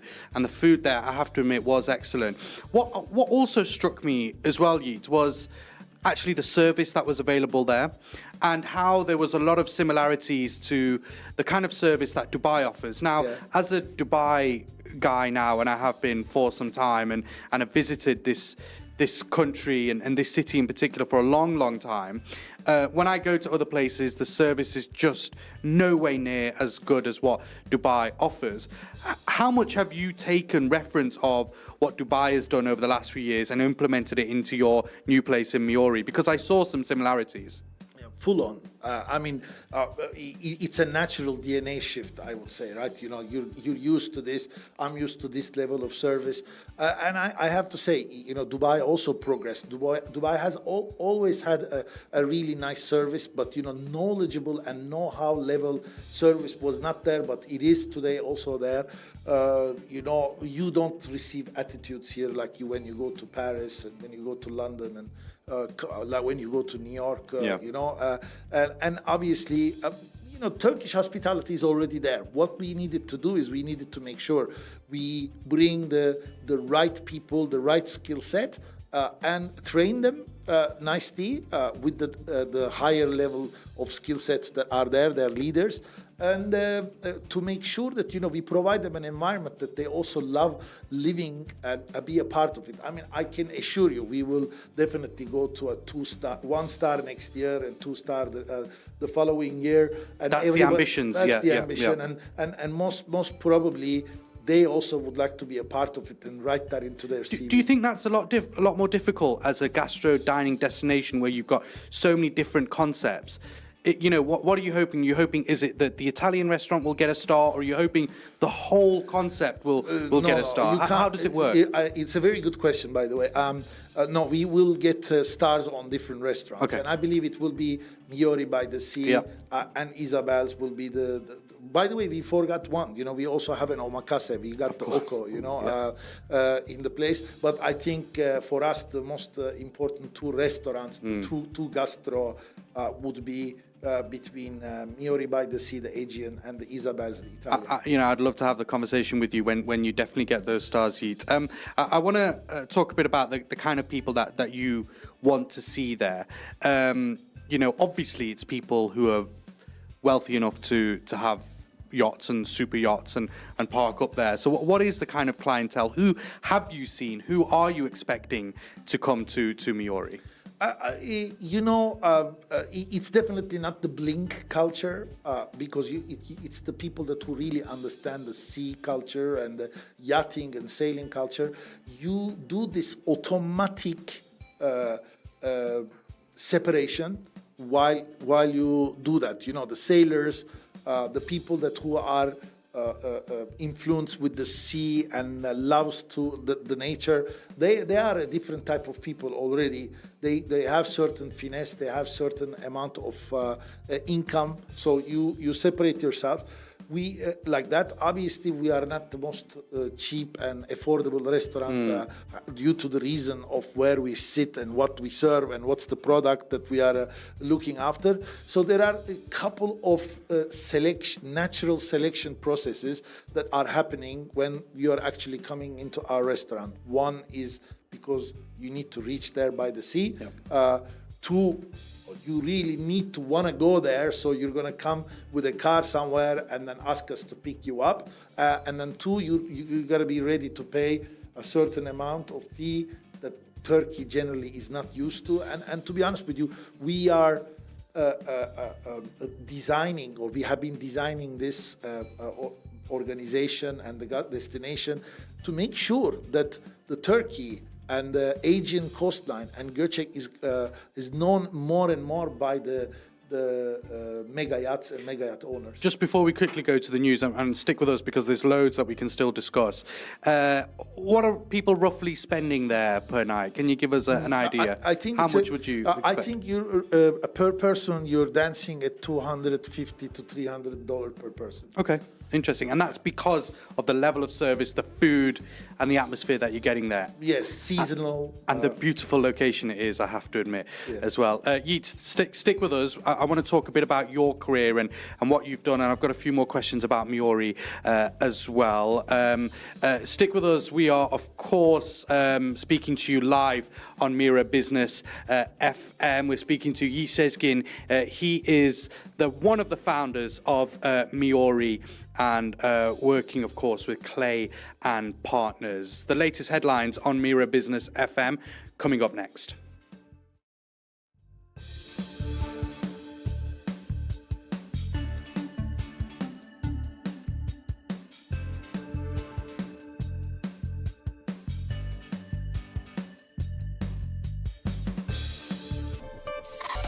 Mira Business FM.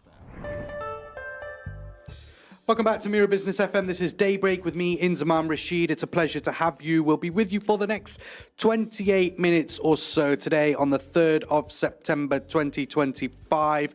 And of course, you can listen to us wherever you are in the world. Just get us on YouTube right now, broadcasting live to you from the Art of Living Mall. And of course, you can catch up on all of our interviews from the show. If you just hit the subscribe button, you can get us across social channels as well at Mira Business FM. Right now, though, we are speaking to Yeet Sezgin. He is a hospitality, how to say, genius maybe, giant maybe, hospitality giant maybe, turning bright red in the studio with us. But the reason he is because he's had a stellar career, and you have had a stellar career in the hospitality sector, and we'll come on to that very shortly. But the reason we're talking to you mainly is because of this new concept that you've come up with, Yeet, called Miori, which, as I mentioned earlier, I've had the absolute pleasure of visiting. It's in Göcek in Turkey's Aegean coast. You arrive on your boat, you can get off and you can enjoy a whole day there, essentially, from breakfast, coffees, croissants, breads, all the way to evening dinners, and the nightlife there is exceptional as well. I just want to talk a bit about, you mentioned that this is Turkey's first gastro destination, and there aren't many like this across the world. What do you think this says about Turkey and where it puts Turkey, not just GoCheck as this place where many kind of millionaires and high net worth individuals and families are going, but what does it tell you about Turkey? I mean, look, it's one of my countries. My mom is from Turkey, and as I told you, and so is my father from Greece. And this is a beautiful, literally the paradise destination. The Greek mythology says that, the Greeks used to take their gods to live in the paradise in that zone of the world, in Datça, Göcek Peninsula. I honestly think, the Turkey's, despite the fact the Turkish hospitality culture is there, the right brands, the right gastro, the right service was not delivered. I wanted to make sure that I bring something to the country where people starts to get to know a more refined hospitality, and get a sample from us and continue to do it in the rest part of the world, rest part of the Turkish coastline.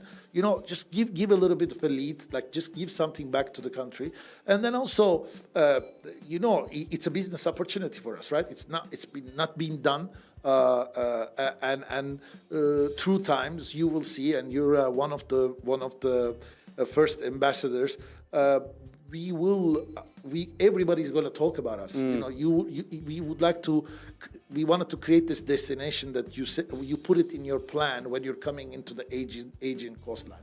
You're going to design your plan and your routes by saying, I'm going to make sure that we are going and stopping by in Miori. On the business side of things, how does it work in some of the off season as well? I mean, are you kind of putting all your eggs in the basket of the peak season for people to arrive, and that's where you're going to make your money? Are you confident that it is going to be a money making machine that you have there?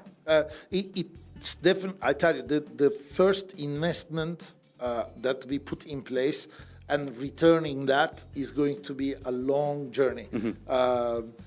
If we put the investment aside and stop thinking like a private equity fund, and you look at the operational income versus operational cost, it's a super healthy business. However, as I told you, because we created the destination and put an infrastructure and made a little bit of roads for trucks and whatever to come to and deliver the food, etc. We have all the electricity, all the water, the sewage systems and everything that we put in place, the marina for the boats to park and provide electricity for the marina. So this is a major infrastructural investment that we put in place. I don't think we're going to return that at the moment. However, we created a destination, and I have 4 more partners together with me. Tomorrow, if you want to sell it, I don't think anybody wants to, because it's really a heaven for us to go to. But if you want to sell it to somebody else, you are not only looking at the multiples of the EBITDA that you're creating, but it's also to the destination that you are selling as an asset. The idea also is I also advise the Minister of Tourism and Culture. Interesting. And there is a new regulation that came out, and we have written that regulation together to make sure that we're not ruining the forests and etc. However, also providing certain tourism investors an opportunity to do luxury glamping. And we have quite a lot of large lands right on the top of Miori, where we would like to continue to create the village by putting 49 super luxury glamping tents. So there is scope to do more than just the gastro destination that you've created. Exactly. And that was kind of moving on to my next question in that, how do you create a space where you have repeat customers? Because obviously that may have been one of the fears that, okay, people might come one time, enjoy the food, and then they don't come to this region or this part of the world again, and they go sail somewhere else. How do you create kind of repeat customers and get people coming back to spend more time there and spend more money? I'm going to answer this question not only for this project, but for a general project, again, for your listeners. I think the most important thing in gastro journeys is to make sure that you can deliver the consistent service and quality on your product, on the food, on your service, right? And when we decided to create this, obviously you need to set priorities. My number one priority, and hence the reason it's called Gastro Destination, was food. For me, there was nothing more important than food. Because I can tell you, if you're a food lover, and if we are cooking amazingly, and we are also growing and enhancing and getting Michelin stars and other recognitions like the top 50, etc., people will read about us and they would want to try it. And I can tell you, including myself, and I know you a little bit, if I tell you today that there is an amazing Pakistani kebab in Sharjah, we're going, you know, because you want to taste it, right? Hence the reason I wanted to create this destination. And for me, the number one priority is never ever give up from your food, right? So we will continue to deliver the same level That will of service. always be first and foremost, the food. Answer to your question about winter, which is quite an interesting thing, because there are similar some hotels and a couple of little other beach clubs around us, not a gastro destinations, and then you stayed in one. So these are going to close. However, don't forget, we are a natural marina. Marinas today are extremely expensive if you want to park your boat. So some of our friends that we have throughout the year decides to park their cars, park their boats in front of us, and we charge them to look after their boats during the winter. And then they obviously, because knowing the fact that we will be open throughout the winter, they're going to come and eat and dine with us. Will we make money between January to March? I don't think so.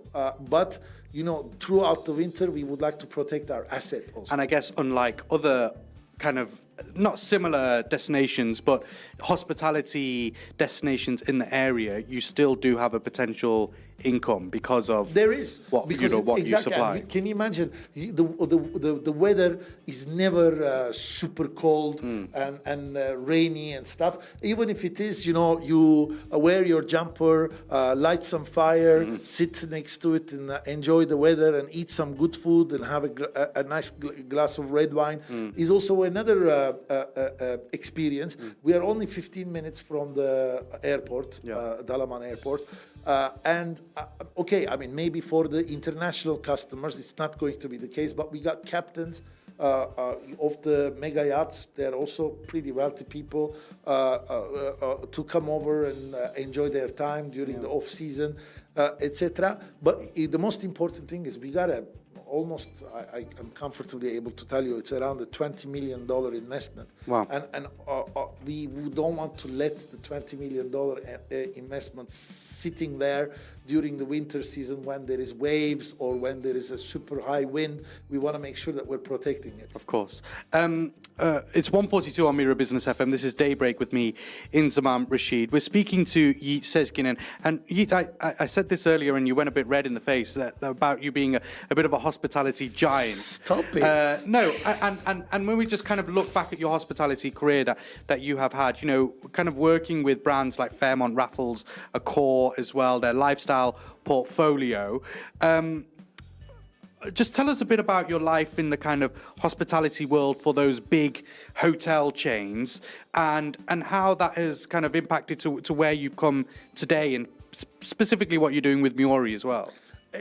I was very lucky. I think I catch the wave from the beginning of when luxury and lifestyle business and brands on hospitality is growing.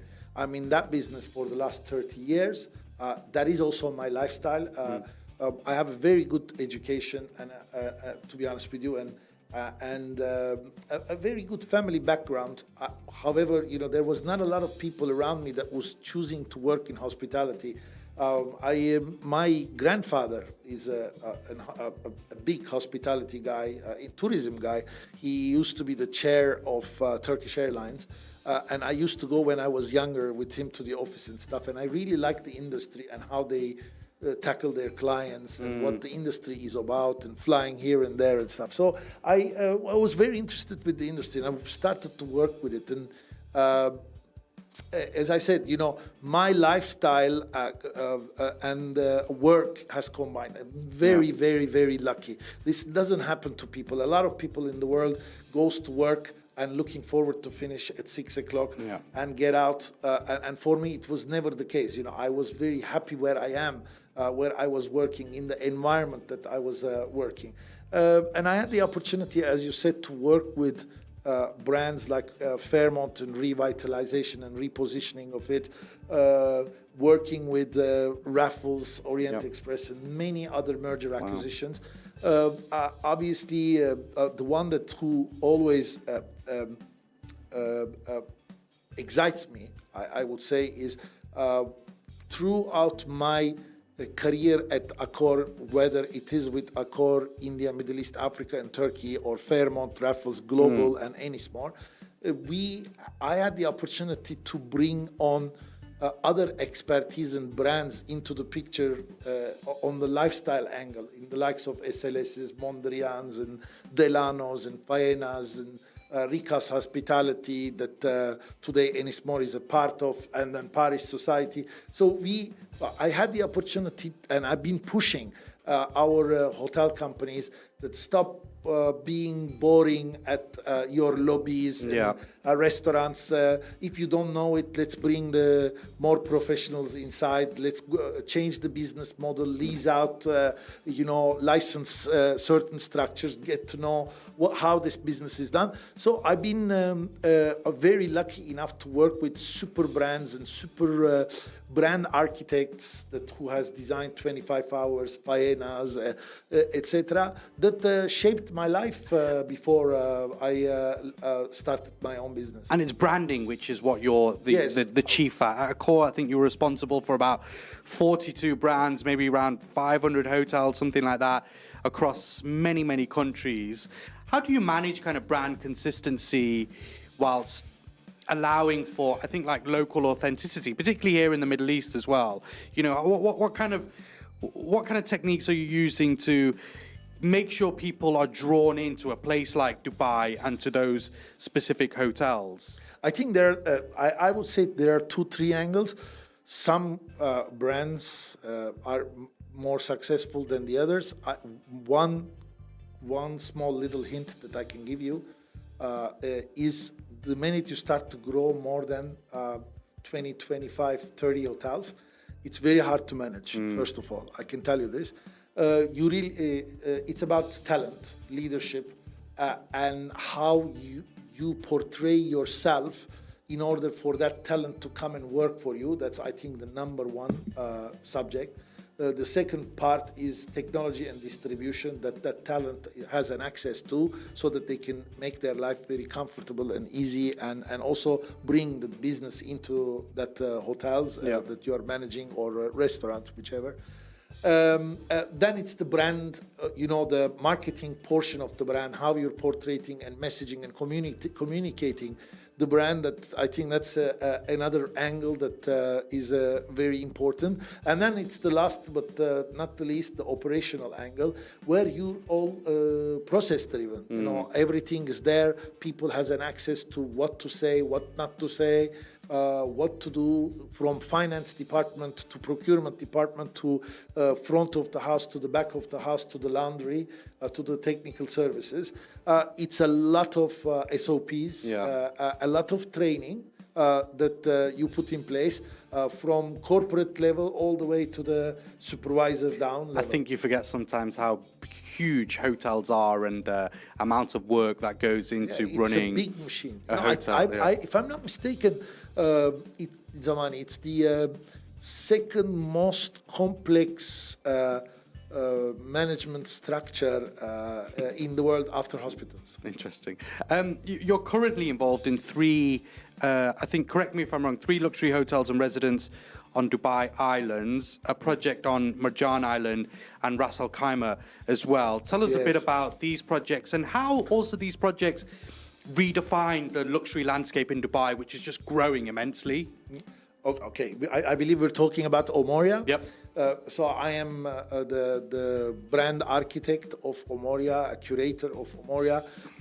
Very lucky enough to have collected an amazing network of friends and investors throughout my life, and with one of them, a very visionary one, Karim Al-Fahmi, we merged our forces, and he's a super developer, luxury boutique developer, one of the very few in Dubai, not like, doing the masses.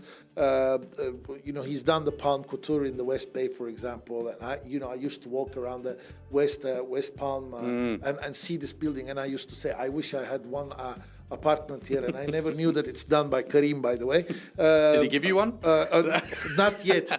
Oh, there is nothing available. Yeah, there is nothing, only that's 11 true. penthouses. That's And true, yeah. it's so beautiful. But so he had 3 already lands in Dubai Island, and we merged our powers with another super investor, the ex-chair of the IFC, Dr. Omar bin Sulayem. Yep. We sat together and decided to create a brand for residential hospitality. What does that mean? What does residential hospitality mean? So let me ask you this question, because I challenge everybody with this. So I see Bugatti Tower, I see Mercedes-Benz Tower, I see Frank Muller Tower, I see Fendi Tower, I see Elle Magazine Tower, and then also I see Four Seasons and Aman and Jeannot and Fairmont, Mövenpick Residences and 25-hour residences. I raise the question to each and every one of them. Okay, if you're in the hospitality business, at least you know a little bit of service, okay? But residential is not hotel. People it's not the same behavior and expectations of services that you have when you're living in your house versus when you're living in a hotel, right? Your behavior patterns change. And my question is, why, and I'm sorry for Mercedes-Benz, maybe they are upset to me, but, why, what does Mercedes-Benz know about residential or hospitality? Absolutely. So there is a big trend, Okay. and people are hooked up to it. We said, in order to make this much more consistent and proper, we need to make sure that we're creating a residential luxury hospitality brand. And it's the first of its world. And I was looking at the Accors chart. Yeah. And you have ultra luxury hotel, ultra luxury resort, ultra luxury lifestyle city hotel, and stuff. And then I'm looking at the box, and one thing that is not available is that the pure residential hospitality brand in their box. There is not. So from a strategy perspective, I said, I am going to make sure that I'm going to create a brand, and tomorrow, if I am consistent enough, they will come and buy me. So that was the strategic objective. One question I have there, though, is that the place where you live becomes this kind of hospitality hub in a way that you have everything at your fingertips. It's coming to your door, to your apartment, or you can go to it via a restaurant downstairs or a really nice beach bar, all that kind of stuff. Is this then available to people outside? Because if I was living there, I wouldn't want random people and coming along and treating it as if it was a hotel vibe, if you get what I mean. That's a very good question. Ideally, no. No is the answer. We might have a restaurant brasserie that we may want to deliver a certain, we have a longevity and wellness element, the water that you are drinking, the air that you are breathing. We're really focusing on that as well. But, the idea here is we're going to sell you a premium, and you're going to pay for a service, but I will be your super executive secretary assistant or chief of staff in the house. I'm going to look after everything for you. Butler service, Exactly. It's like a butler service. You're comfortable to call today your secretary and say, book me a flight, book me a restaurant, make sure you invite this person, that person, and stuff. But at home, today, if your wife is also working, who's doing that job? Not the mate that you have in your house most of the time. So, if you're gonna host a girlfriend of yours and you want to cook something for him, you're going to tell us what you want and we'll put it on there and prepare it. Well, look, for you. if there was ever a way to make me try and buy a property there, that's exactly what you've done. You know, like, I give you an You've example. sold it to me. Like, you know, do you want to take your car to service? Yeah, well, no, you don't. We will do that for Okay. you, right? So we will know when your car needs to go to service. We will put the petrol in your car, etc., etc. So that's the idea that the Omoria residence is coming out with, and it's the first of its own. By the way, there is nothing like that in the world today. We will pick up on that with you, no doubt, in the future. We've only got a few minutes left, Yeet, and thank you so much for your time. It's been hugely appreciated. One question I want to ask you, with your kind of hospitality hat on and your time, the last 26 years that you've spent out here in Dubai and the Middle East, I think Dubai is probably fair to say has become a bit of a magnet for global hospitality, as you have witnessed and been very much a part of, and lifestyle brands as well. But it's also very trend driven. You know, True. Dubai picks up on a lot of trends, but also sets the trends as well. How do you ensure in the hospitality world that longevity in such a fast moving market is there? We've seen so many brands open and close in Dubai over the years. How do you ensure that it remains and that you get repeat customers and, you know, that it stands the test of time here? I think, you know, I represent one and I obviously monitor one, and I eat and dine almost every other week in one. I'll tell you 3 different examples. Please. Dubai is creating its own giants that are there and they will remain. One of them would be Gaia. Gaia is an amazing example. I sit on the board of Fundamental Hospitality, and Gaia is a brand that is created here, and it's full every day. It's almost coming to 10 years, I would imagine. Nothing has changed. So there will be solid, sustainable brands that are going to continue. Some will change, like in New York, like in London, like in Italy, like in Milano. Dubai slowly setting up its stage for its solid brands and destinations. I'll give you another example, Zuma. You know, I came twice to Dubai during the summer to do some business. And I walked into Zuma, and it was packed like it's even in the Another Turkish-owned yes, concept, exactly. Ferit Bey, Dream Group, and then Orfali Brothers, and now they created another small section called Bros. Now they're playing for a 3-star. It's not going anywhere. They're not even selling alcohol, but it's they're running 4-5 covers a day. You know, so Dubai is setting its scene with its solid brands.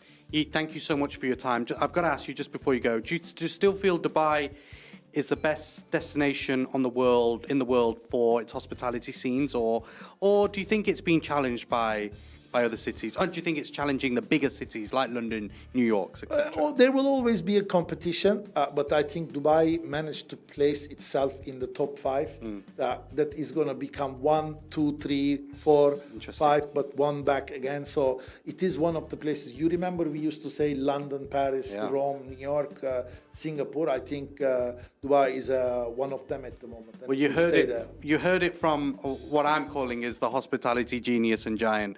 That is Yeet Sezgin. Thank you so much for your time. Thank you so on much Mira for having Business me. FM. It's a pleasure to see you here in Dubai after a wonderful host that you played in Go Check for us. That's all we've got time for today on Daybreak on Mira Business FM. It's coming up to 2 o'clock. If you want to listen back to the conversation that we just had with Yeet there, then you can do on YouTube. It's at Mira Business FM. Of course, the podcast as well, wherever you get your podcasts from.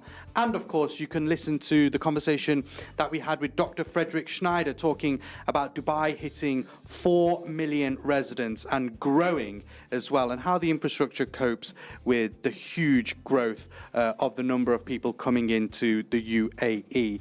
As I mentioned, that's all we've got time for today. We will be back tomorrow from 12 o'clock. Hit the subscribe button, like and follow, and all those channels as well, and you'll get all those interviews coming to you directly wherever you are in the world. It's coming up to 2 o'clock. This is Mira Business FM.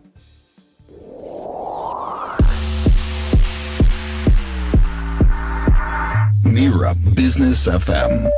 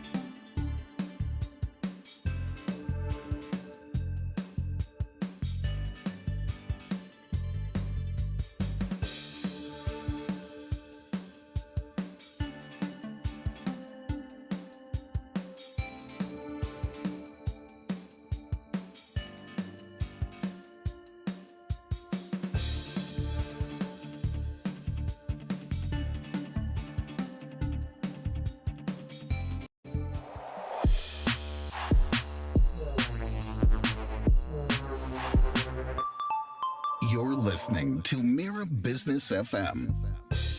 Good afternoon, this is Mira Business FM. You are listening to Daybreak with me, Inzamam Rashid. A very warm afternoon to you, broadcasting to you live from the Art of Living Mall in the heart of Dubai. Mira Business FM, available of course via the website mirabusiness.fm. You can watch us live right now on YouTube as well, across our social channels as well. And if you miss any of the conversations that we have here on Mira Business FM, from Tim Elliott's morning drive right through to 2 o'clock here Dubai time on Daybreak with myself, then you can of course just catch them back across YouTube. And if you're driving in the car and you want to have a bit of a listen, then you can do via wherever you get your podcasts from. Also, if you want to get in touch, then please do. info@mira.fm is the email address, and you can drop us on a WhatsApp as well, 971 522 789 567. That's 522 789 567. Or if you just go into your browser and type in whatsapp.mira.fm, it will take you straight to WhatsApp, and it means you can send us some lovely messages, and only lovely messages, please. I will not be tolerating any bad messages, especially on Wednesday. It's hump day, and that's why we have got my next guest in the studio to talk to us a bit about what is happening over the weekend, what's coming up, what's something that you can really get your teeth stuck into to enjoy a great weekend. I kind of feel, now I've been in Dubai for just shy of 2 years, but I've been coming here for a long time, and I'm always on the lookout of what to do at the weekend, because I don't just want to be cooped up in my apartment playing with my cats.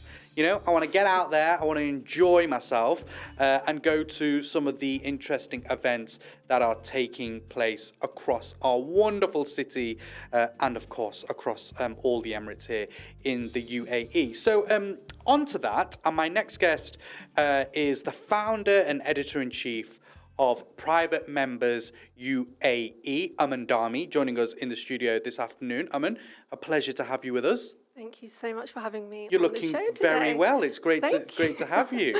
You're looking very well too. Thank you. Look, let's just jump straight into it, because I want to find out what's happening this weekend. Before we do, Private Members UAE, tell us a bit about what the website is, what the organisation is that you founded and are the editor-in-chief of. Yes, so Private Members UAE is a digital news website, and it's for the culturally curious.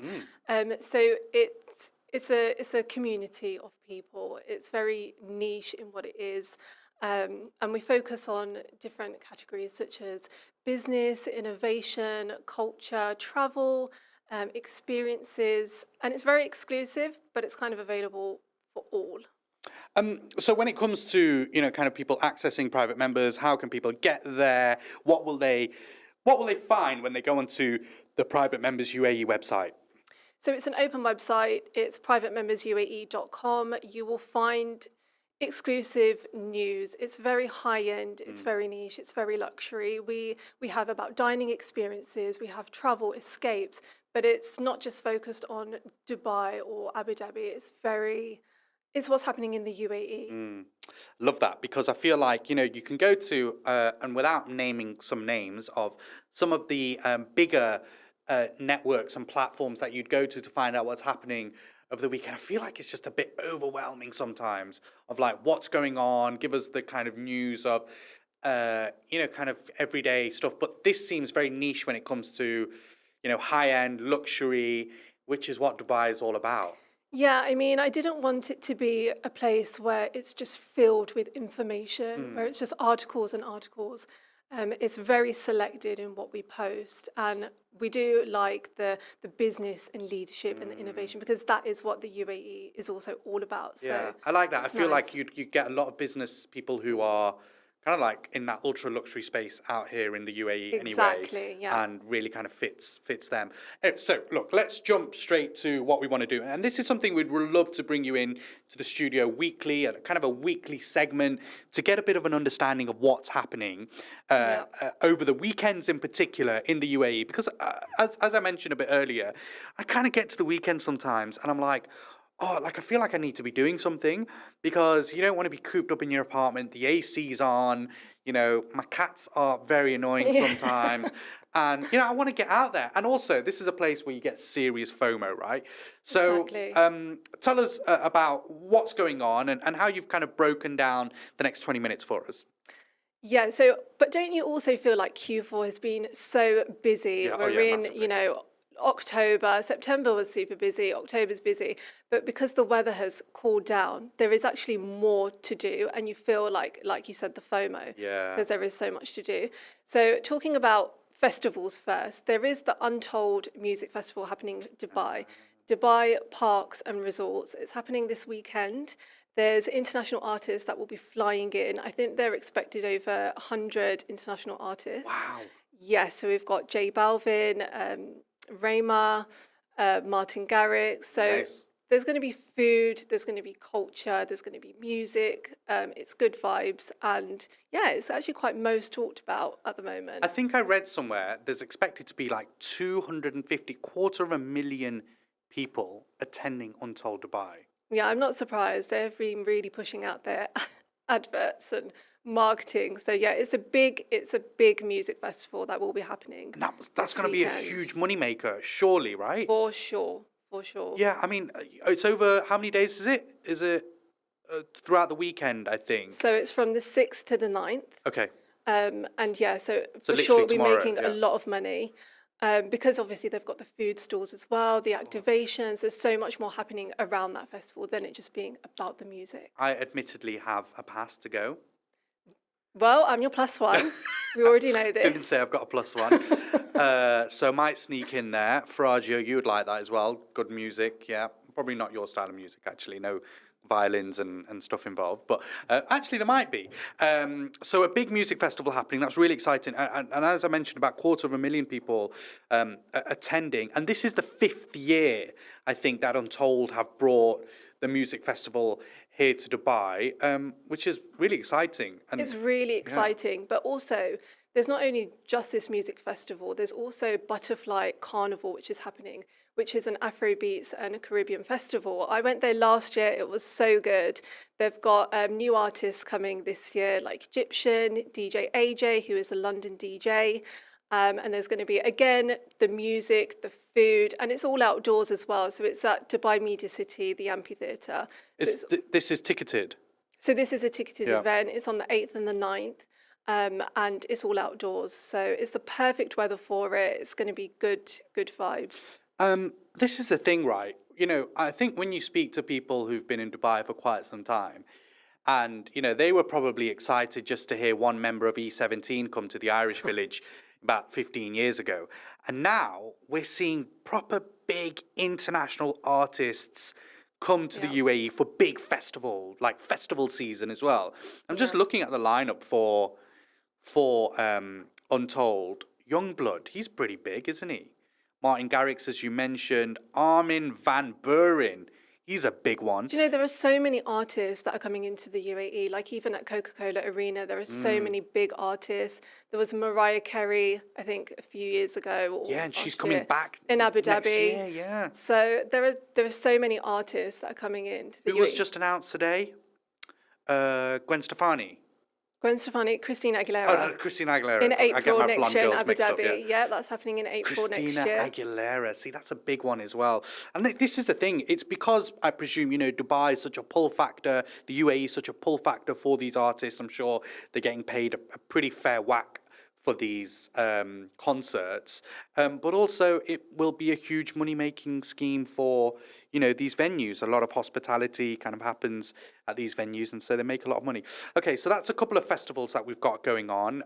What else have you got on your list for this weekend? So we do have Dubai Design Week, which is happening at D3 Design District. This is the last weekend that people can actually go.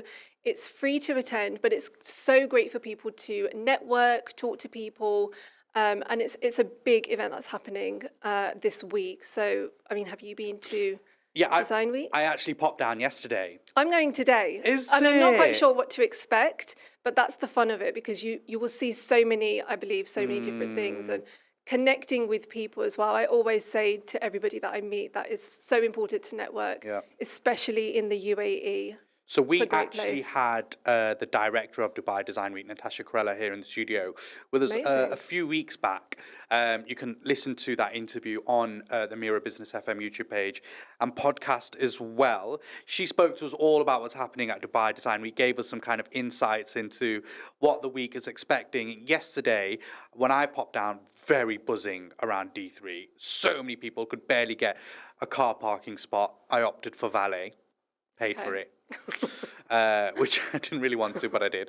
And there's loads of stuff just happening down there. I think it's a fascinating place. Again, surely, you know, like Dubai Design Week. Now, when you think of design weeks around the world, right, you think of like Milan, you think of Paris, you know, you think of all these big design weeks. Dubai Design Week has really like cemented its place in the design calendar now. And it's not just about like designs that are happening. There's workshops going on. Like people fly in to see this. It's quite. It's for a few days, but there's so many things happening around it. And D3 as well. Like the location itself is so unique and so interesting to just wander around. So yeah, I mean, it should be really good. There's a lot of local businesses down at D3 as well, right? A lot of homegrown local businesses, you know, from cafes, restaurants to That will really benefit. exactly to like designers and, you know, architects and stuff like that. They will really see the benefit of having Dubai Design Week there, surely. 100%. So Dubai Design Week, that's running through till Sunday. So Sunday. so that's what I mean. This is the last weekend for people to visit and see and network and talk to people and just see what's going on. It's always just fun to see rather than have the FOMO. Yeah, exactly. And just that's the thing, like seeing it on Instagram afterwards and be like, oh, I wish I actually just made the effort to go down and maybe not drive, take a taxi or the metro or something. Okay, so you've got Dubai Design Week. We've had some festivals. What else is private members UAE keeping an eye out for this weekend? Okay, so let's talk about some hidden gems that are happening. I always love to talk hidden about gem. hidden gems. So we have the Lush Winter Market. So Lush is in the cosmetics brand, beauty brand. Oh, yeah, they're the bath bombs and all them. They are the bath bombs and all of the skincare and things like that. That's happening at Al Sakala Avenue. And this is very family friendly. You can go with your friends, you can go with your family, and they will have workshops there like bath bomb making. They also have a festive grotto. And can you believe that we're already talking about festive, Christmas, like are we? Christmas? Okay, I personally love the festive season. I love Christmas. But this is, I think this is a great way to start off the festive season. So I think this will be quite unique. That's to pretty attend. exciting. And Lush has obviously got a huge footprint out here in the UAE now as well. Excuse me, they've got many stores right across the UAE and the Middle East as well. It's a really popular brand, isn't it? It's really popular, it's really clean, it's sustainable, it's vegan. And I think that's why people are drawn to it, because it's the clean beauty that they're probably pushing out and trying to promote. So I think this is a really big deal for the brand. And then also it being a winter market, it's just fun for kind of everybody to visit. And like I said, it's very family friendly and there's a lot of workshops going on there. So Yeah, I think they've got around 20 stores 25 stores maybe across the UAE. And then, of course, many more across the Middle East as well. So, and I don't know if they've actually done any events like this before, but I think it's just really nice, again, for what, you know, for Christmas and the festive season. Because it's quite fun, especially for like children and younger people. absolutely, yeah, that sounds fascinating. Where is that? That's taking place at Al Sakala Avenue, did you say? Yes. Yeah, see, another great spot. Yeah. It's Isn't one it? of my favourite spots, yeah. Another great spot, especially for businesses. There's a lot of cool things that happen around there. And I think now, because the weather's getting cooler, they're doing a lot of things. Like they have the cinema, Akil Cinema. Oh, yes. Yeah. The cinema, Akil Cinema, yeah, it's very good. The one thing that isn't happening near Al Quoz, which I found out today, is there's, excuse me, a new coffee shop that's just opened. It's an old industrial building that's basically turned into a coffee shop, cafe thing.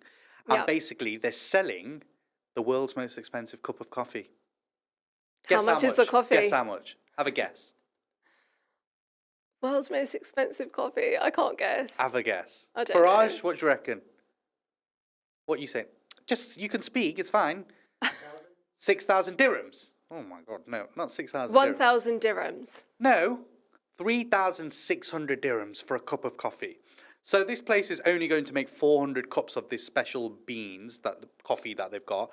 Are you going to be a special one of those 400 people? No. I think I've got more sense than money. I will not be spending $1,000. But people love their coffee. Coffee is such a... Yes. I love my coffee. I cannot go on with my day unless I have had my coffee. Do love their coffee, but people also like money, and so they would not part with 1,000. Well, I would not In part with Dubai and the $1,000. UAE, they probably would. Yes, I think that's why it's probably here, let's be honest. So whilst you're at this Lush festival, no, not festival, it's It's a winter market. a winter market, there we Yeah. go, Christmas market basically. Yeah. You can also pop down and get a $1,000 coffee from Julith, I think it's called. Yeah, a 30 dirham bath bomb and a 3,000 dirham Exactly. coffee. Sounds Or great. just go Great to mix.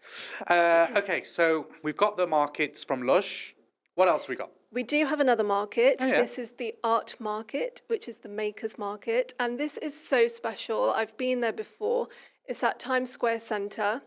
And it's homemade. It's local artisans that are selling their homemade items. So it could be jewelry, it could be food, it could be oils, skincare, clothing, everything. You never know what you're going to find there. There was an author there as well who was selling his books. Okay, So it's, the author wasn't for sale. the author wasn't for sale, he was selling his books. Right, okay.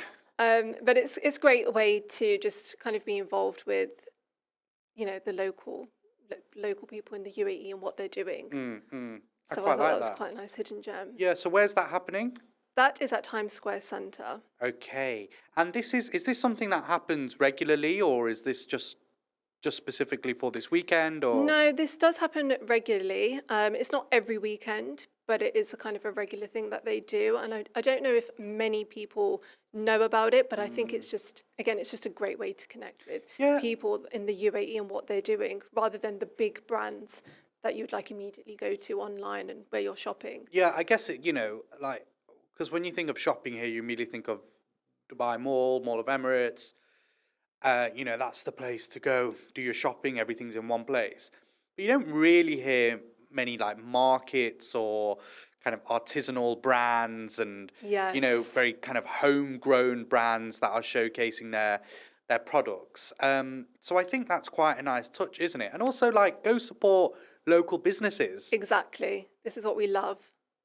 Support local businesses. Yeah. And it's very wholesome as well. I feel like in other countries like London, that's where I was born and raised, you get these markets and it's quite popular in London and in England, in the UK.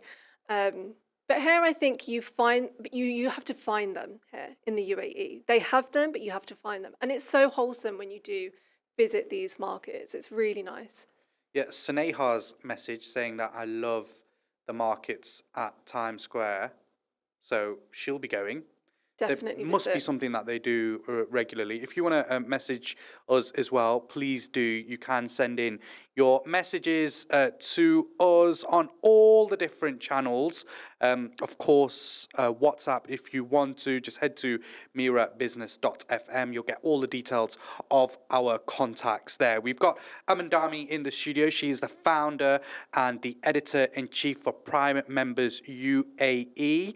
Remind us again, Private Members is? It's a digital news website where you can find exclusive information about everything happening in the UAE. What more do we want? I'm just looking at the website now. You've got some great stuff on here, particularly a piece about Ray-Ban's Meta glasses is what I really want a pair of these. I was just telling the guys the other day that I really want a pair of these Ray-Ban Meta glasses.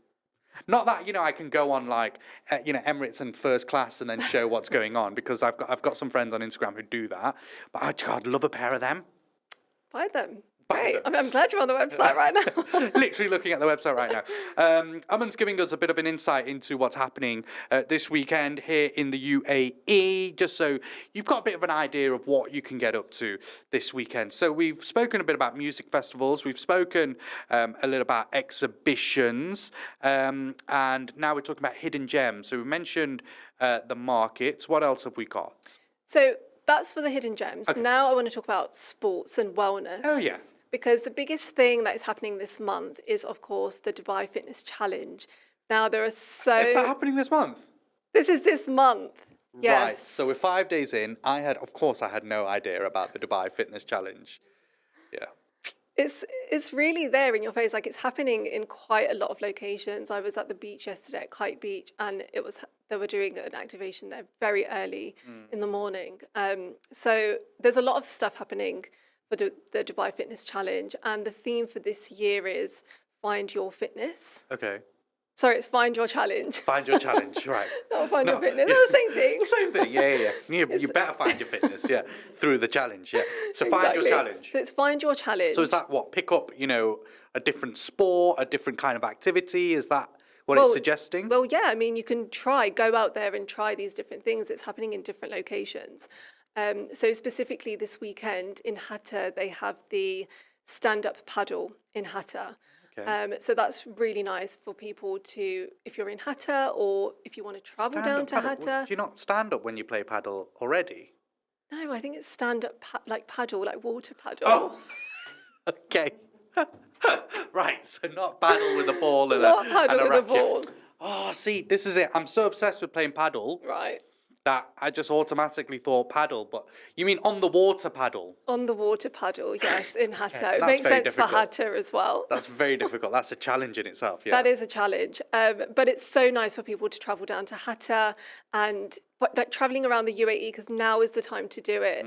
It's our winter here, which is like the perfect time to explore the UAE. So if you really have nothing to do, then get yourself down to Hatta and try some stand-up paddle. Love that. In the water. In the water. Paddle in the water, ladies and gents, just to be clear. So is it fitness week or month? It's month, right? It's month. So is this what they kicked off the other day with the massive... They blocked off Sheikh Zayed Road. There was a big group of people cycling up and down Sheikh Zayed Road. Yes, and I have done the cycling before, and it's amazing. It's so nice. You wake up early in the morning, everybody gets together. It's a really nice community feel and event that happens. Some of the images just looked incredible. They are. It's so nice. Yeah. But there's free things that are happening that you can join.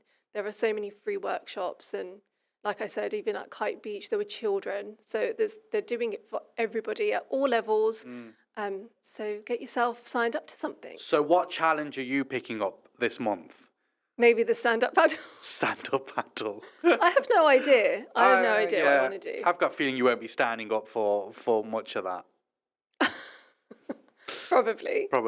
Although they have, which brings you on to my next thing that I want to talk about, which is the She Run 2025. She Run, which is it's all about female empowerment. It's an all-women's race that is happening at Expo City. Okay. And it's the Middle East's biggest all-women race. But it says race, but I mean everybody from any level can join. You can walk, you can run.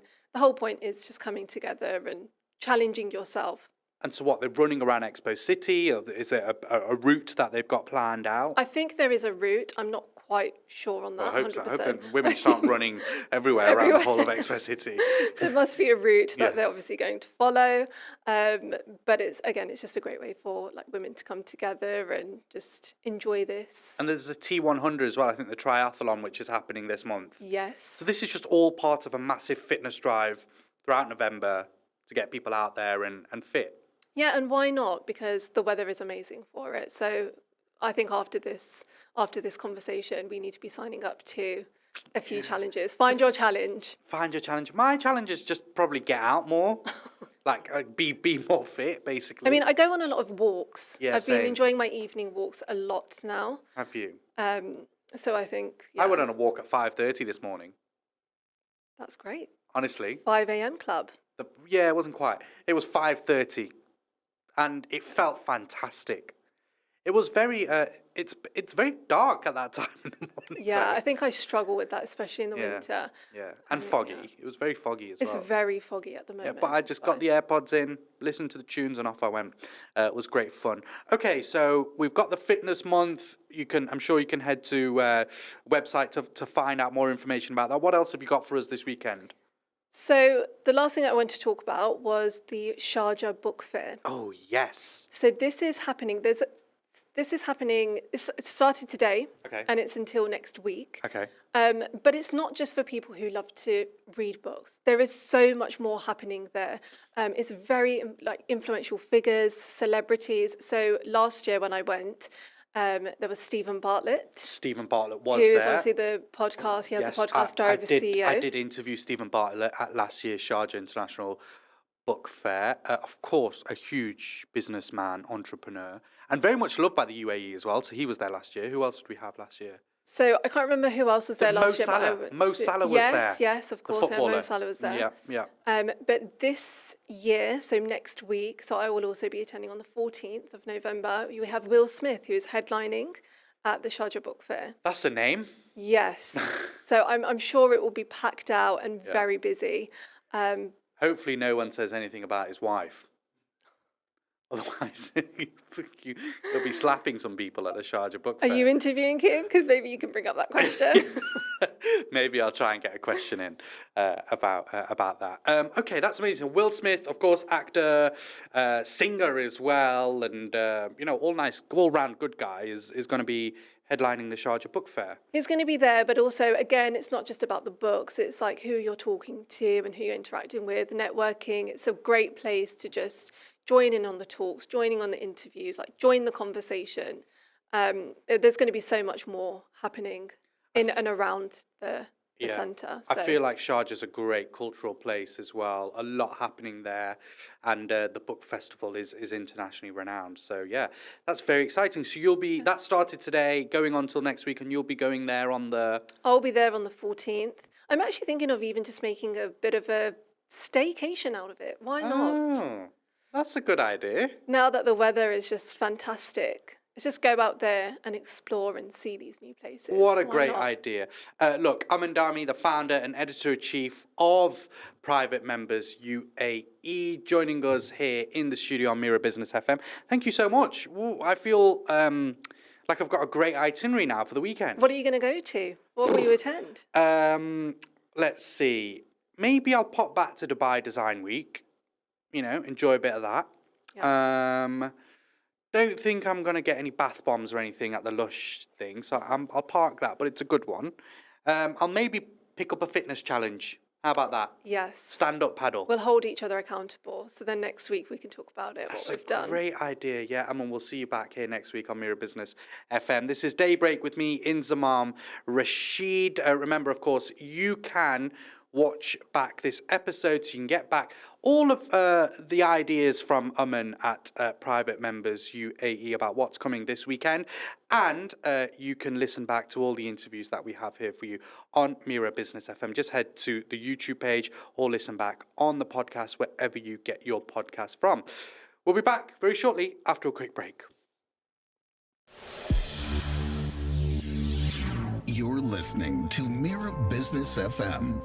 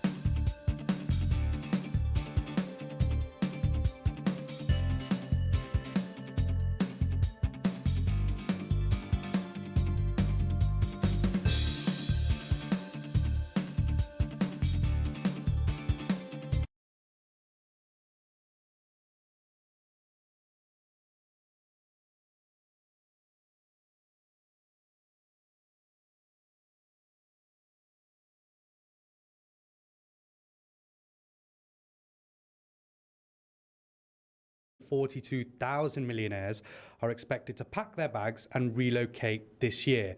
And at the very top of their wish list, well, of course, the United Arab Emirates, and specifically here, Dubai. The UAE is set to welcome nearly 10,000 new millionaires in 2025 alone, more than any country in the world. And of course, many people assume it's all about the lack of personal income tax. But the real story is far more layered, from political stability and safety to long-term residency programs and increasingly sophisticated financial services sector. The UAE has positioned itself as a true global magnet for wealth. That's why I'm here. At the same time, traditional wealth hubs like the UK, France, and even China are seeing unprecedented outflows of high net worth individuals, reshaping the global map of private wealth. So what's driving this historic shift, and what does it mean for the Middle East's economic future? To help us unpack those numbers, the motivations, and even the misconceptions behind the headlines, I'm joined now by someone who probably, is fair to say, I think, has their finger firmly on the pulse, and particularly to do with this report. Felipe Amarante, the managing partner at Henley and Partners Middle East, and also head of government advisory for EMEA. Felipe, thank you so much for joining us on Mira Business FM. Very good day, and thank you for having me. It's an absolute pleasure. Let's just jump straight into this report. It projects that a record 142,000 millionaires are relocating globally in 2025. The UAE, a leading destination. Why is that? Because they can, is the short answer. But let's dive into this a little bit more in detail. I think there are probably 4 or 5 reasons behind this phenomenon that we are tracking now since a couple of years, actually, right? It's not the first report. And the UAE, since maybe the pandemic, since COVID, has come out always very storming, always taking the crown as being one of the fastest growing appeals and basically market jurisdictions to attract these ultra high net worth or high net worth individuals. And it comes out of, I guess, a little bit of wake up call that we all had during the pandemic, where no matter where you were, no matter who you were, even strongest passports or strongest residences from one day to the other were maybe a bit weaker. And people understood that, hold on a second, that's maybe not how I would like to manage my wealth or my estate. So you have a very strong wealth preservation and sort of wealth protection component in that equation. And the UAE, as a result of the pandemic, has done some incredible measures. As we all know, it's a pro-immigration sentiment here. You don't find that in Europe, right? You don't find that in the UK. It's very difficult to relocate and migrate, whereas here it's exactly the opposite. So they took that as a chance, and it's appealing. A second, again, thanks to the pandemic, people came here because it was the only place to go.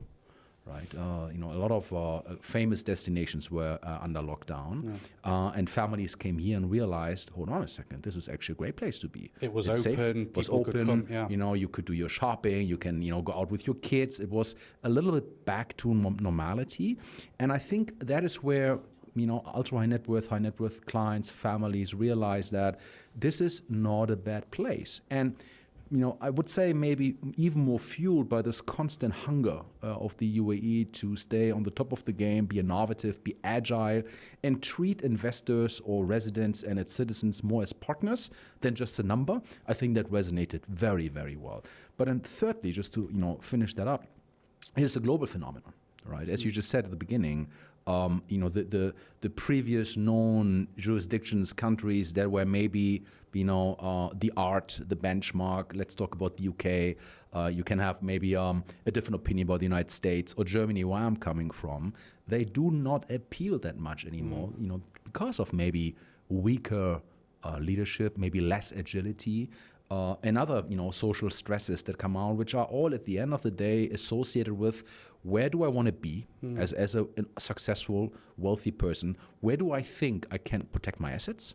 Right? Where do I find ecosystems that I can further maybe grow my wealth, build my business, have my kids being educated in a good way, and then on top of that, have all the amenities that are important: convenience, safety, healthcare, etc. So it's all of these things actually that I believe are the key driver. We'll come on to some more of those push and pull factors, particularly people that are being pushed away from countries like the UK, but specifically on the UAE. Whenever we talk about millionaires migrating, and even just everyday people migrating to the UAE, people go, oh, well, it's for tax reasons, isn't it? Because you're not going to be paying tax. And most likely that probably is one of the biggest factors, but it isn't the only factor. Not at all. And I maybe make a controversial comment here, right? If you're concerned about tax, then you're not that wealthy. There are obviously a lot of people out there earning quite some money in structuring things.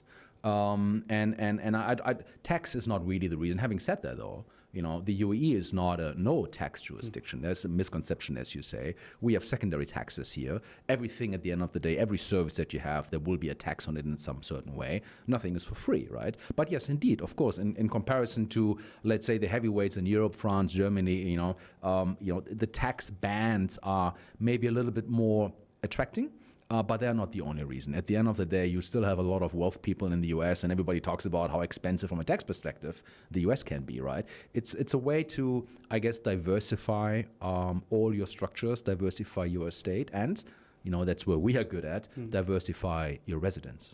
But that must be one of the kind of factors that a lot of people think about, and then they actually realize, but there is still so much more that the UAE has to offer. So the tax thing might be a big thing for a lot of people, but then actually the list is pretty much endless, and the benefits are so much more than just the tax thing. Yeah, consider it like various pearls on a string, right? So it's not that one and only argument, one and only reason why people start considering, and using investment migration options to relocate. If you go to the UK, and I've been just recently, there's one thing missing, and maybe it's a little bit of a self-fulfilling prophecy, but there's the sun, of course, yeah, of course, and let's not talk about the food or the football. As a German, I might make that joke. No, I think what is missing is a little bit the positive sentiment. The can-do attitude, the things, there is economic stimulation, there is activity. When you speak to people in the UK who have quite some track record in building complex, successful projects, businesses around the world, they all are actually saying, look, this is not the environment where I or we can thrive. And that comes back then to a little bit maybe regulation, again, government agility, nimbleness, trying to innovate and doing the right things, maybe not the wrong things. And that's where the UAE, I believe, is just setting itself a little bit apart from others. Sticking on the UK in particular, the report suggests that the UK will experience its largest ever net millionaire outflow in 2025, losing 16,500 millionaires, surpassing China even. I remember looking at these stats just last year, and China was still number one, but it seems now the UK will overtake China. Other European nations as well, France, Spain, Germany, Ireland, Norway, Sweden, are also seeing net losses. So beyond the kind of tax changes, what broader economic, maybe even regulatory or perception shifts are driving a mass exodus and out of places like the UK? Yeah, so the UK, got hit hard a bit over the past years, I guess, and there are a lot of events that happened in, around, or with the UK that does not give investors confidence and does not give investors certainty. And that's about maybe change in government direction. That's about, major events such as Brexit.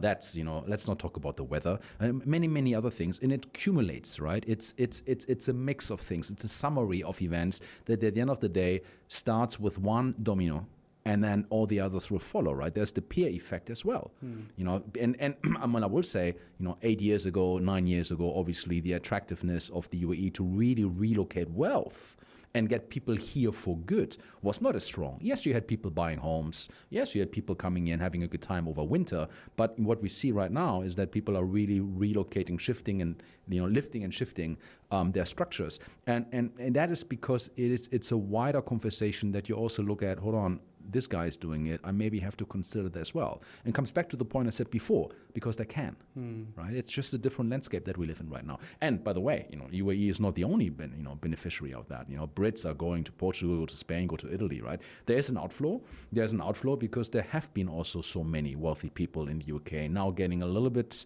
frustrated about all of these events. And then again, on top of that comes the tax hammer.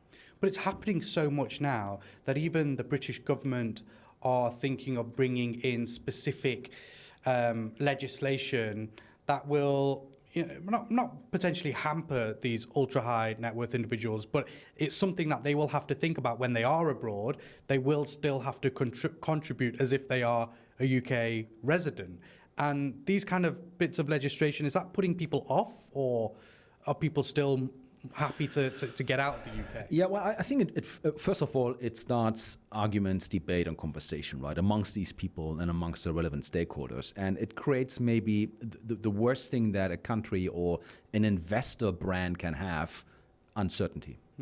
And I come back to that, and where, the UAE is probably, and Singapore for that matter as well, right, have been steadfast in decision making and have been very reliable in terms of how to innovate and how to push the envelope moving forward. And the UK is not having that. So these are tactical measures that, again, make people maybe scratching more their head. But that's not where you would consider putting your assets in. So, and I would say, though, being a big fan of the UK, I mean, I lived there for 7-8 years. I love the UK. It's one of the most amazing countries. And they will bounce back for sure. But I think at the moment we're just a little bit in this perfect storm where also government maybe does not really know how to service these people. Something coming back again to the UAE, they do it phenomenally well. Right? I said this before, you are not just a number, you are a partner. Well, if you go to Germany, where I'm from, you want to set up a company, good luck. You're just somewhere in the middle of administration and bureaucracy. You're not treated in the way that maybe you wish to be treated, because that's how you have succeeded in building your enterprises and your businesses. They do exactly the same thing here. So you're not just someone working with government, you're working in partnership and collaboration. And I think, the UK will probably realize that at some point. Maybe it takes longer than we all think. But what goes down comes up, and the other way around. So you feel the UAE perhaps gives people a kind of sense of purpose and a sense of belonging when they're here, when they're relocating here, whether they're opening a business or whatever it may be. A bit of appreciation. Yeah, exactly. Respected and treated fair and equal, maybe even. It's a nice way to look at that. I mean, we're all here, right? And at the end of the day, it is something where, services are very accessible. Everything is in some level or the other very convenient. And you do not have this maybe sometimes very traditional European bureaucracy wall in between, servant and agent. You know what I mean? That's where they do fantastic here. Felipe, the report underscores that relocating millionaires can bring significant benefits. So the forex revenue, business creation, stock market boosting as well, job creation, and kind of broader multiplier effects. How has the UAE kind of quantified these broader effects from your understanding? Well, that's a great question. Thanks for that. You're absolutely right. I think there is a wider economic stimulation happening underneath, right? And which goes much more beyond, buying a property. And where the UAE has done some very good, I think, headlines over the past years. Hedge funds are coming, investment bankers are coming, deals are made, access to the sovereign wealth funds is there. There's stock market activity, there are IPOs happening here. There's expansion, there's activity, there's prosperity. Let's draw this back to the UK.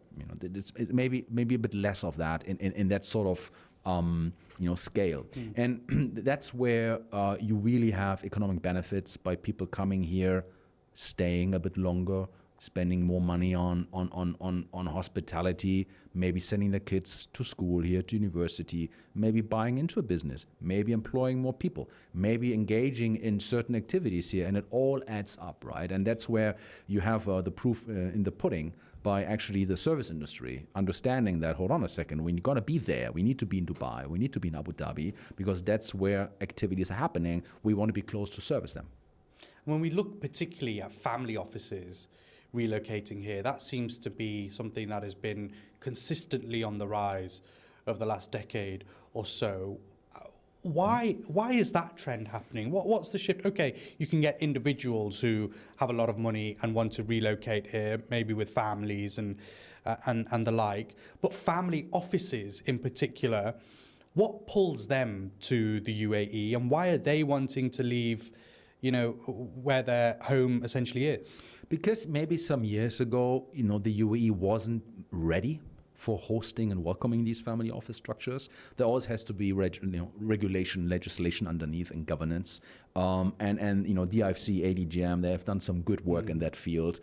Understanding strategically, if you provide that right regulation and that right legislation and policy, you might become part of the wider consideration. Second, there's obviously more and more private wealth, generated around the world, even from areas and markets that are maybe not your most common wealth hubs. We look into Africa, we look in Southeast Asia. Phenomenal stories then. The tech scene, agriculture, etc.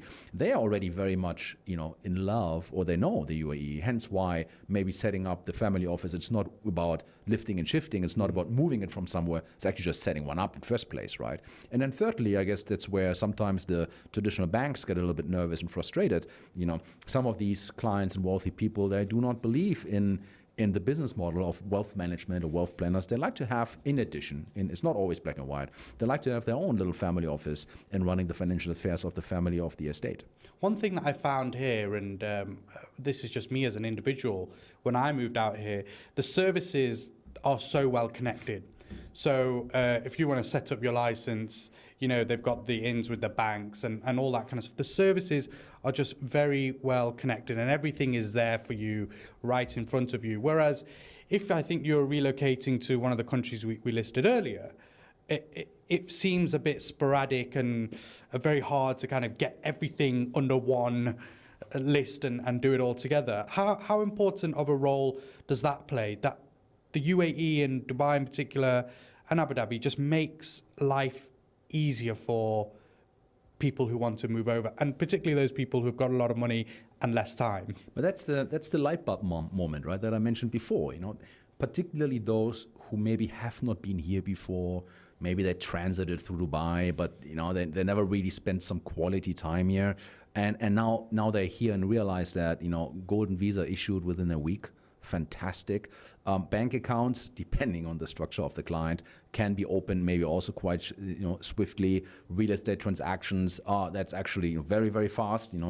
Whether it's good or bad, I'll leave that someone else to assess on. But you're right. They realize that this is a very efficient sort of ecosystem where things just get done, and I don't have to waste my energy, my time on things where, again, coming back to the number example, I'm not just a little cog in a big wheel and, I need to wait for my turn at the counter. Specifically on Golden Visa, how influential are these kind of long-term residency programs that the UAE offers and also the regulatory frameworks as well for luring in ultra-high net worths and high net worth clients? It's a smart move. It's a smart move because one of the learnings that also we as practitioners have seen when the first lockdowns came, right? People who did not have long-term residences were also quickly out. And, you might remember that, I don't know whether you were here, there were abandoned cars, abandoned apartments, villas and whatnot. People, the bond, right, the anchoring, the belonging was just maybe not as strong as with a long-term, maybe even permanent residence, right? And I think the UAE leadership realized that and now offer people to basically, build deeper roots, get stronger engagement, maybe more steady engagement in the long run. So it's a great tool. Now, is it needed for people to invest? Maybe that's debatable, but it's definitely something that I believe emotionally, psychologically makes you feel a little bit wanting to stay here for longer than maybe previously people did. And so within Henley and Partners, what kind of trends are you guys seeing amongst clients? For example, choosing the UAE for that visa flexibility or business setup ease and things like that. What conversations are you having and what trends are you seeing amongst people that you speak to? And it's very simple. Those who have a global mindset, right? Those families, those clients, those investors, whatever you want to call it, they want to hedge, they want to de-risk. They want to de-risk against events that we just talked about, whether it's Brexit, whether it's tension, whether it's pandemics, whether it's anything that come up, and want to have basically a little bit of a certainty in going on of their affairs. Hence why they build structures in every corner of the world. So what we see right now, it's creation of residence portfolios. That's where we are a mosaic, a small but an important mosaic in the wider wealth planning and estate planning conversation with clients, where you say, look, whatever's going to happen, no matter on how strong the rain is going to be, I will have somewhere a dry pair of shoes, right? And I can use them and continue to walk. So people are doing residences in reliable, trustworthy jurisdictions where they feel welcomed, where things get done most efficient, very efficient, as we just talked about, where they feel there's strong rule of law, strong regulation, and that's where people are investing in the UAE. They maybe do something in Europe, they maybe do something in Asia, and the New Zealand conversation. You really want to have the, let me put it that way, the very are going to be far away if things go belly up. You're just going to invest in New Zealand, have a residence there as well. And have loads of sheep on your farm. That's correct, indeed. That's exactly and the you're going trend. to become a rugby fan, I Yes. guess. Saudi Arabia is a bit of a rising magnet as well, and I think that's mentioned in the report. There's a net of 2,400 migrating millionaires in 2025, many returning nationals as well, right. and foreign investors. What kind of parallels or differences do you see between Saudi Arabia and the UAE in attracting those high net worth individuals? It's a great question. I think you just said it there. We need to be a little bit careful on the data, to not think that all of a sudden, people who maybe never been in Saudi, have no association, are just going. There is a lot of returning. Why is that? I think because there is an incredible success story written in Saudi, right? I've been a couple of times. I'm a resident in Saudi, by the way. So, and it's quite extraordinary to see what transformation they are undertaking. Yes, it's maybe not everything reality that you saw once on Bloomberg headline, but still the sheer scale of this change, socially, economically, is just fantastic. There's so much business activity, there's so much capital, there's so much hunger within the population itself, right, for innovative ideas, tech stuff. So that attracts people, right? And then you have also change in legislation.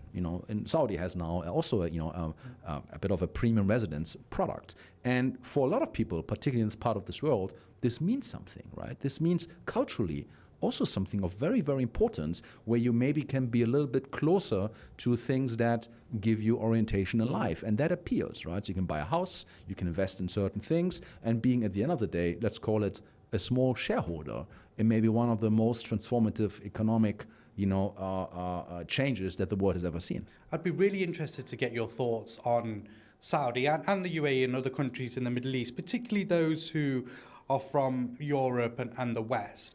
And, there's always been a bit of perception about Middle Eastern countries when you're talking specifically about kind of cultural trends and things like that. But that seems to really have shifted. Or are people just following where the money is, or are people kind of taking those kind of cultural elements into account as well when they are making the shift?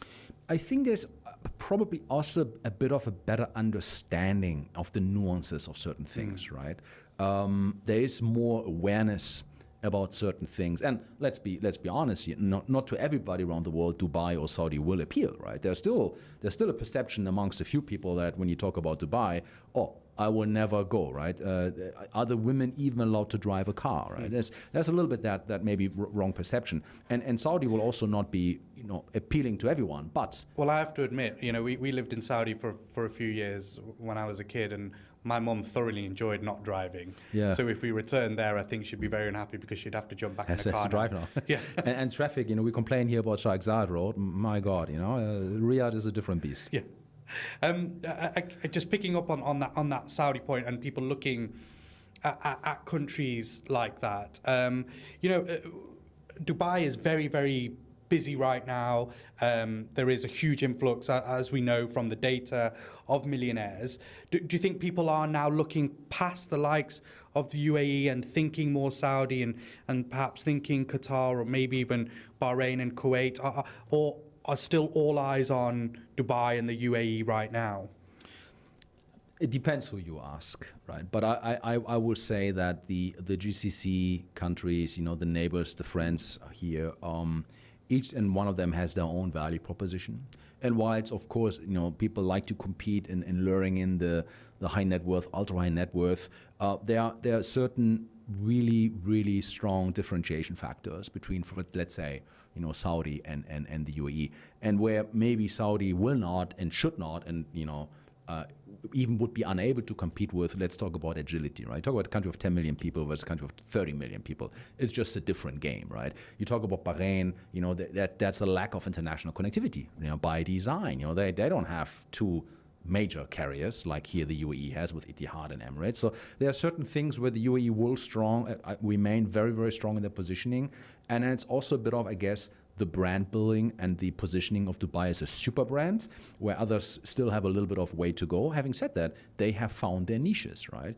There are fantastic stories happening in Bahrain. There's quite some really interesting real estate investment opportunities in Qatar. I've been, 6-8 weeks ago. There's in Saudi, it is just, it's from another planet, I will say. The speed, what happens there, and the capital, the access to capital for, you're a smart person, let's say, you have a great tech idea, you might want to go to Saudi to find some funding, right? And there's a lot of willingness to support these things. So I think they all will find their own little niche, but I guess if you have to cluster the world into a line of the big major pillars, if it's a bridge, you're going to have 2-3 pillars, and the UAE is going to be one of them. Do you think it can ever get too saturated here? Depends how you would measure that. In terms of space, hard to say. There's still a lot of desert being undeveloped. I think there will come at some point what happens in a lot of big cities. The risk of maybe the safety will become a challenge to manage. I think what I mean by that is, and this might seem a bit of a bizarre question, but I think there is some logic behind it. Can there ever be too much wealth in a country? Or in a city like Dubai, in an emirate like Dubai, can there ever be too much wealth? No, I don't think so. Look at the US, right, where you still have, if you talk quantities, right, the majority of the high net worth, ultra high net worth are based in the US, right, and they do fairly well. You have other small countries. Let's look at Qatar, which is a very wealthy country in terms of GDP. I don't think so. I think the saturation will maybe be more driven by what are the alternatives out there and how much maybe the old dogs, if I can use that word, maybe can come back into the game and close the gap. With new tricks, yeah. Yeah, can the UK maybe reinvent itself, becoming a high net worth friendly jurisdiction that allows these people to come in easy without being labeled in the wrong way, right? And not being stigmatized. If these things can happen, same in Germany, for instance, right? If there will be instruments, methods available, then that might have an impact. But at the moment, it's full steam ahead. I was going to ask you about that. Where does it leave those countries, the UK, Germany, France alike? Does it leave them kind of sat there crying their eyes out because they're losing all these millionaires and losing all this potential investment? Or is it that, do they now need to get into a mindset of, right, well, what do we need to do to retain the millionaires, but also bring people back that we've lost over the years? Is that the mindset that they need to get into now? It's a very complex, discussion, obviously. And if I would have the full answer, I might not be sitting here, but sitting in Berlin somewhere, right? But from my peers and from clients that we serve, and also within the government conversations that we have around the world, right? There is a realization that the attraction and retention of talent and capital is utmost key. Right, it's you want to make it simple. You want to get the next Elon Musk. You want him to be in your country, right? Because that maybe unlocks economic, social transformation. There's maybe jobs, there's maybe something else, and on the back of that, just more and more GDP growth. So countries are realizing that. I think the challenge that you have is how to go about it. And as we know, Europe is not shy in having political debates. And if you're standing at the bus stop debating too much, you might miss it. Right, it might just pass by, and I think that's what we're seeing right now. In terms of future model,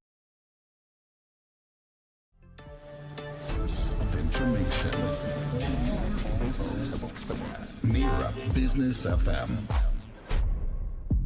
It's the morning drive here on Mira Business FM. My name is Tim Elliott. It is mirabusiness.fm. On the website, you can watch us, listen to us there, also on YouTube and Twitch. And if you're on socials, you'll find us across LinkedIn, across Facebook, on Instagram.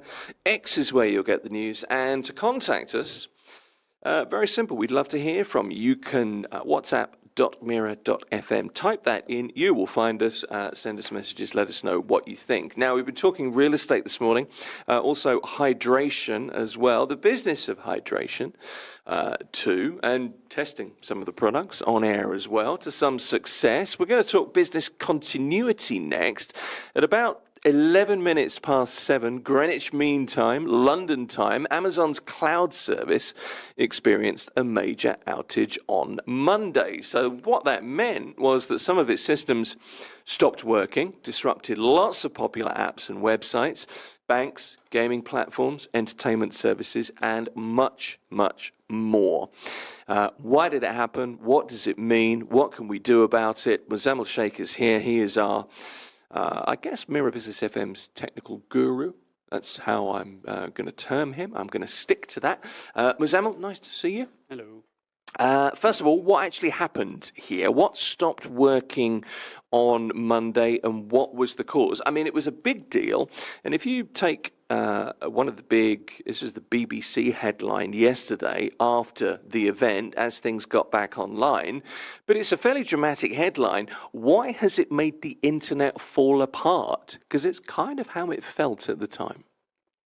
It did feel that, and I was just having a look at how many companies were affected in the UAE, and thankfully the list was not that long, or at least not reported to be long. That's the difference. I believe there was a bank that was affected, and of course Perplexity was affected, the AI competitor to ChatGPT and Grok and all that. What happened was that technically what happened was that there was an internal monitoring tool which many companies use, including, and they have a bunch of them. And that was the root cause of the issue, which was misreporting to their DNS that their DynamoDB was down, which was not the case actually. It was not down, but the tool was misreporting that information, which caused a cascade issue among other services where in the gist of it, there are many companies using APIs to talk to Amazon, and there is a retry queue that happens. And then what ended up happening was there was a build-up. So they keep retrying to contact the database. What's an API? Sorry, just to backtrack. API is an application programming interface where you can set up your app to talk to another app. Okay. So the apps are talking to each other. Right. And they can be complex or they can be simple. And they have it's a simple thing like when you knock on a door, you will say, okay, there's no one there. You will knock again. So it has an API can be, okay, I'm going to keep trying, but usually people set it to like 5 times or 10 times. And imagine the zone that was affected is the East Zone, the Virginia zone, and usually the entire zone doesn't go down, but the entire zone went down because of the tool and because of the DNS update. It's never happened because every time you see that there'll be a new issue and they'll fix it, and next time it'll be a different issue. I mean, usually that's how it works. Yeah. Okay. And what ended up happening was that they fixed that issue apparently in 2 hours, as their official reports say. But it took many hours, up to 24 hours, for the clients to be fixed, and some were fixed sooner, some were later. And this emphasizes a big thing where our reliance on cloud platforms is some of the companies are basically crippled in some ways, or part of them. Checkouts were not working, carts were not working, because not Amazon, AWS, not everyone uses them as a whole. Some people have a hybrid cloud strategy where they only use portions of it. So this is effectively what happened, that the basic thing is that in those times, you can't do anything but wait for Amazon to fix it, which they did, by the way, which they did quickly. And the interesting thing is I was checking about their service level agreement, which is when your services go down, how much does Amazon pay you? And if you look at the numbers, the example given was that, let's say, because their billing is very precise, like they don't bill you for the whole lot. It's a per service billing structure, very microservices. So let's say you were using the DynamoDB and your yearly bill was like say $50,000, for example. DynamoDB is the database service. Because it was not down, but it was not reachable effectively. Yeah. It was not reachable. So you're knocking on the door, nobody was there. Nobody was there because the tool reported like, okay, I'm seeing an issue. It messed up the DNS, which does the handling of the the queries that are front. And there are deeper technical things, and I'm not going to pretend that I know them, because there are DynamoDB experts and there are AWS experts who will say exactly what's going on. But like I said, that from an engineering perspective, let's say you're planning something and you're setting up a business, the decision that's made is a business decision that, am I making enough money to pay for the redundancy? Okay. That's it. Okay. So Yep, like yep. people have a fire, they say, okay, if I lose everything in the fire, fine. How much is the insurance? Let it burn, like that kind of thing effectively. So that's the logic behind any business decision and there have been the same thing with cybersecurity, where there's theft happening, right? Sony was hacked a long time ago. And the estimation done was that to harden their systems, it would have cost them more than the hack. So here, if it's a small business, they will say, why would I want to do additional availability zone, or why would I pay another $1 million or something, whatever, to have that kind of situation? Okay, so the decision is it whether it's worthwhile or not, I guess is what you're saying. Let me just run through. I looked up some of the technical details, and I think this is reasonably easy to understand because I'm getting it, so I guess most people will. But DynamoDB is the database service.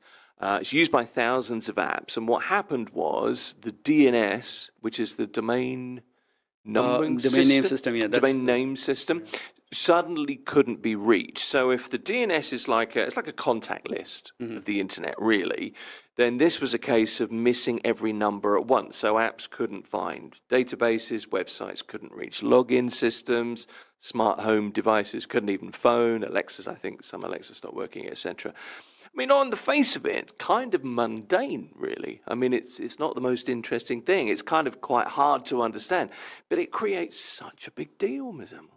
Well, it's Amazon, and and I'm sure a lot of outages are happening other places, and they're not reported because the key systems were down, and the U.S. media is good at capturing and sharing these information that they're pretty good about it. So, but like I said, I'm sure services were affected worldwide. By the way, funny thing is even European services were affected because they were relying on the U.S. Services. That's right, and this is a data center somewhere I think it was somewhere like Virginia or something. So this is their biggest one. Yeah. It handles billions of queries per second, apparently, or I don't know, minute. Yeah. And it is one of the oldest zones. The way it works is that a zone has a bunch of data centers, which are called availability zones. So 1, 2, 3, 4, whatever. They have a bunch of them. It's the highest concentration. And here, having a bunch of availability zones didn't make a difference because a software tool caused the issue effectively, right? The monitoring tool.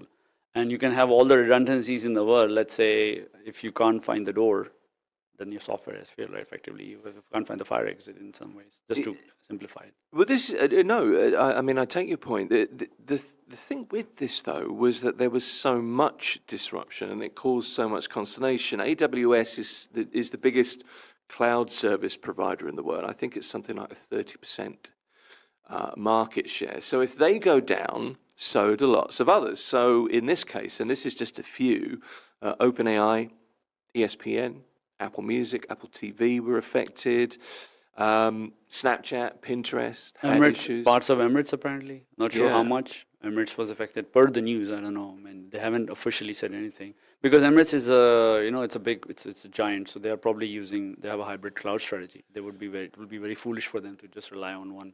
Yeah, I mean, it's that range, though, isn't it? It's not just AWS. It's not just Amazon. It's the fact that thousands of companies use AWS for storage or for web hosting or for, I suppose, for databases. Right. So those companies include lots of major apps that rely on AWS to run key parts of their systems. And the issue with this is, and you were pointing to this just now, is that once it hits, it tends to snowball. Doesn't it? Right. The queries kept on coming, and then it took a while for them to stabilize because then when they fixed the issue, as basically they were being flooded with queries, so it was like a DDoS attack. You shouldn't call it that, but it's in some ways, which is like a quest. They're just sending they're just knocking on the door.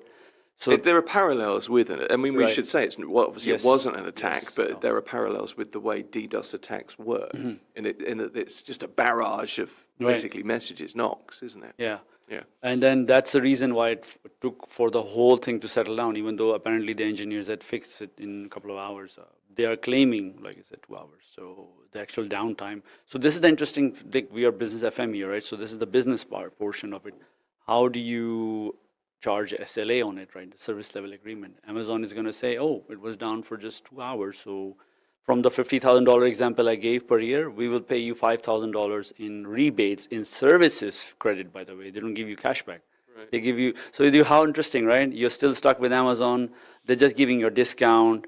Basically, it's like, what exactly is the cost? But your business cost might have been much higher, but they will only give you this much per the agreement. So these are the numbers we need to understand, that this is how the cloud providers always win. That where do you go? Okay, oh yeah, more redundancy, pay more to Amazon, or we give you a discount effectively, right? So this is why I don't like giving away your data sovereignty and platform sovereignty effectively, like creating jobs locally, having the systems in-house if you can.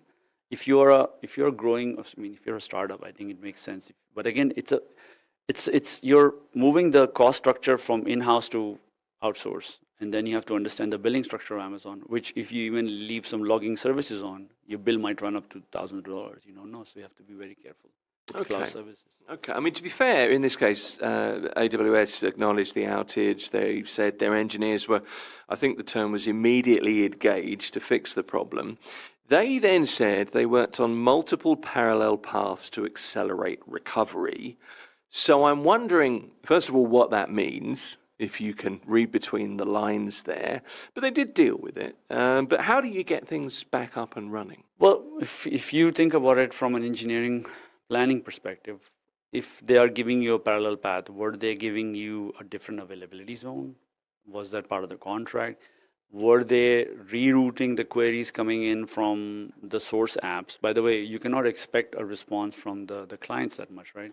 Yeah. You can't expect them to rewrite their app to, hey, don't go there, go somewhere else. Like, don't ask the question on this zone, ask it over here. So they should be at that time, probably I don't know. I mean, like I said, they did not provide too many details, apparently, that what was the nature of the, mitigation action done in the moment.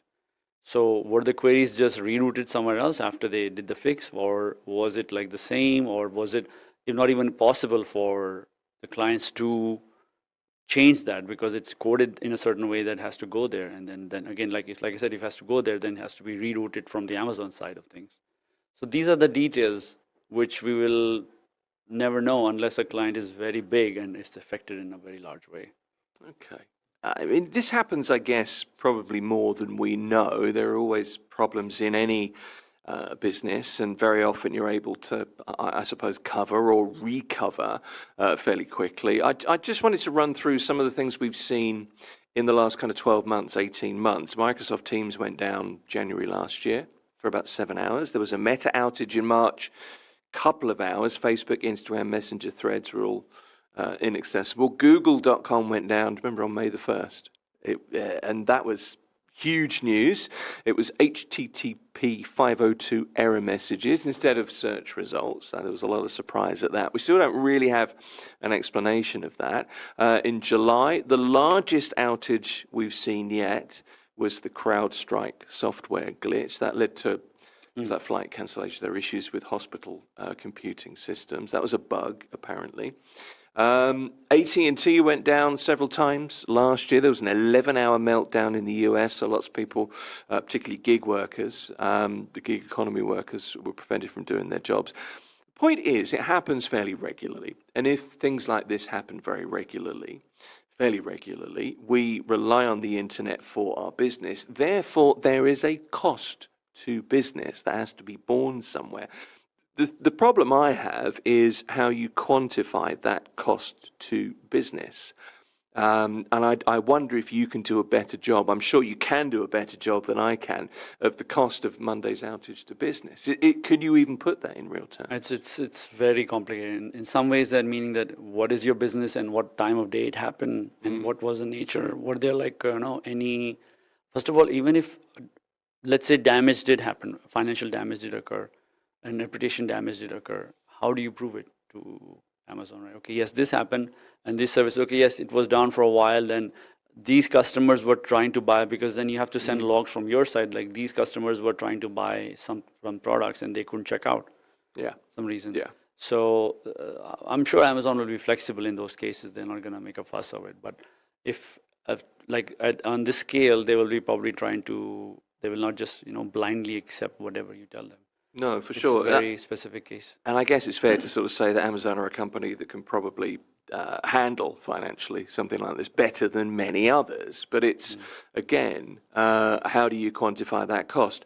I mentioned Amazon Web Services, AWS, has something like 30% of the cloud market. So how damaging is an outage like this, do you think? The thing that you have to remember, I think, is it's not like users are going to suddenly jump ship. That's a whole world of pain. Their businesses are deeply ingrained with the system they use. But is it a damaging outage, do you think? It could have been, meaning like if the business was not using them for, let's say, payments or something, and then there were people not buying services. But if the websites were down or some ancillary products were down, it would not be that bad. Again, it's very it depends on the customer. Some customers are fine with it. Okay, it's not working, I'll try later. Could be something as simple as that. And if it happened in the daytime, people were at work, they were doing other things, they didn't. Okay, yeah, it's a nice news item to talk about, and but for the business, they might have been panicking, or they might be worried about the aftershocks. Like I said, it's very case by case basis. Which business was affected? How much was it affected? And did someone get upset and like, oh no, I need to get this done or buy this thing, and I have to get it immediately? And most things are not that urgent in life anyway. So yeah, I guess so. But I mean, there are going to be companies, aren't there? And you brought this up yesterday, and I thought this was a really good point. We were just sat kind of chatting about this. But if you're a fintech service, there's potentially a very real cost here. If you were, and your example was in the middle of a trade, for example, or a sale, and it went down at that point, potentially serious financial consequences. I also said to you, well, if you're a media organization, or a communication app, Snapchat was affected in this case, but you know what I mean. If you're in the middle of a conversation that, is relevant in some way in your life and it has an effect on your financial circumstances, it's possible that could happen. Or in the media, New York Times was down. People can't view the content. They paid for the subscription for that.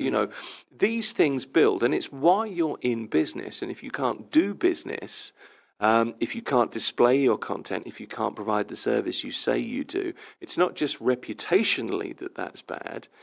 It's just bad for business. Mm-hmm. It's definitely, I mean, the fintech example, I believe Robinhood, they said, was affected. And Robinhood is not just a small company. It has stock market access, and they have MiCA licenses and European licenses as well. And they also do Bitcoin crypto. And Bitcoin crypto markets trade 24/7. Effectively, right? Yeah. Not just like the stock market. Let's say you can say, at that time, the European market or US market was not open. It wouldn't have mattered too much anyway. That kind of examples can be said. But if people want to set their orders, and the point is that if you, like I said, I did a talk, remember, about losing access to something. This is the access portion of it in some ways. Yeah. That you lose access to the tool, and you wanted to buy something or you want to sell something. Or even if you didn't, wanted to set an order, you just remembered something, and you're setting up a strategy to setting up buy orders, limit orders for at this prices, buy and sell, not immediately, but at certain prices will be hit. So you will lose that that opportunity to do that in the moment. Maybe you had an inspirational thought, whatever, which might cost you a lot at some point.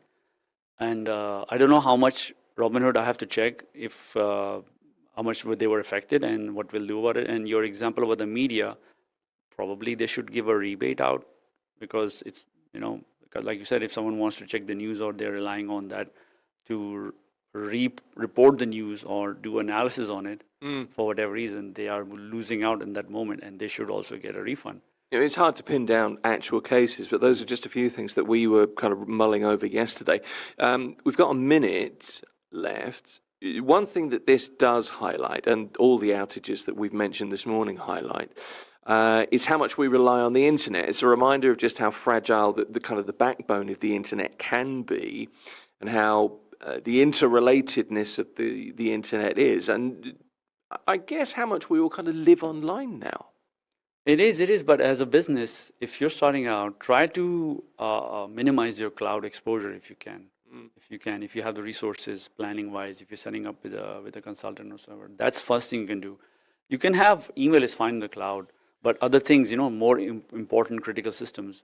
If you can do the cost analysis of the system and see, okay, what is because it's service cost, right? Cloud is a service cost. Okay, it's costing me this much. I'm losing my freedom, and I'm basically losing control. If I have it in-house, I'm creating jobs in the market. I'm hiring local engineers to do that. I'm hiring local staff to do that. That's a big difference. I'm always a fan of, the circular economy bit that you have to just be, have the business there.